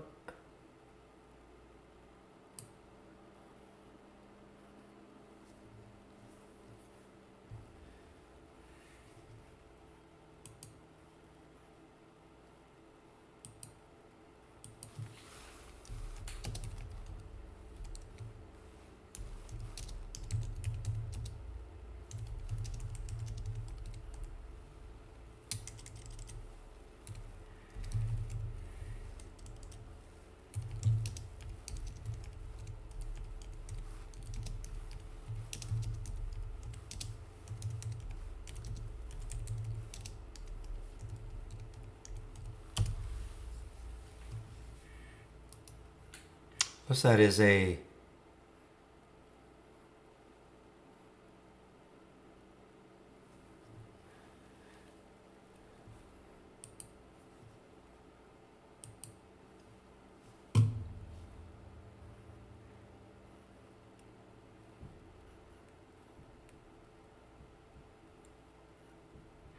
yeah, for me, I don't use it at all. FA, it's a guide, that's it. I don't use it at all. So you can take that, for what you want. I just don't use the smart stops at all. To me, it's a guide, that's all it is. But I certainly wouldn't use it as the be all and the end all.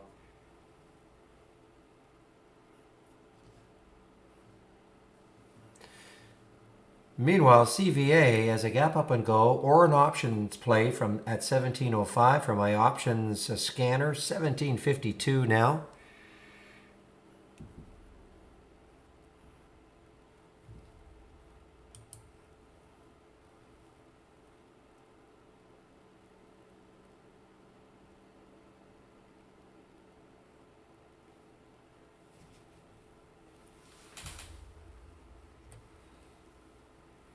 Wow, wow, wow, wow. This is, I have wow as my sound alert for the option scanner. CVA, yeah, wow.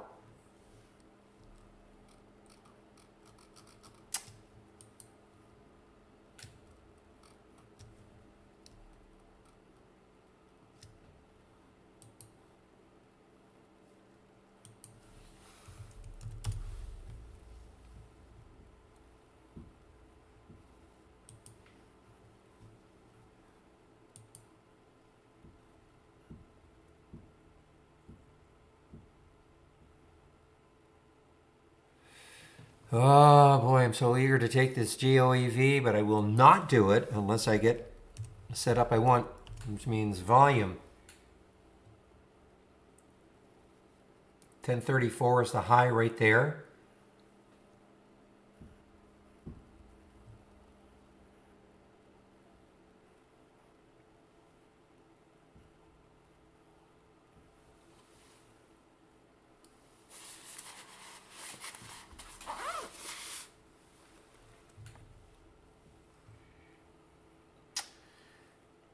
Well, this is a record, guys, an absolute record. I don't know what the heck is going on, but this is a record for the number of stocks that hit my option scanner today.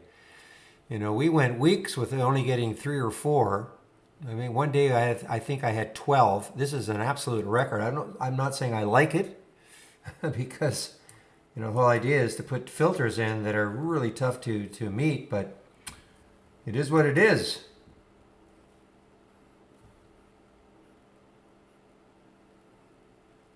Now here's another one coming in. Gee, what is going on? Lots of option plays. I mean, it's just amazing. NCTY is the next one here, guys.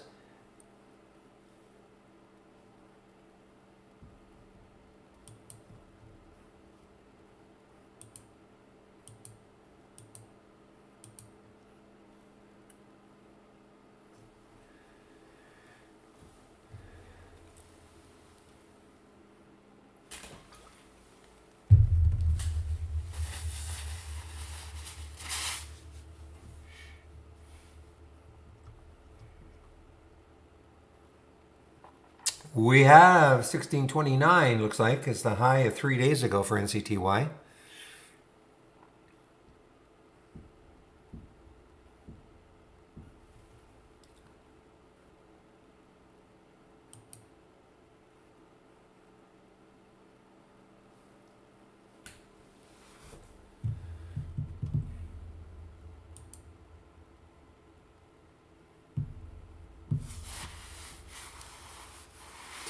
Yeah, without volume, I mean, these are typically are just going to be very, very, they're going to be false breakouts.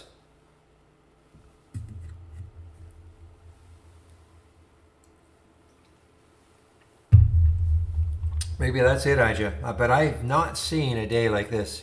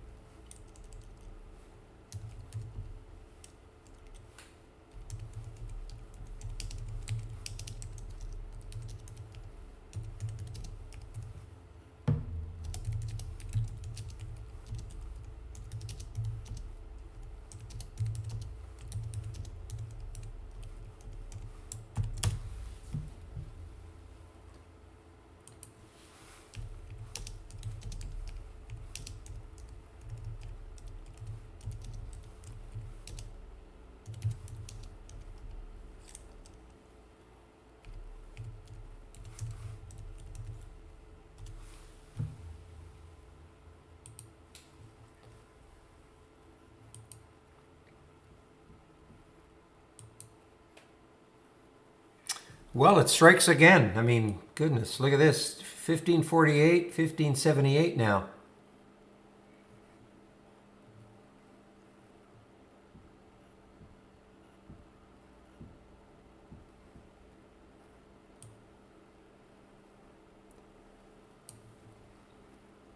That is my moving higher with unusually strong option volume.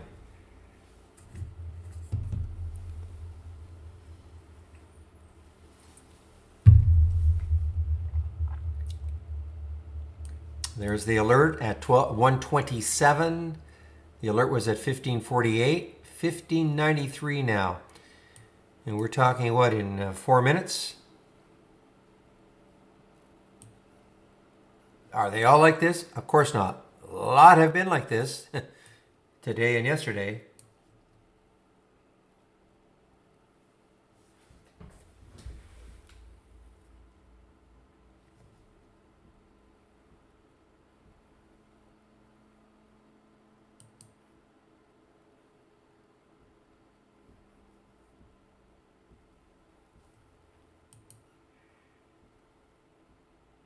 So Trader One, it's in, all I have to do is just go to my home page, okay? Click on my home page link, click on the scan, or sorry, go to the home page tab, click on the link, And when you click on the link, this is what you'll see. Just go to the scan section.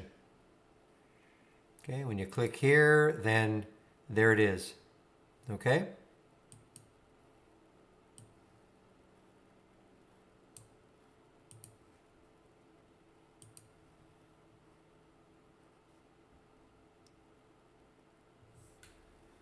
Not my. What happens when you click on my home page? What happens? Because if you can't do that, then my link might not work either. If I paste it in, what happens when you click on it? What happens?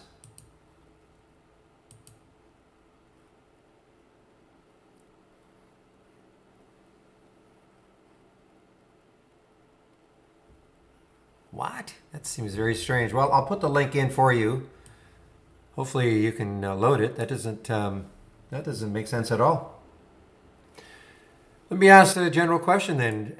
Everybody, when you click my home page, my tab there, when you click on my link, does it not just load easily? Somebody is saying that they get in, but then they get logged out or something immediately. It makes no sense to me that that could happen, but got to make sure that homepage is working because it's got so much information on it.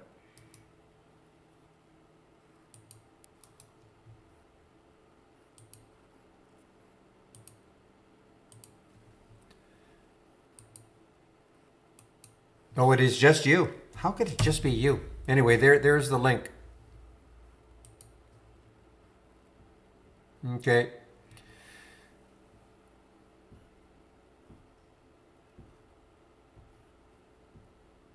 Okay, yeah, no, he says it's just him. He's been told it's just him. How bizarre is that?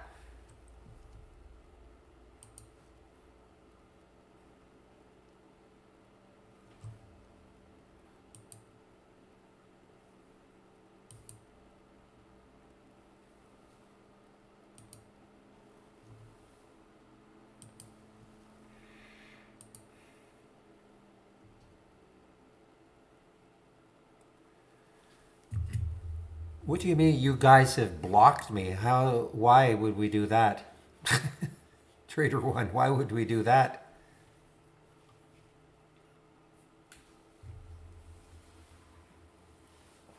We don't block people from websites. Anyway, that'll be an issue for Tekka. You say you've been talking to them, so I certainly cannot help you.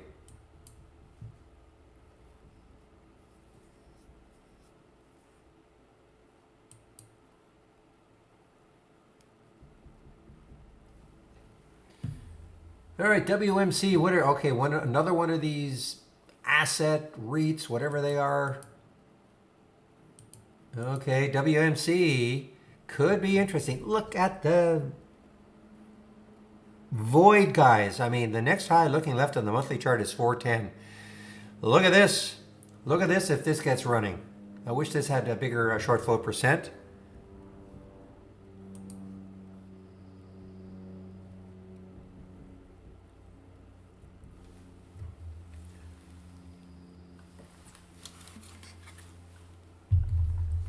I'm really watching this one. I mean, you gotta love this monthly chart.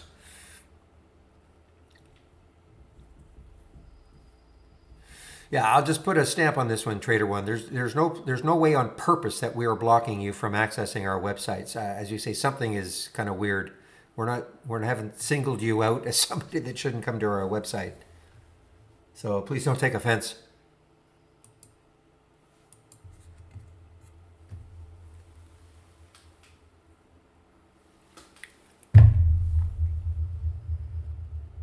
I got to keep an eye on this WMC, guys, if it pops here. I mean, look at the well, no, that's the daily volume. Let's see, some pretty decent volume on the way up. Been decreasing a bit, but over 4. And again, just you have to look at this gap here on the monthly chart. Don't know what happened here exactly, but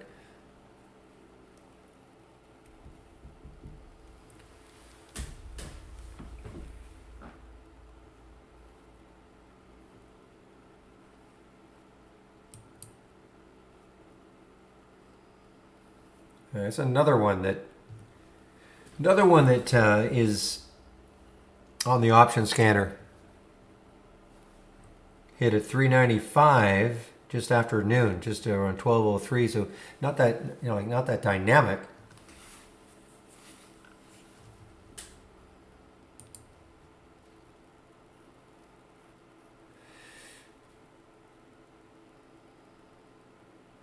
Yeah, Commodore. If you have an old version of it, you might want to. The new version certainly is in my scan section, but I changed this quite a while ago. If you're not seeing some of them, it's probably because you still have 500% of normal. And I changed that to 300% quite a while ago. So that's possibly a reason.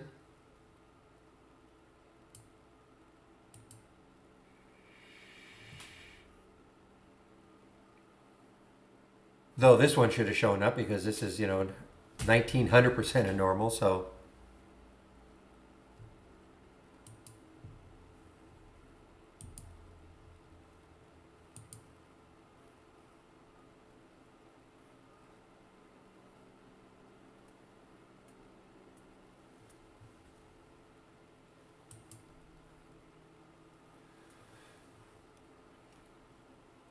well, I'm not in this yet, okay, number one. But I mean, if I would never let it, I mean, there's a lot of, I would never let it go below 4, as an example. But if you talk about low of the day, I mean, then that's a fairly, you're talking, what,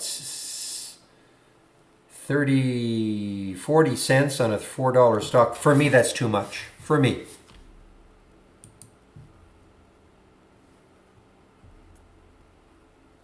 It's been like that, yeah, for quite a while now, Commodore. I would say 2 months.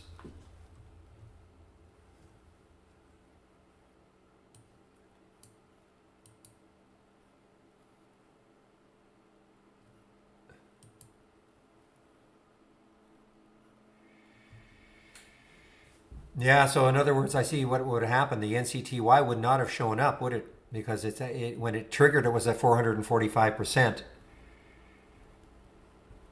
And it'll just start triggering. It'll trigger now, yes. Look at this. I mean, 1548. I mean, how good is this? 1641.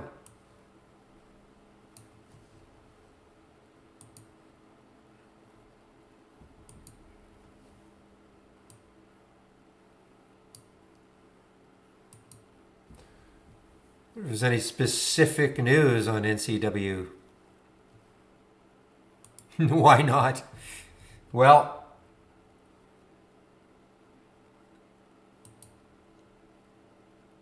man, this is shortable too. I mean, at some point, this is going to turn into a pretty good short. It's way above the channels, but I mean, it's been like that for a while.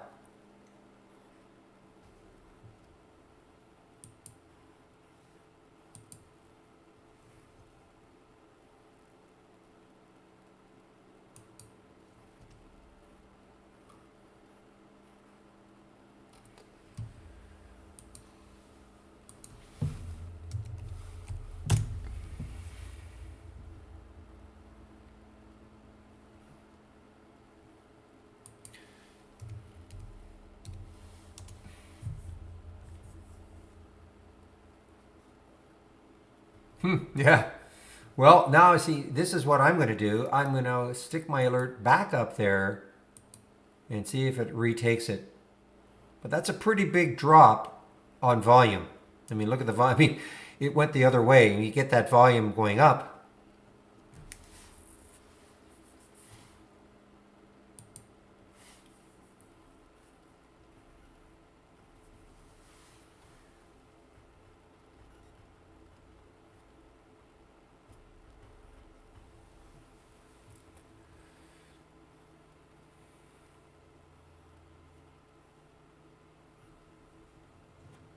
Really interesting how all this works, though, isn't it? I mean, it's just sort of hanging tough, and then all of a sudden, some big selling comes in.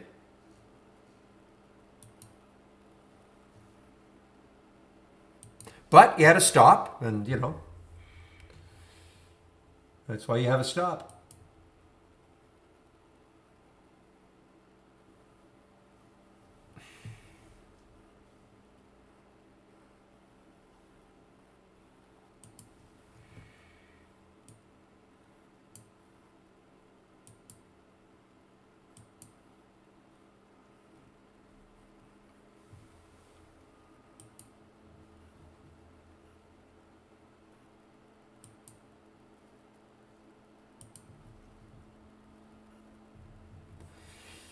Yeah, there's the 200-day, 1656. So it's just a little bit above that price of the 200-day. And if this starts to fall, I mean, it's got some support maybe around 1583 on the 2-minute chart for NCTY. So, that would certainly be enough.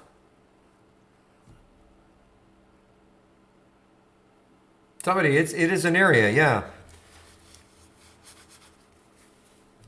But it's not ready yet. It is not ready yet. Look at the volume that's coming in here. 2 minutes to go, less than 2 minutes to go for this candle to close. Look at the increasing volume on the 5-minute chart.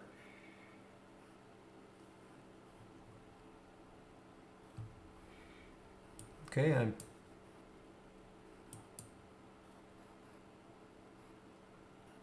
you gotta love these quick ones. I mean, 127. So that's 128. What's the time now? So about 17 minutes, 18 minutes. Moving from 1548 all the way up to 1729. Amortize that over a year.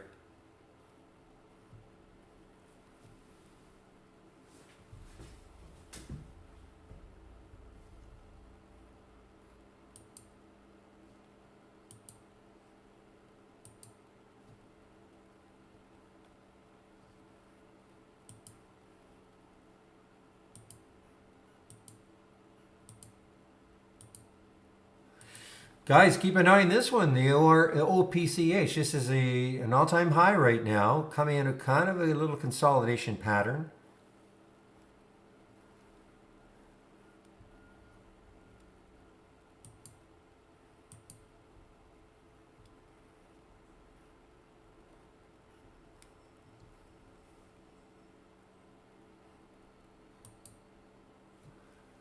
Keep an eye on it, guys. OPCH. I mean, the alert's at 2251 out of a decent little pattern coming out of, a little bit of volume coming in. More importantly, no resistance. This is, I don't know if it's an IPO or a SPAC that got renamed or something, but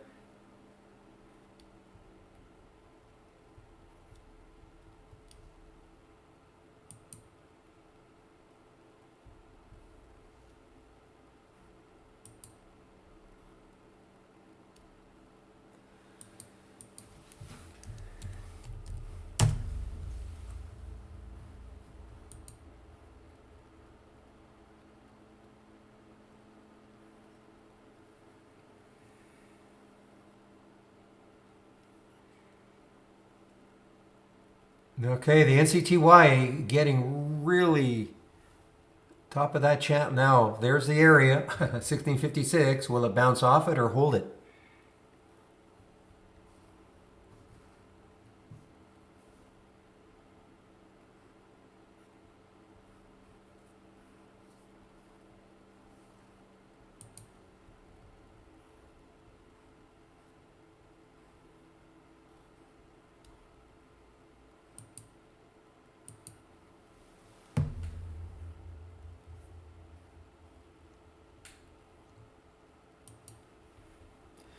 I'm just kind of waiting on this OPCH, guys.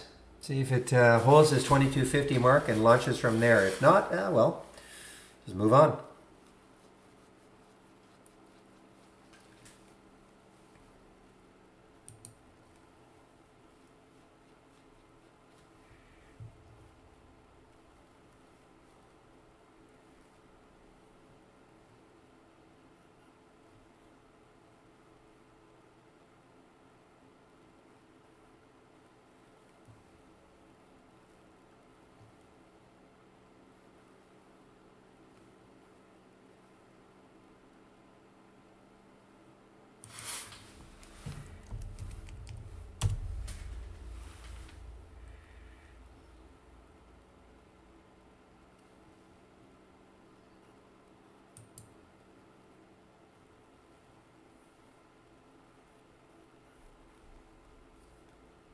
Well, NCTY is still over 17, so it looked like it wanted to give up 17, but not yet.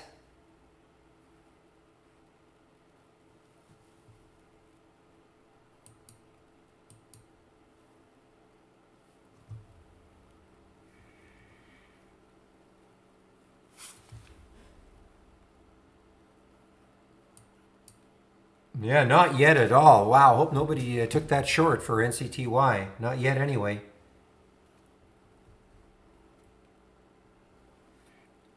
Popped all the way up to 1750 just about.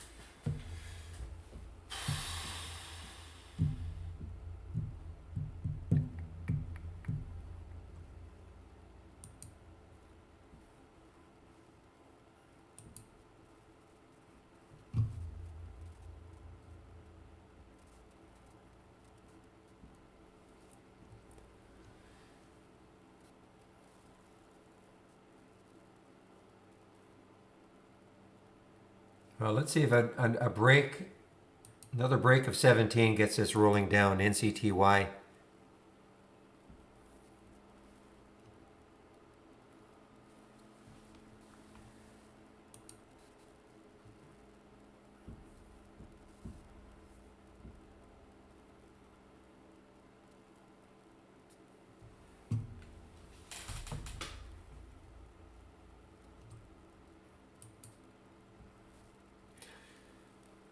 All right, guys, you guys are making me look at TCAT. Haven't looked at TCAT for a long time. Of course, the originator of the NFT plays. Okay.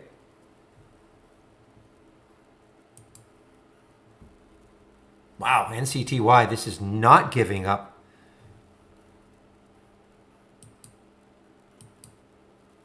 Not even close.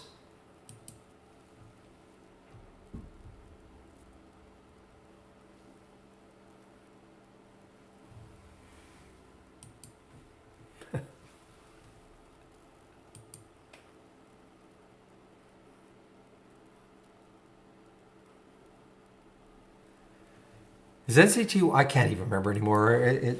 Is that a NFT play? I can't even remember anymore. NCTY. What do they do? Cryptocurrencies, but did they also branch into TCAT? Or no? Okay, just crypto. Okay.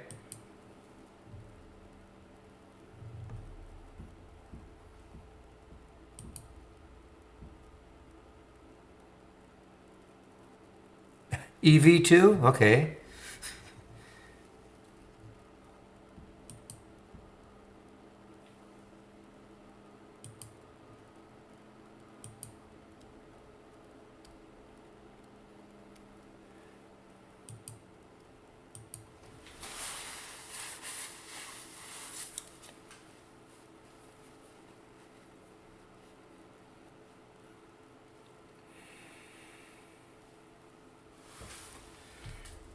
It's such a low float, anything can happen, and it has. I mean, 8 million in the float. We don't have a short float percent.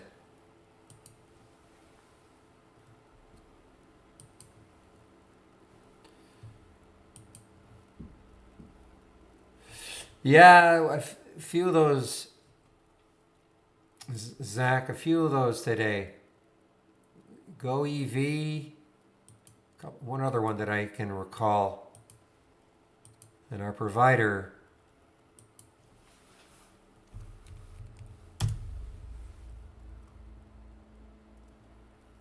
Yeah, okay, so going to FinViz and they say 5.8%, so it's not huge.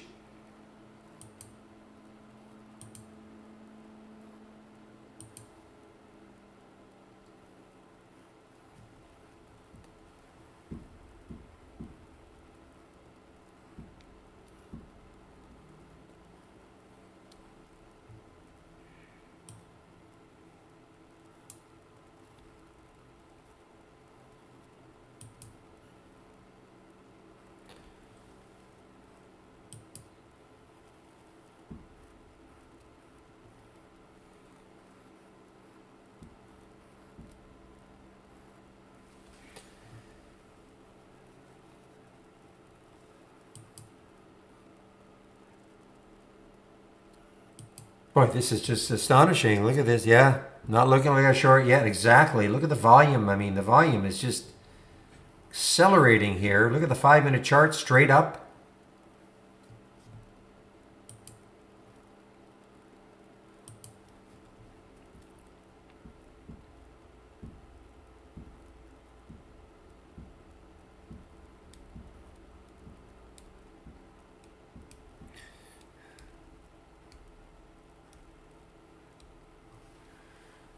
Even now, big's getting into the action. Be big.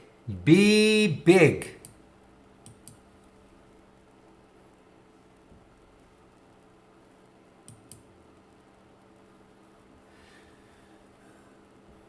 I keep thinking that this OPCH might make a move, guys. I mean, it's just sort of sitting here at that 2250 level. You're gonna love the fact that it has no resistance. It's an all-time high.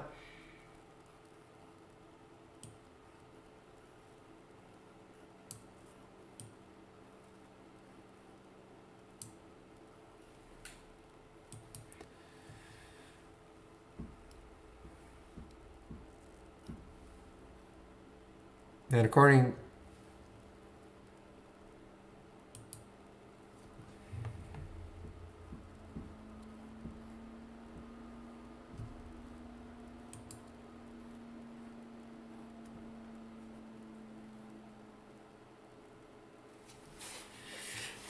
Look at the volume here on that 15-minute chart. Look at the volume. So it's traded the float now. It was very sleepy, and then all of a sudden just traded the float, and there goes OPCH, guys. OPCH maybe on the move. I doubt if it's going to do an NCTY, but it's giving us a little bit of a move. Ah, the clean energy miner. Okay.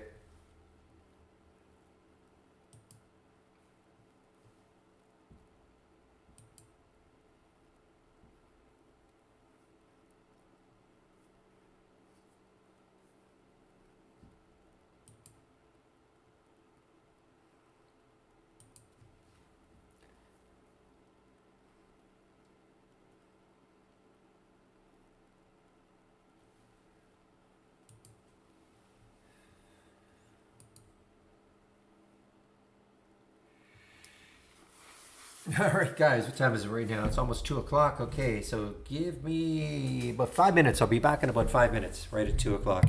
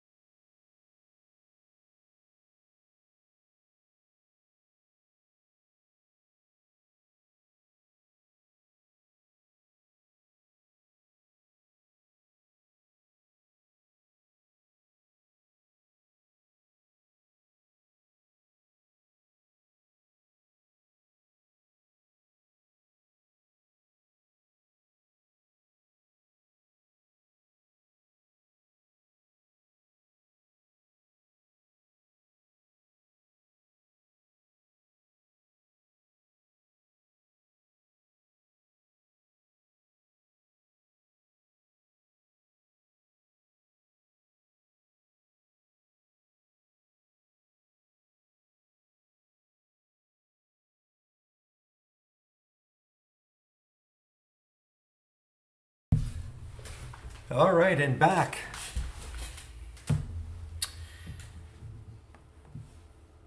Meanwhile, okay, OPCH inching its way up. Again, not as exciting as NCTY, but now has it finally run out? There's a little bit of a topping tail up here for NCTY.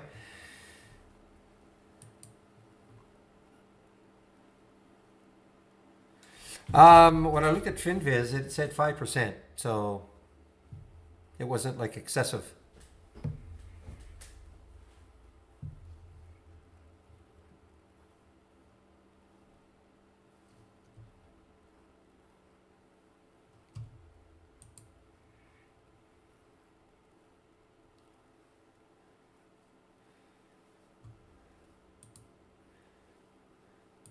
Yeah, I don't talk too much about the strength alerts in here because most of us in here are, they're more junkies looking at stocks all day long as opposed to wanting something like 5 stocks. Well, but, maybe I should talk about it a little bit.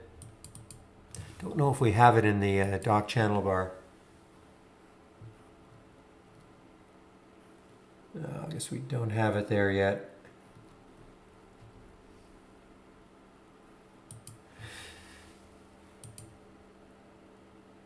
No, I don't want to. I don't want to open a channel with these docs here. I have no idea what would happen. So, but here it is. Here it is. This is the. If you have our okay, if you're a subscriber, the strength alerts are free. Okay, and what I'm going to do is I'm just going to show people. For those of you who don't have time to, stare at a chart or stare at a screen all day long, and you want something maybe a little more delivered to you. I'm going to show you what you can do. This is sort of what we call a starter.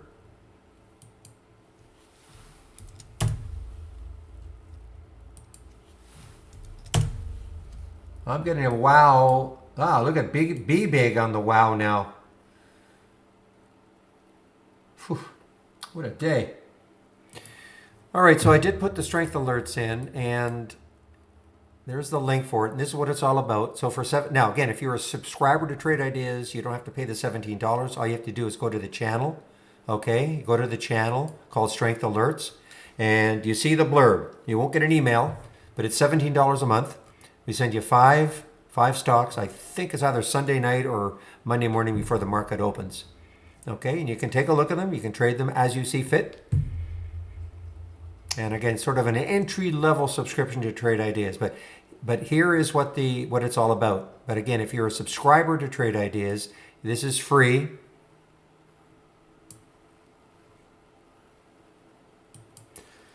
All right, AEMD is trying to come back now, guys. There was my original alert for this one before it took, just a header. Now look at it. Now, is it going to do the same thing? That's the...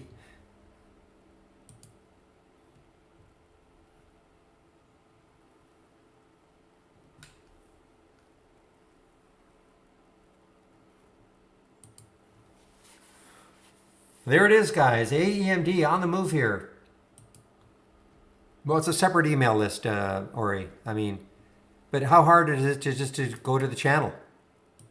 Go to the channel bar and open it. How hard is that? Okay, you get everything. You get the blurb about everything. It's not like it's just the symbols. You get exactly what they get via email.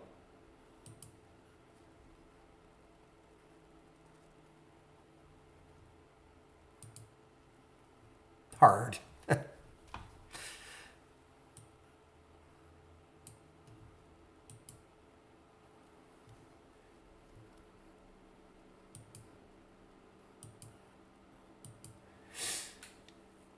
Oh, I see. Yeah.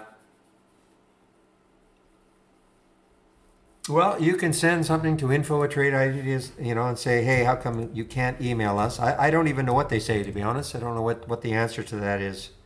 I know it's a separate database, but you can ask,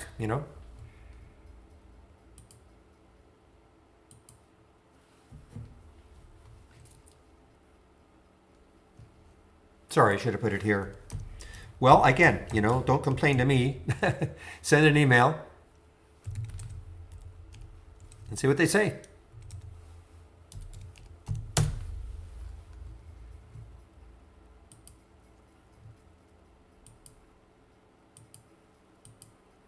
Okay, complain was a harsh word. I mean, don't just send an email and see what they say. Look at OPCH, guys. I don't care what anybody says. That's still a good trade. It may not be as dynamic as the other one.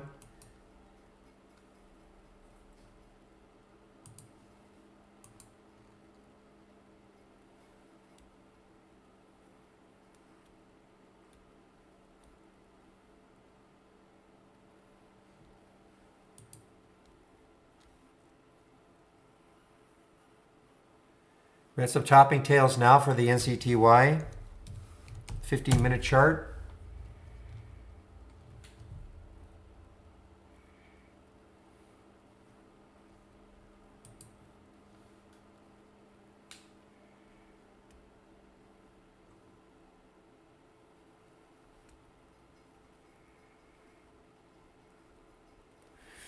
Well, this is what AMD was supposed to do the first time. It took out that 1113 area.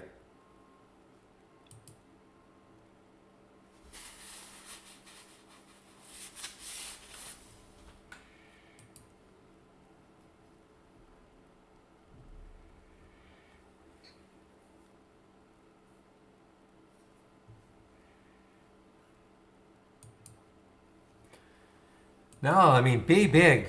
Be big is getting into the action also. Look at this. What a move. You're right, Real. Is every single one of these like an incredible winner? Of course not. It would be impossible, but man, 532, 576 now. This one is just kind of inching.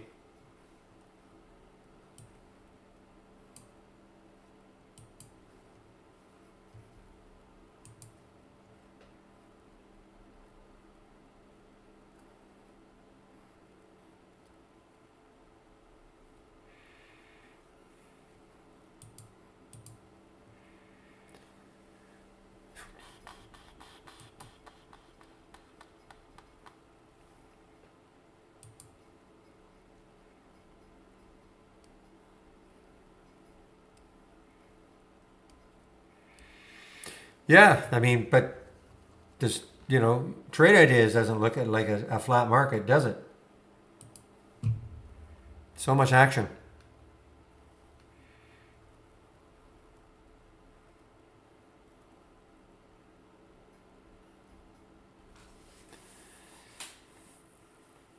Yeah, Martin, good on you on the AMD. I saw your post in the pre-market.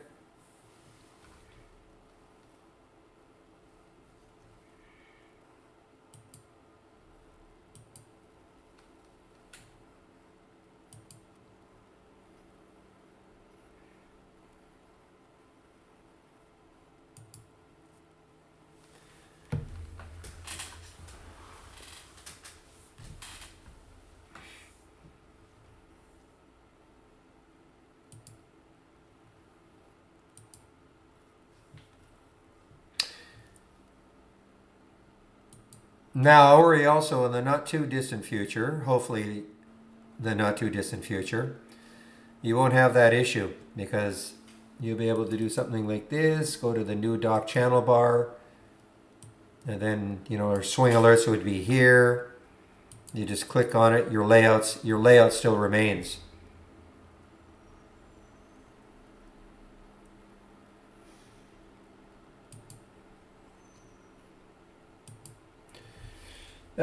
Just turned into a scalp for me then, the OPCH.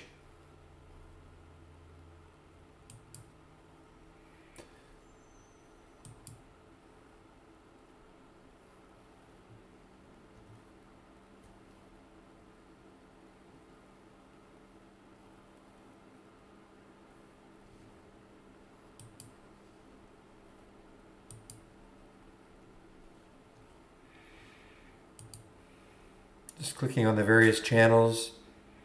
Okay, they're not all in here yet, obviously. Take a look at our sector status channel.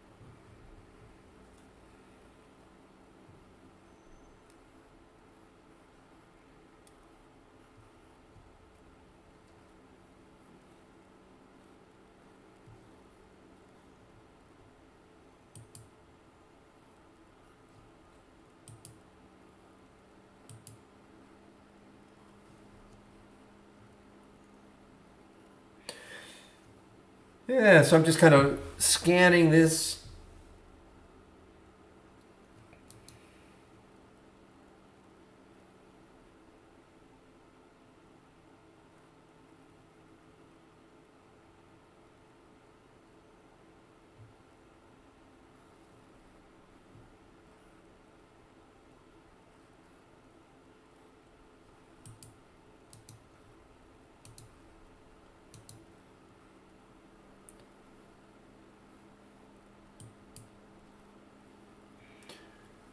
Okay, I just wanted to test this. So yeah, so you notice we have the option, whoops, ooh, I don't like that. Let me just do this again. Duplicate into free floating window. So here it is. Now, can you save it? Yes, looks like you can save it to the cloud. Okay, I want to make sure of that.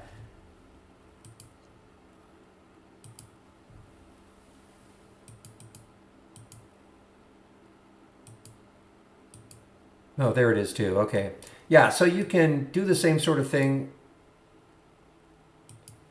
We can do the same sort of thing as you can do before. So you can extract a window from the scanner, from the layout, save it to the cloud, and then you can bring back, individual windows, create a layout out of them.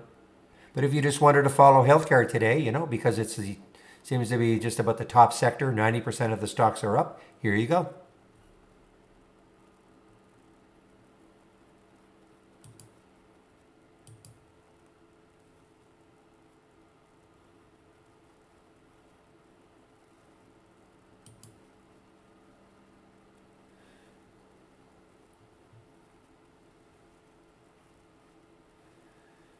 Is there a reason why? Well, let's take a look at TCAT and see if I can.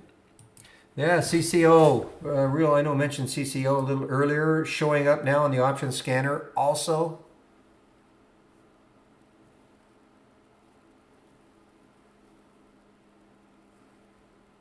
But let me do TCAT for you. Let's see what's going on. Okay, so here's TCAT. Not accepting to buy or sell TCAT. Okay, well, first of all, I got to have it.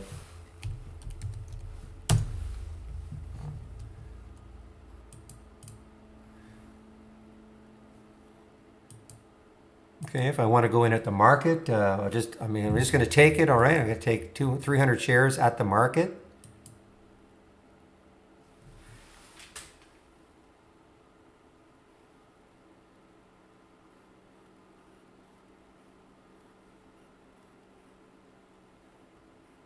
You're right. I don't know. No idea.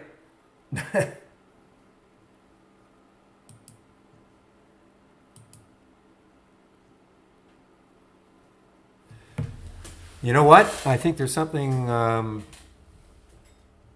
think there might be something wrong with the simulator.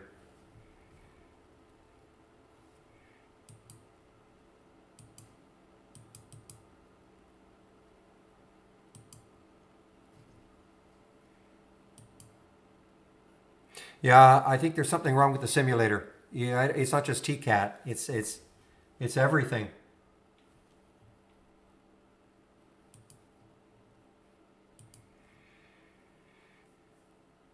Anybody else? Can anybody else try in our simulator just to take a trade? I just want to make sure before I harass our support or developers that there's something wrong.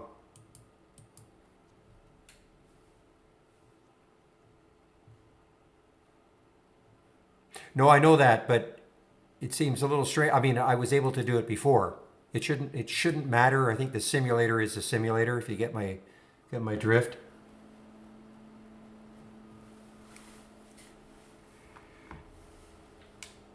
Really?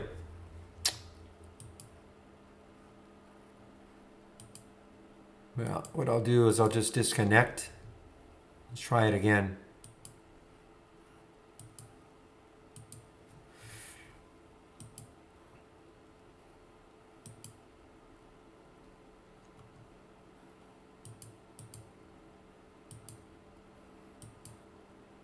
Yeah, okay, that's all I had to do. So my guess is TCAT will work now. I just had to disconnect and connect again.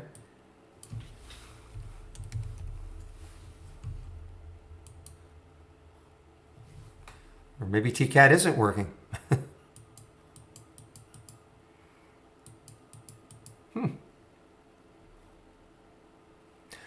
Yeah, I have no idea.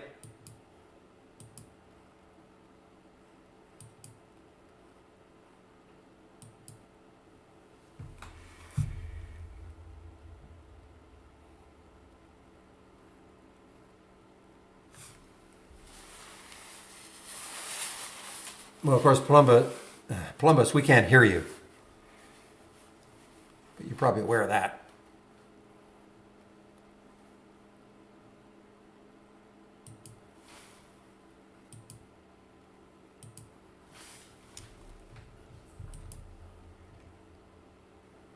No.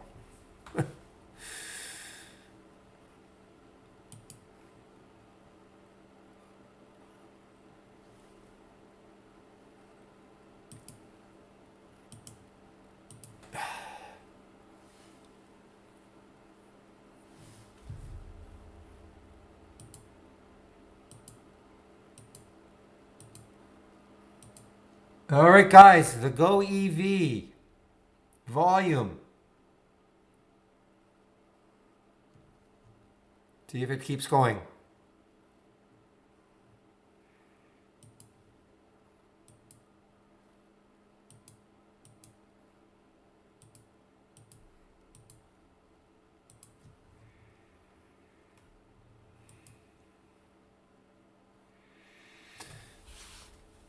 I'll be here.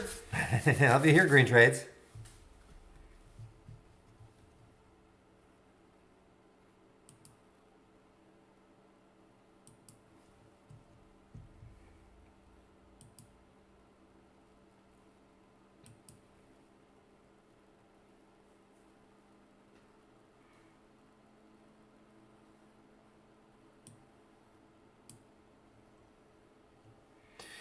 You know, I see other people selling trade ideas scanners. I should sell this. Refine it just a little bit and sell it. You get the yeah. So just click on from a toolbar, Sam. Just click new, and then channel bar. And remember, this is a layout, but it's called Strength Alerts right there. Okay.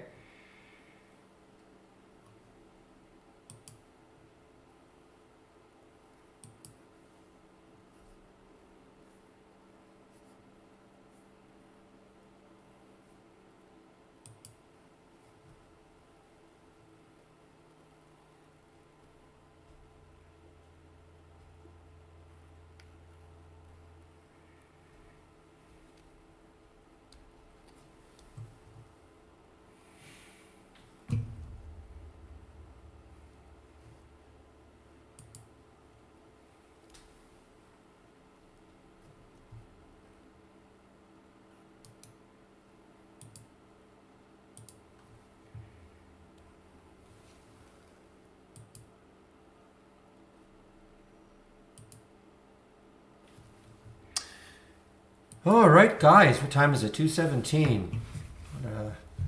Another wild day.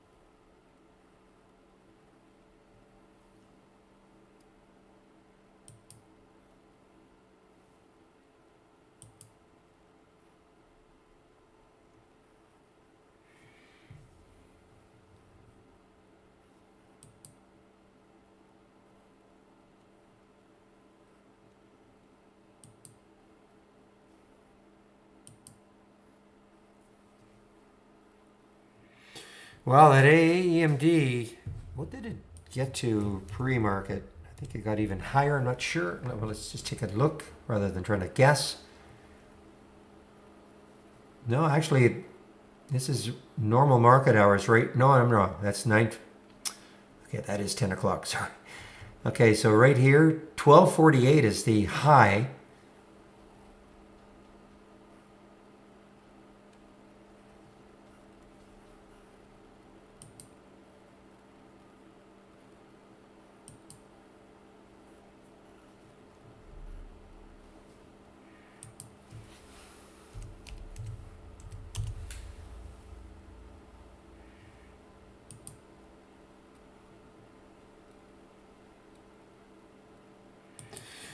That's the IPO today, isn't it, Ori? MQ.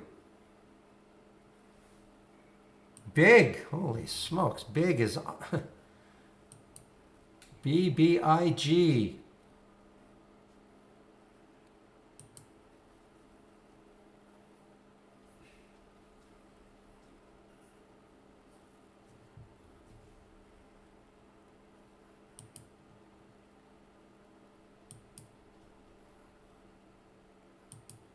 Let's take a look at JFIN.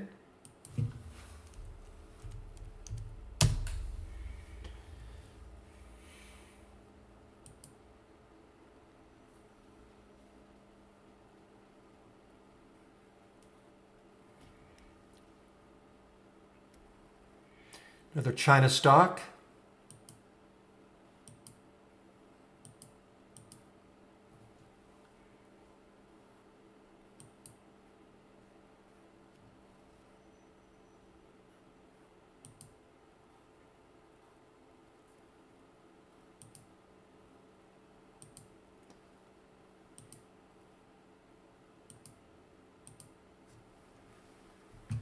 Now look at Ride. You know what? Are we going to be surprised if the company comes out and says something?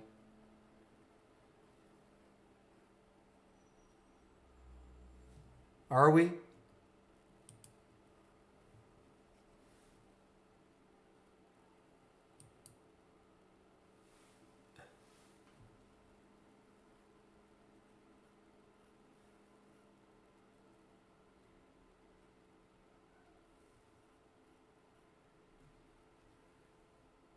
Well, this is pretty crazy. Look at the volume that came in. This is almost like they're saying, you know what? When we re-examine the numbers, maybe they're not as bad as we thought. I mean,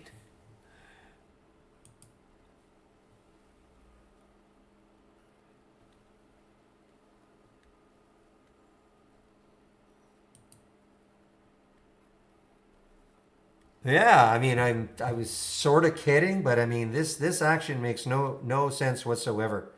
I mean, sure, there's always bottom fishing. I get it, but you know, this is huge volume coming in. Huge volume coming in. Yeah, kidding or am I? Exactly. I mean, really.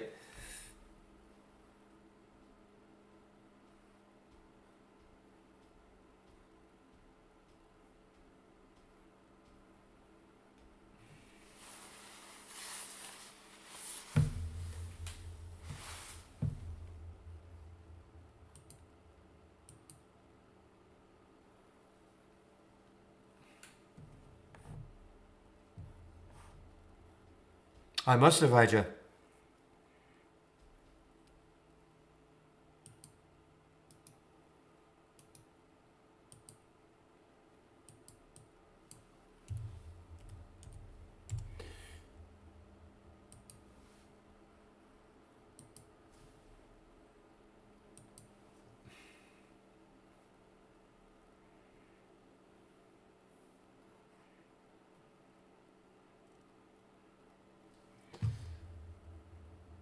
Well, we've got a race on. I mean, big is a lot cheaper, but in terms of a percentage move, big bark.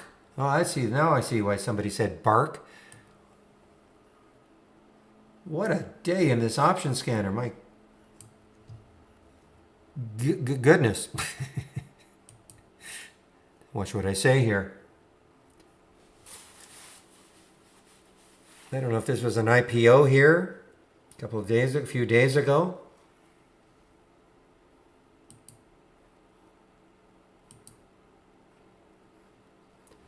Doggy daycare centers. All right.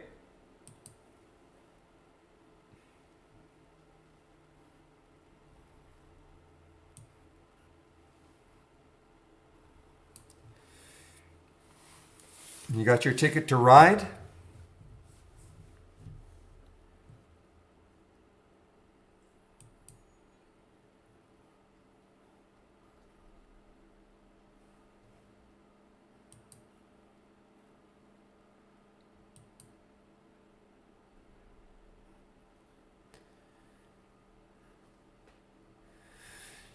You got that, James, right? Okay, good.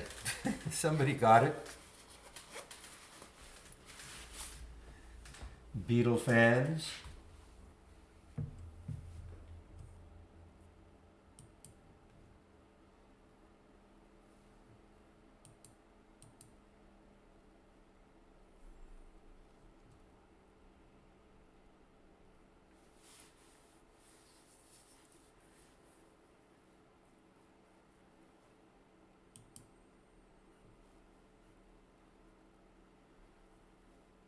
Really? Oh, here's the other fun fact. Ride is an island or something, or a place. I know people. I think anyway, from what I remember, reading about the history of it.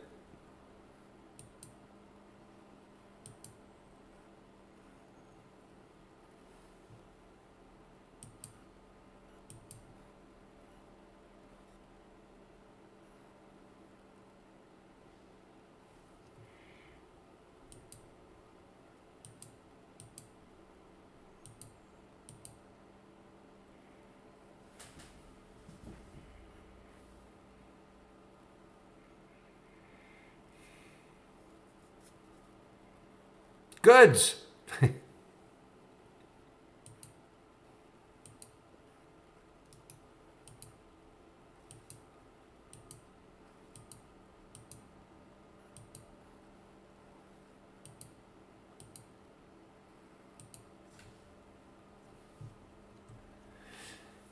Well, there are several at Trade Ideas who are into this one as a swing. MD.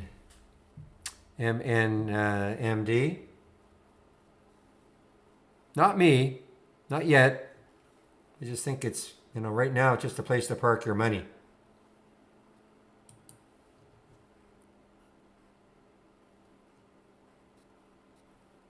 When I say not yet, I mean not yet for me. Oh, I know. I know exactly what it is.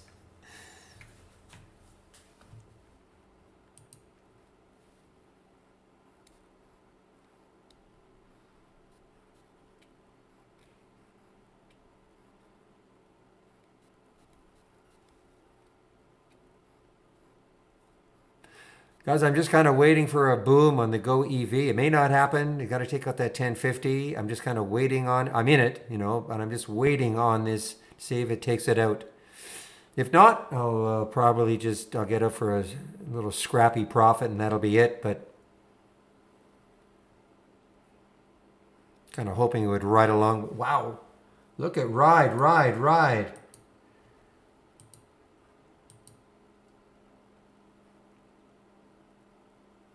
I mean, how insane is this? I mean, it's actually gone positive for the day.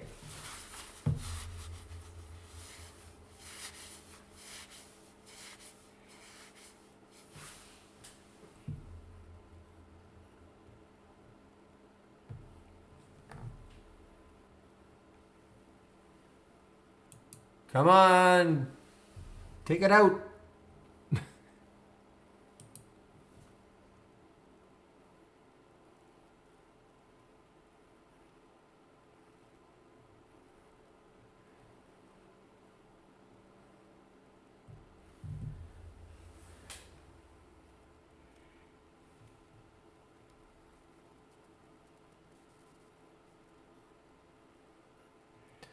Well, as long as they had a stop, Ija. I mean, it's still, it's all about having a stop. You have a stop, you don't get hurt. You might not like taking a loss, but you don't get hurt.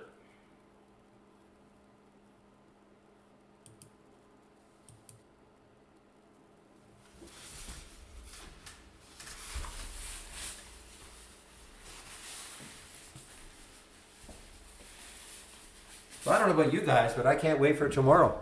I don't know what's going to happen tomorrow, but this has been just unbelievable. And of course, this afternoon, after hours, we're going to really see what this GME is made out of.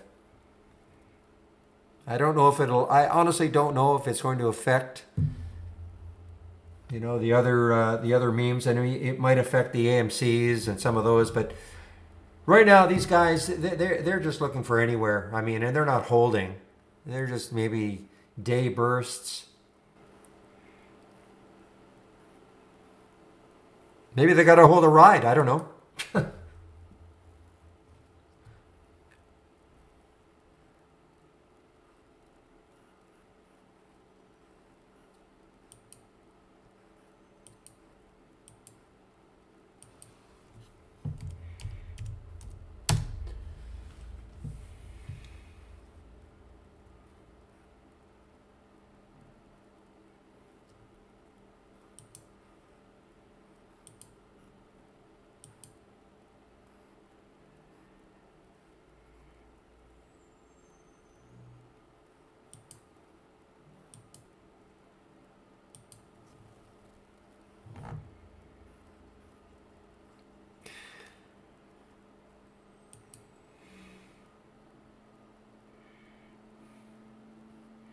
This one triggered early on in the just the basic new highs and lows right up here, pulled back. Now it is, for those of you who really like the cheap ones, AEZS, EZS. I said, let's see, 115 is the high looking left on the monthly chart, 117, and then after that, 174. So I remember now. Look, if it takes out this 117, it's got a lot of room. EZS. It's not a low float. Now I remember talking about this. With a stock that has 121 million in the float and it's only $1 stock, that's a lot.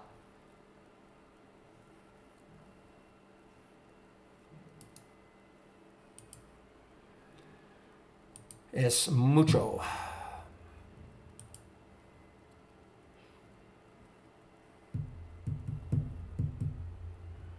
Now, it looks like could be a green bar ignored for the NCTY on the 15-minute. Could be forming.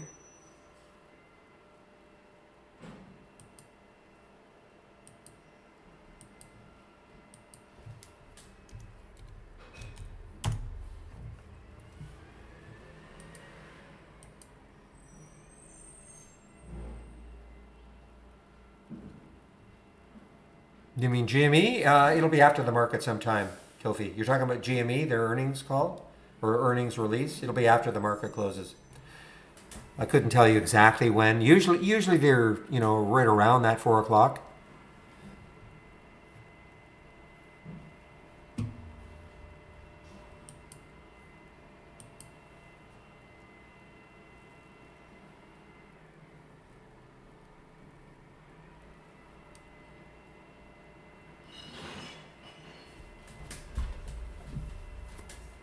The recycler's outside.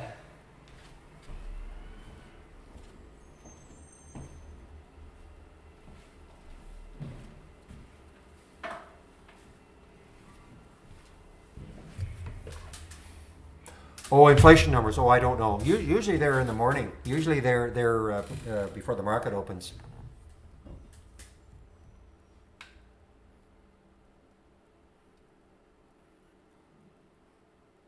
You mean when is it?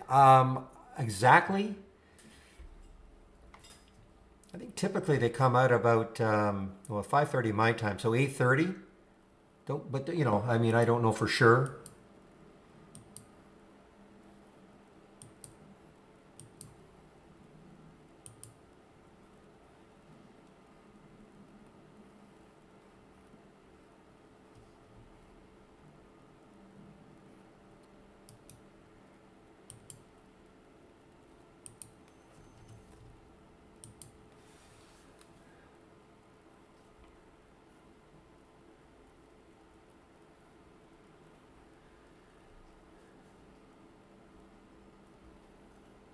Well, Siri, I have my own style. Okay, I have my own style of Siri. So the Go EV I talked about at length.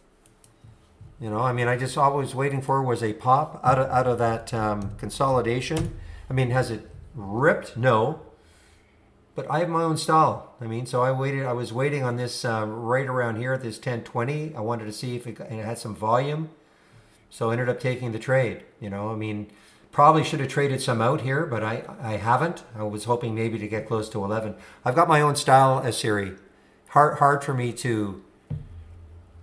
You know, I'm always everything I look at. You know, except for a trade like this where I've put a price alert, but most of the things I look at have got they're at the high or the low of the day. So then you'll hear me say it all the time, looking left on the daily, weekly, monthly chart to see how much more room it can have to run if it wants to.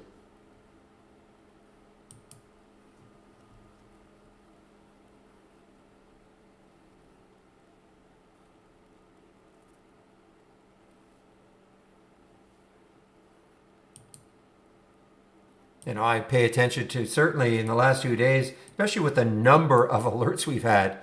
I mean, I honestly, I mean, I know option expiry and all that, but this is crazy with all the alerts I've had in this options volume window.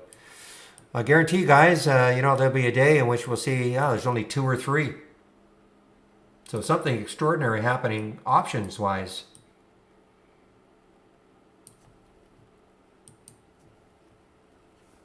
So Siri, I mean, if you're trying to follow me, it's hard. I mean, you know, because I have my own certain style. Always looking for price and volume.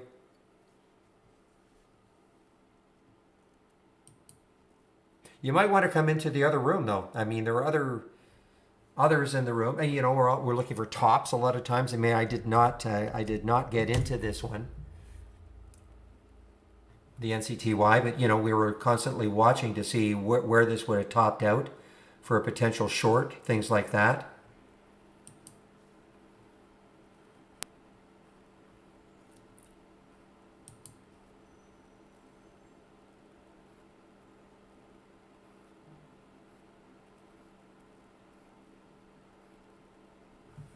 Is my audio cutting in and out with everybody?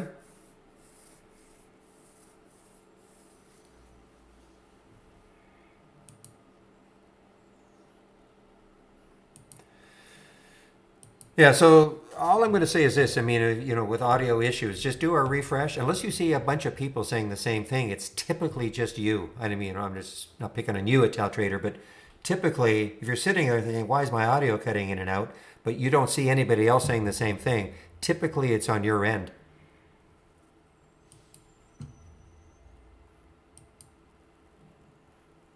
And, you know, that could be a refresh.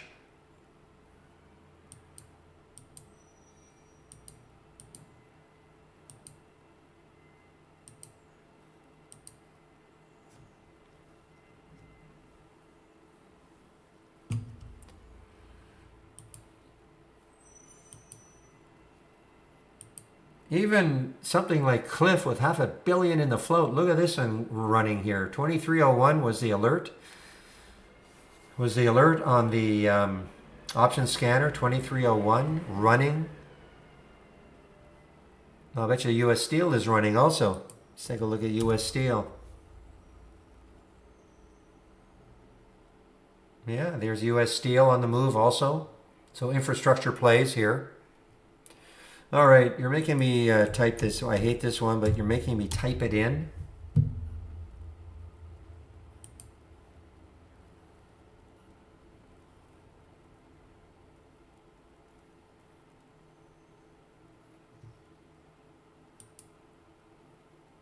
I'm sure any, you know, XME, my guess is that I don't think XME, we don't have XME as one of the sectors, but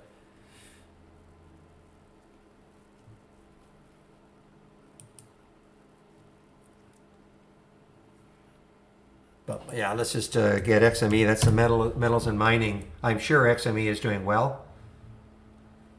Yeah, I mean it's been moving on the fives. It's had a nice surge here.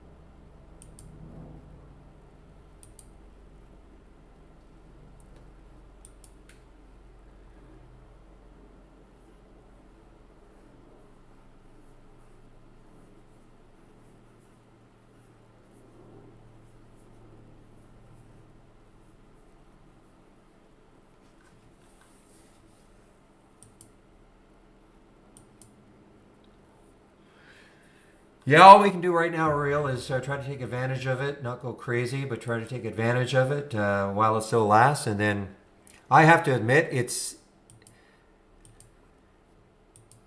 nerve wracking. It's so much action that it's hard to keep track of it all. On the other hand, I don't know, these kids, they've got a taste for this now. We'll have to see what happens. I mean, yeah.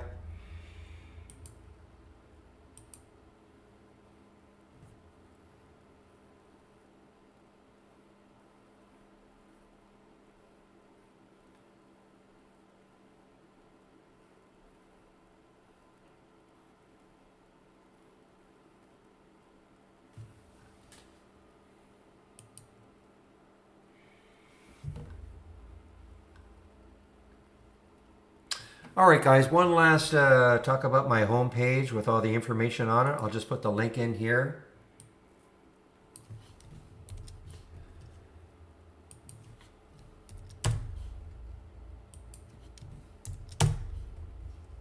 Okay, so here's my home page. There's the link. Save the link. Lots of information. So all I have to do is just save that link. Obviously, there's a way to take out a subscription right there with a promo code. The trade of the week is sent to you before the market opens every Monday morning. Stock of the day right here. All the scans I'm sharing, including my layout that you see. WPG, guys, on the move. Oh, man. And it's a late bloomer to the option scanner. Lots of, here's my option scanner right there, moving higher with unusually strong options. And my other one that I like is the gap continuation or reverse, though I really haven't paid that much attention to it, not with all the activity in the option scanner. And then the education link, or education section, the 20 lessons in 20 days. It won't take you 20 days. Daily support sessions in YouTube, starting from going from 12 to 1. Daily webinars. So this is the one that I attend. This is the Q&A with Dan and Brad, co-founders of Trade Ideas. The webinars are Monday to Thursday at 5 o'clock Eastern Time. All free. Sign up. Educational videos. Starting Trade Ideas from scratch. Also, you guys want more information about the AI right here. Those are videos. Back to basics. If you're new to trading, and I mean new, starts off with what is a stock? Ebooks that we've created. So again, I ran over this information very quickly. Why? Don't expect you to take it all in right now. Save my link. Look at it when you want.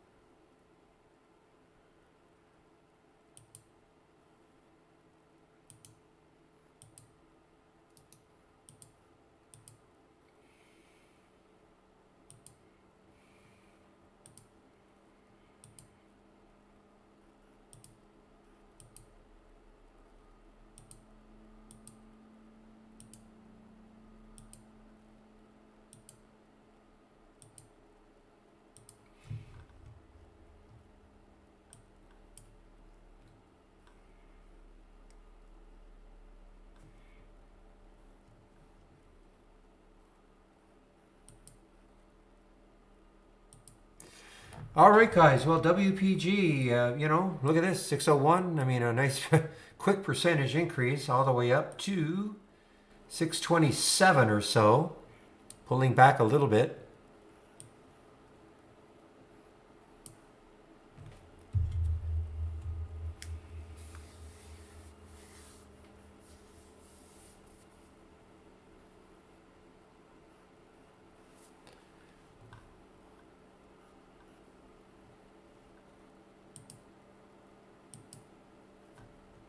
Look at the room this has got. 674 is the next high looking left on the weekly chart. So let's see if this can at least maintain over that high of last week. Which it looks like it's easily going to do. And look at the volume that came in. volume 2 on the 5 minute, volume on the 15, volume on the 2. So let's just see if it holds and then pops, especially in the last hour.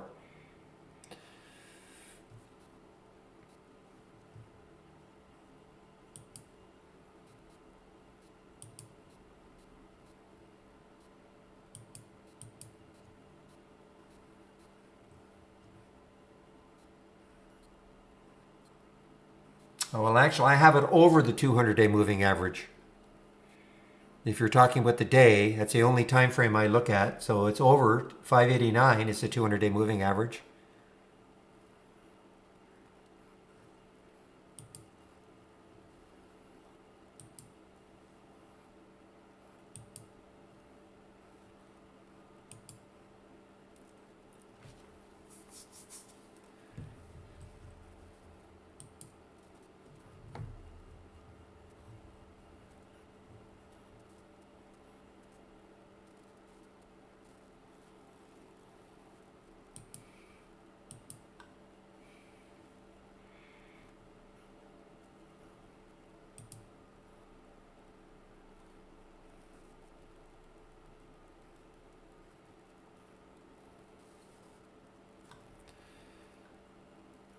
Yeah, NCT. I mean, it's been choppy. I mean, I guess you certainly had a chance to short it if you kind of guessed at the top there. But NCTY, it does look like it could keep going. You're right. Keep an eye on WPG, guys, if they get a hold of it.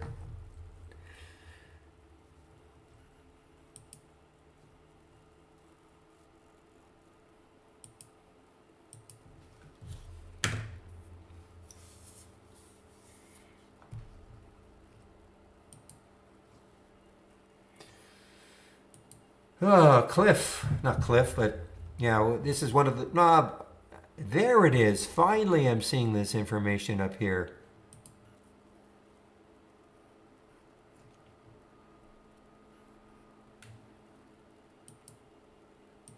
Cliff. CLF.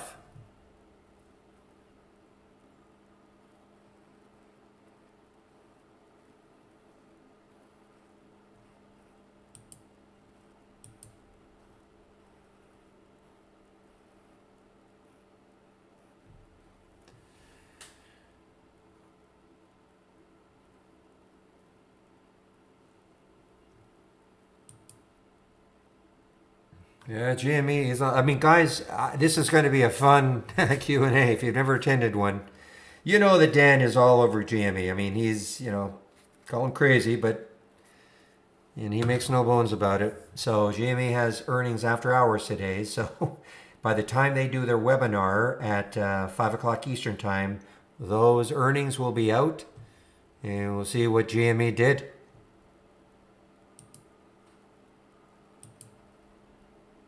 You want to go? You just have to sign up for the webinars right here. And this is the one that I help out on, so it should be really interesting. This is in the education section. And daily webinars, sign up for it. Should be a classic.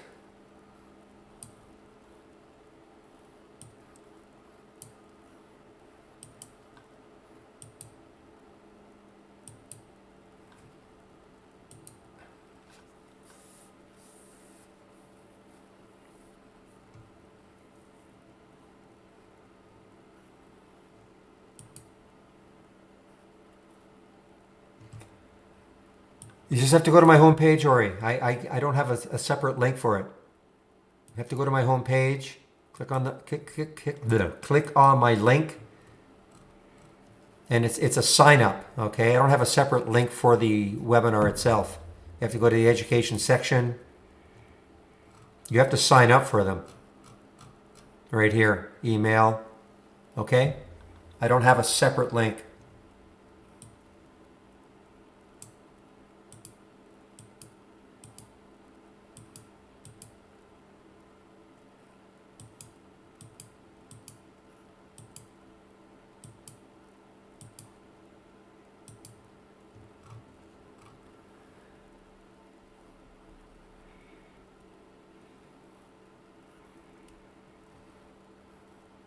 Amen to that, reel.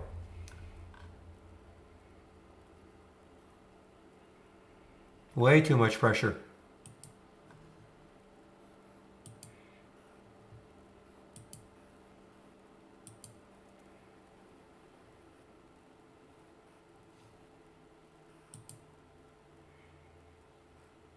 Oh boy, keep an eye on that WPG. I mean,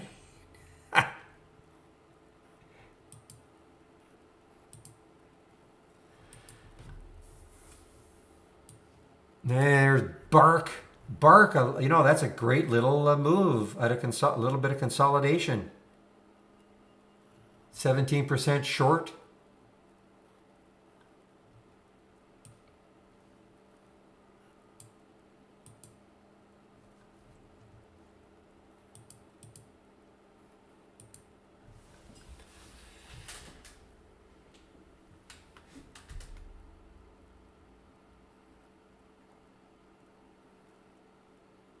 I won't even tell my wife what to buy. You know, she asks me all the time, "You're in the market all day long. How can't you tell me something?"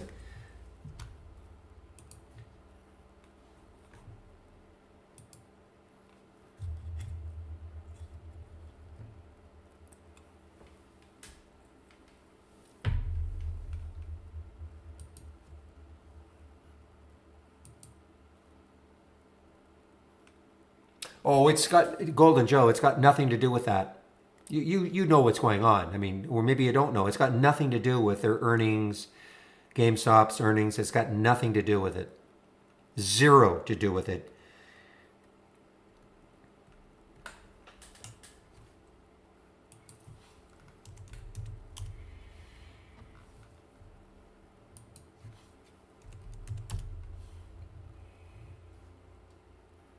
The basic premise is this: that short float percent, that's what they think, what some people think it's being supremely underreported.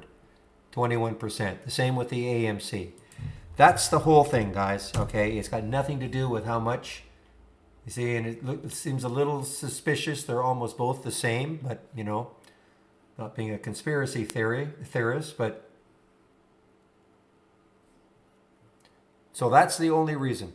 Okay, it's got nothing to do with earnings and fundamentals. It's all got to do with they think that there's a bunch of shorts out there that aren't being reported. That's all it is. So they're going to keep trying to push the price up and get these people to try to cover.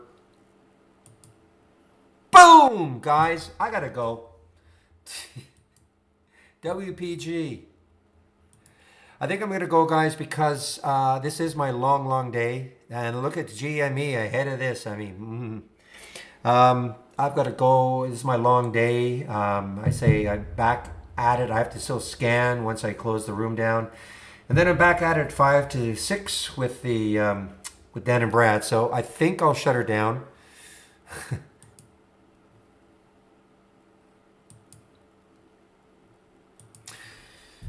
I'm trying to be a little more enthusiastic. Somebody said you have to show more enthusiasm. It's, you know, it's not. I'm a humble Canadian, so what can I say? So I'm trying to show a little more enthusiasm and stuff. Anyway.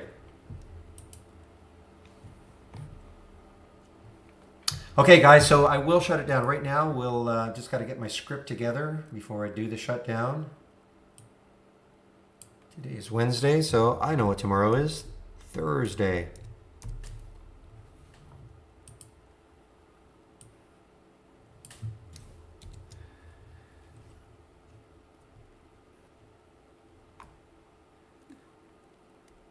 Golden, not really. I mean, they don't expect anything from earnings. Nothing, zero. I think what they're hoping for maybe is some announcements, maybe I don't know, some executives. I have no idea. Earnings has nothing to do with it.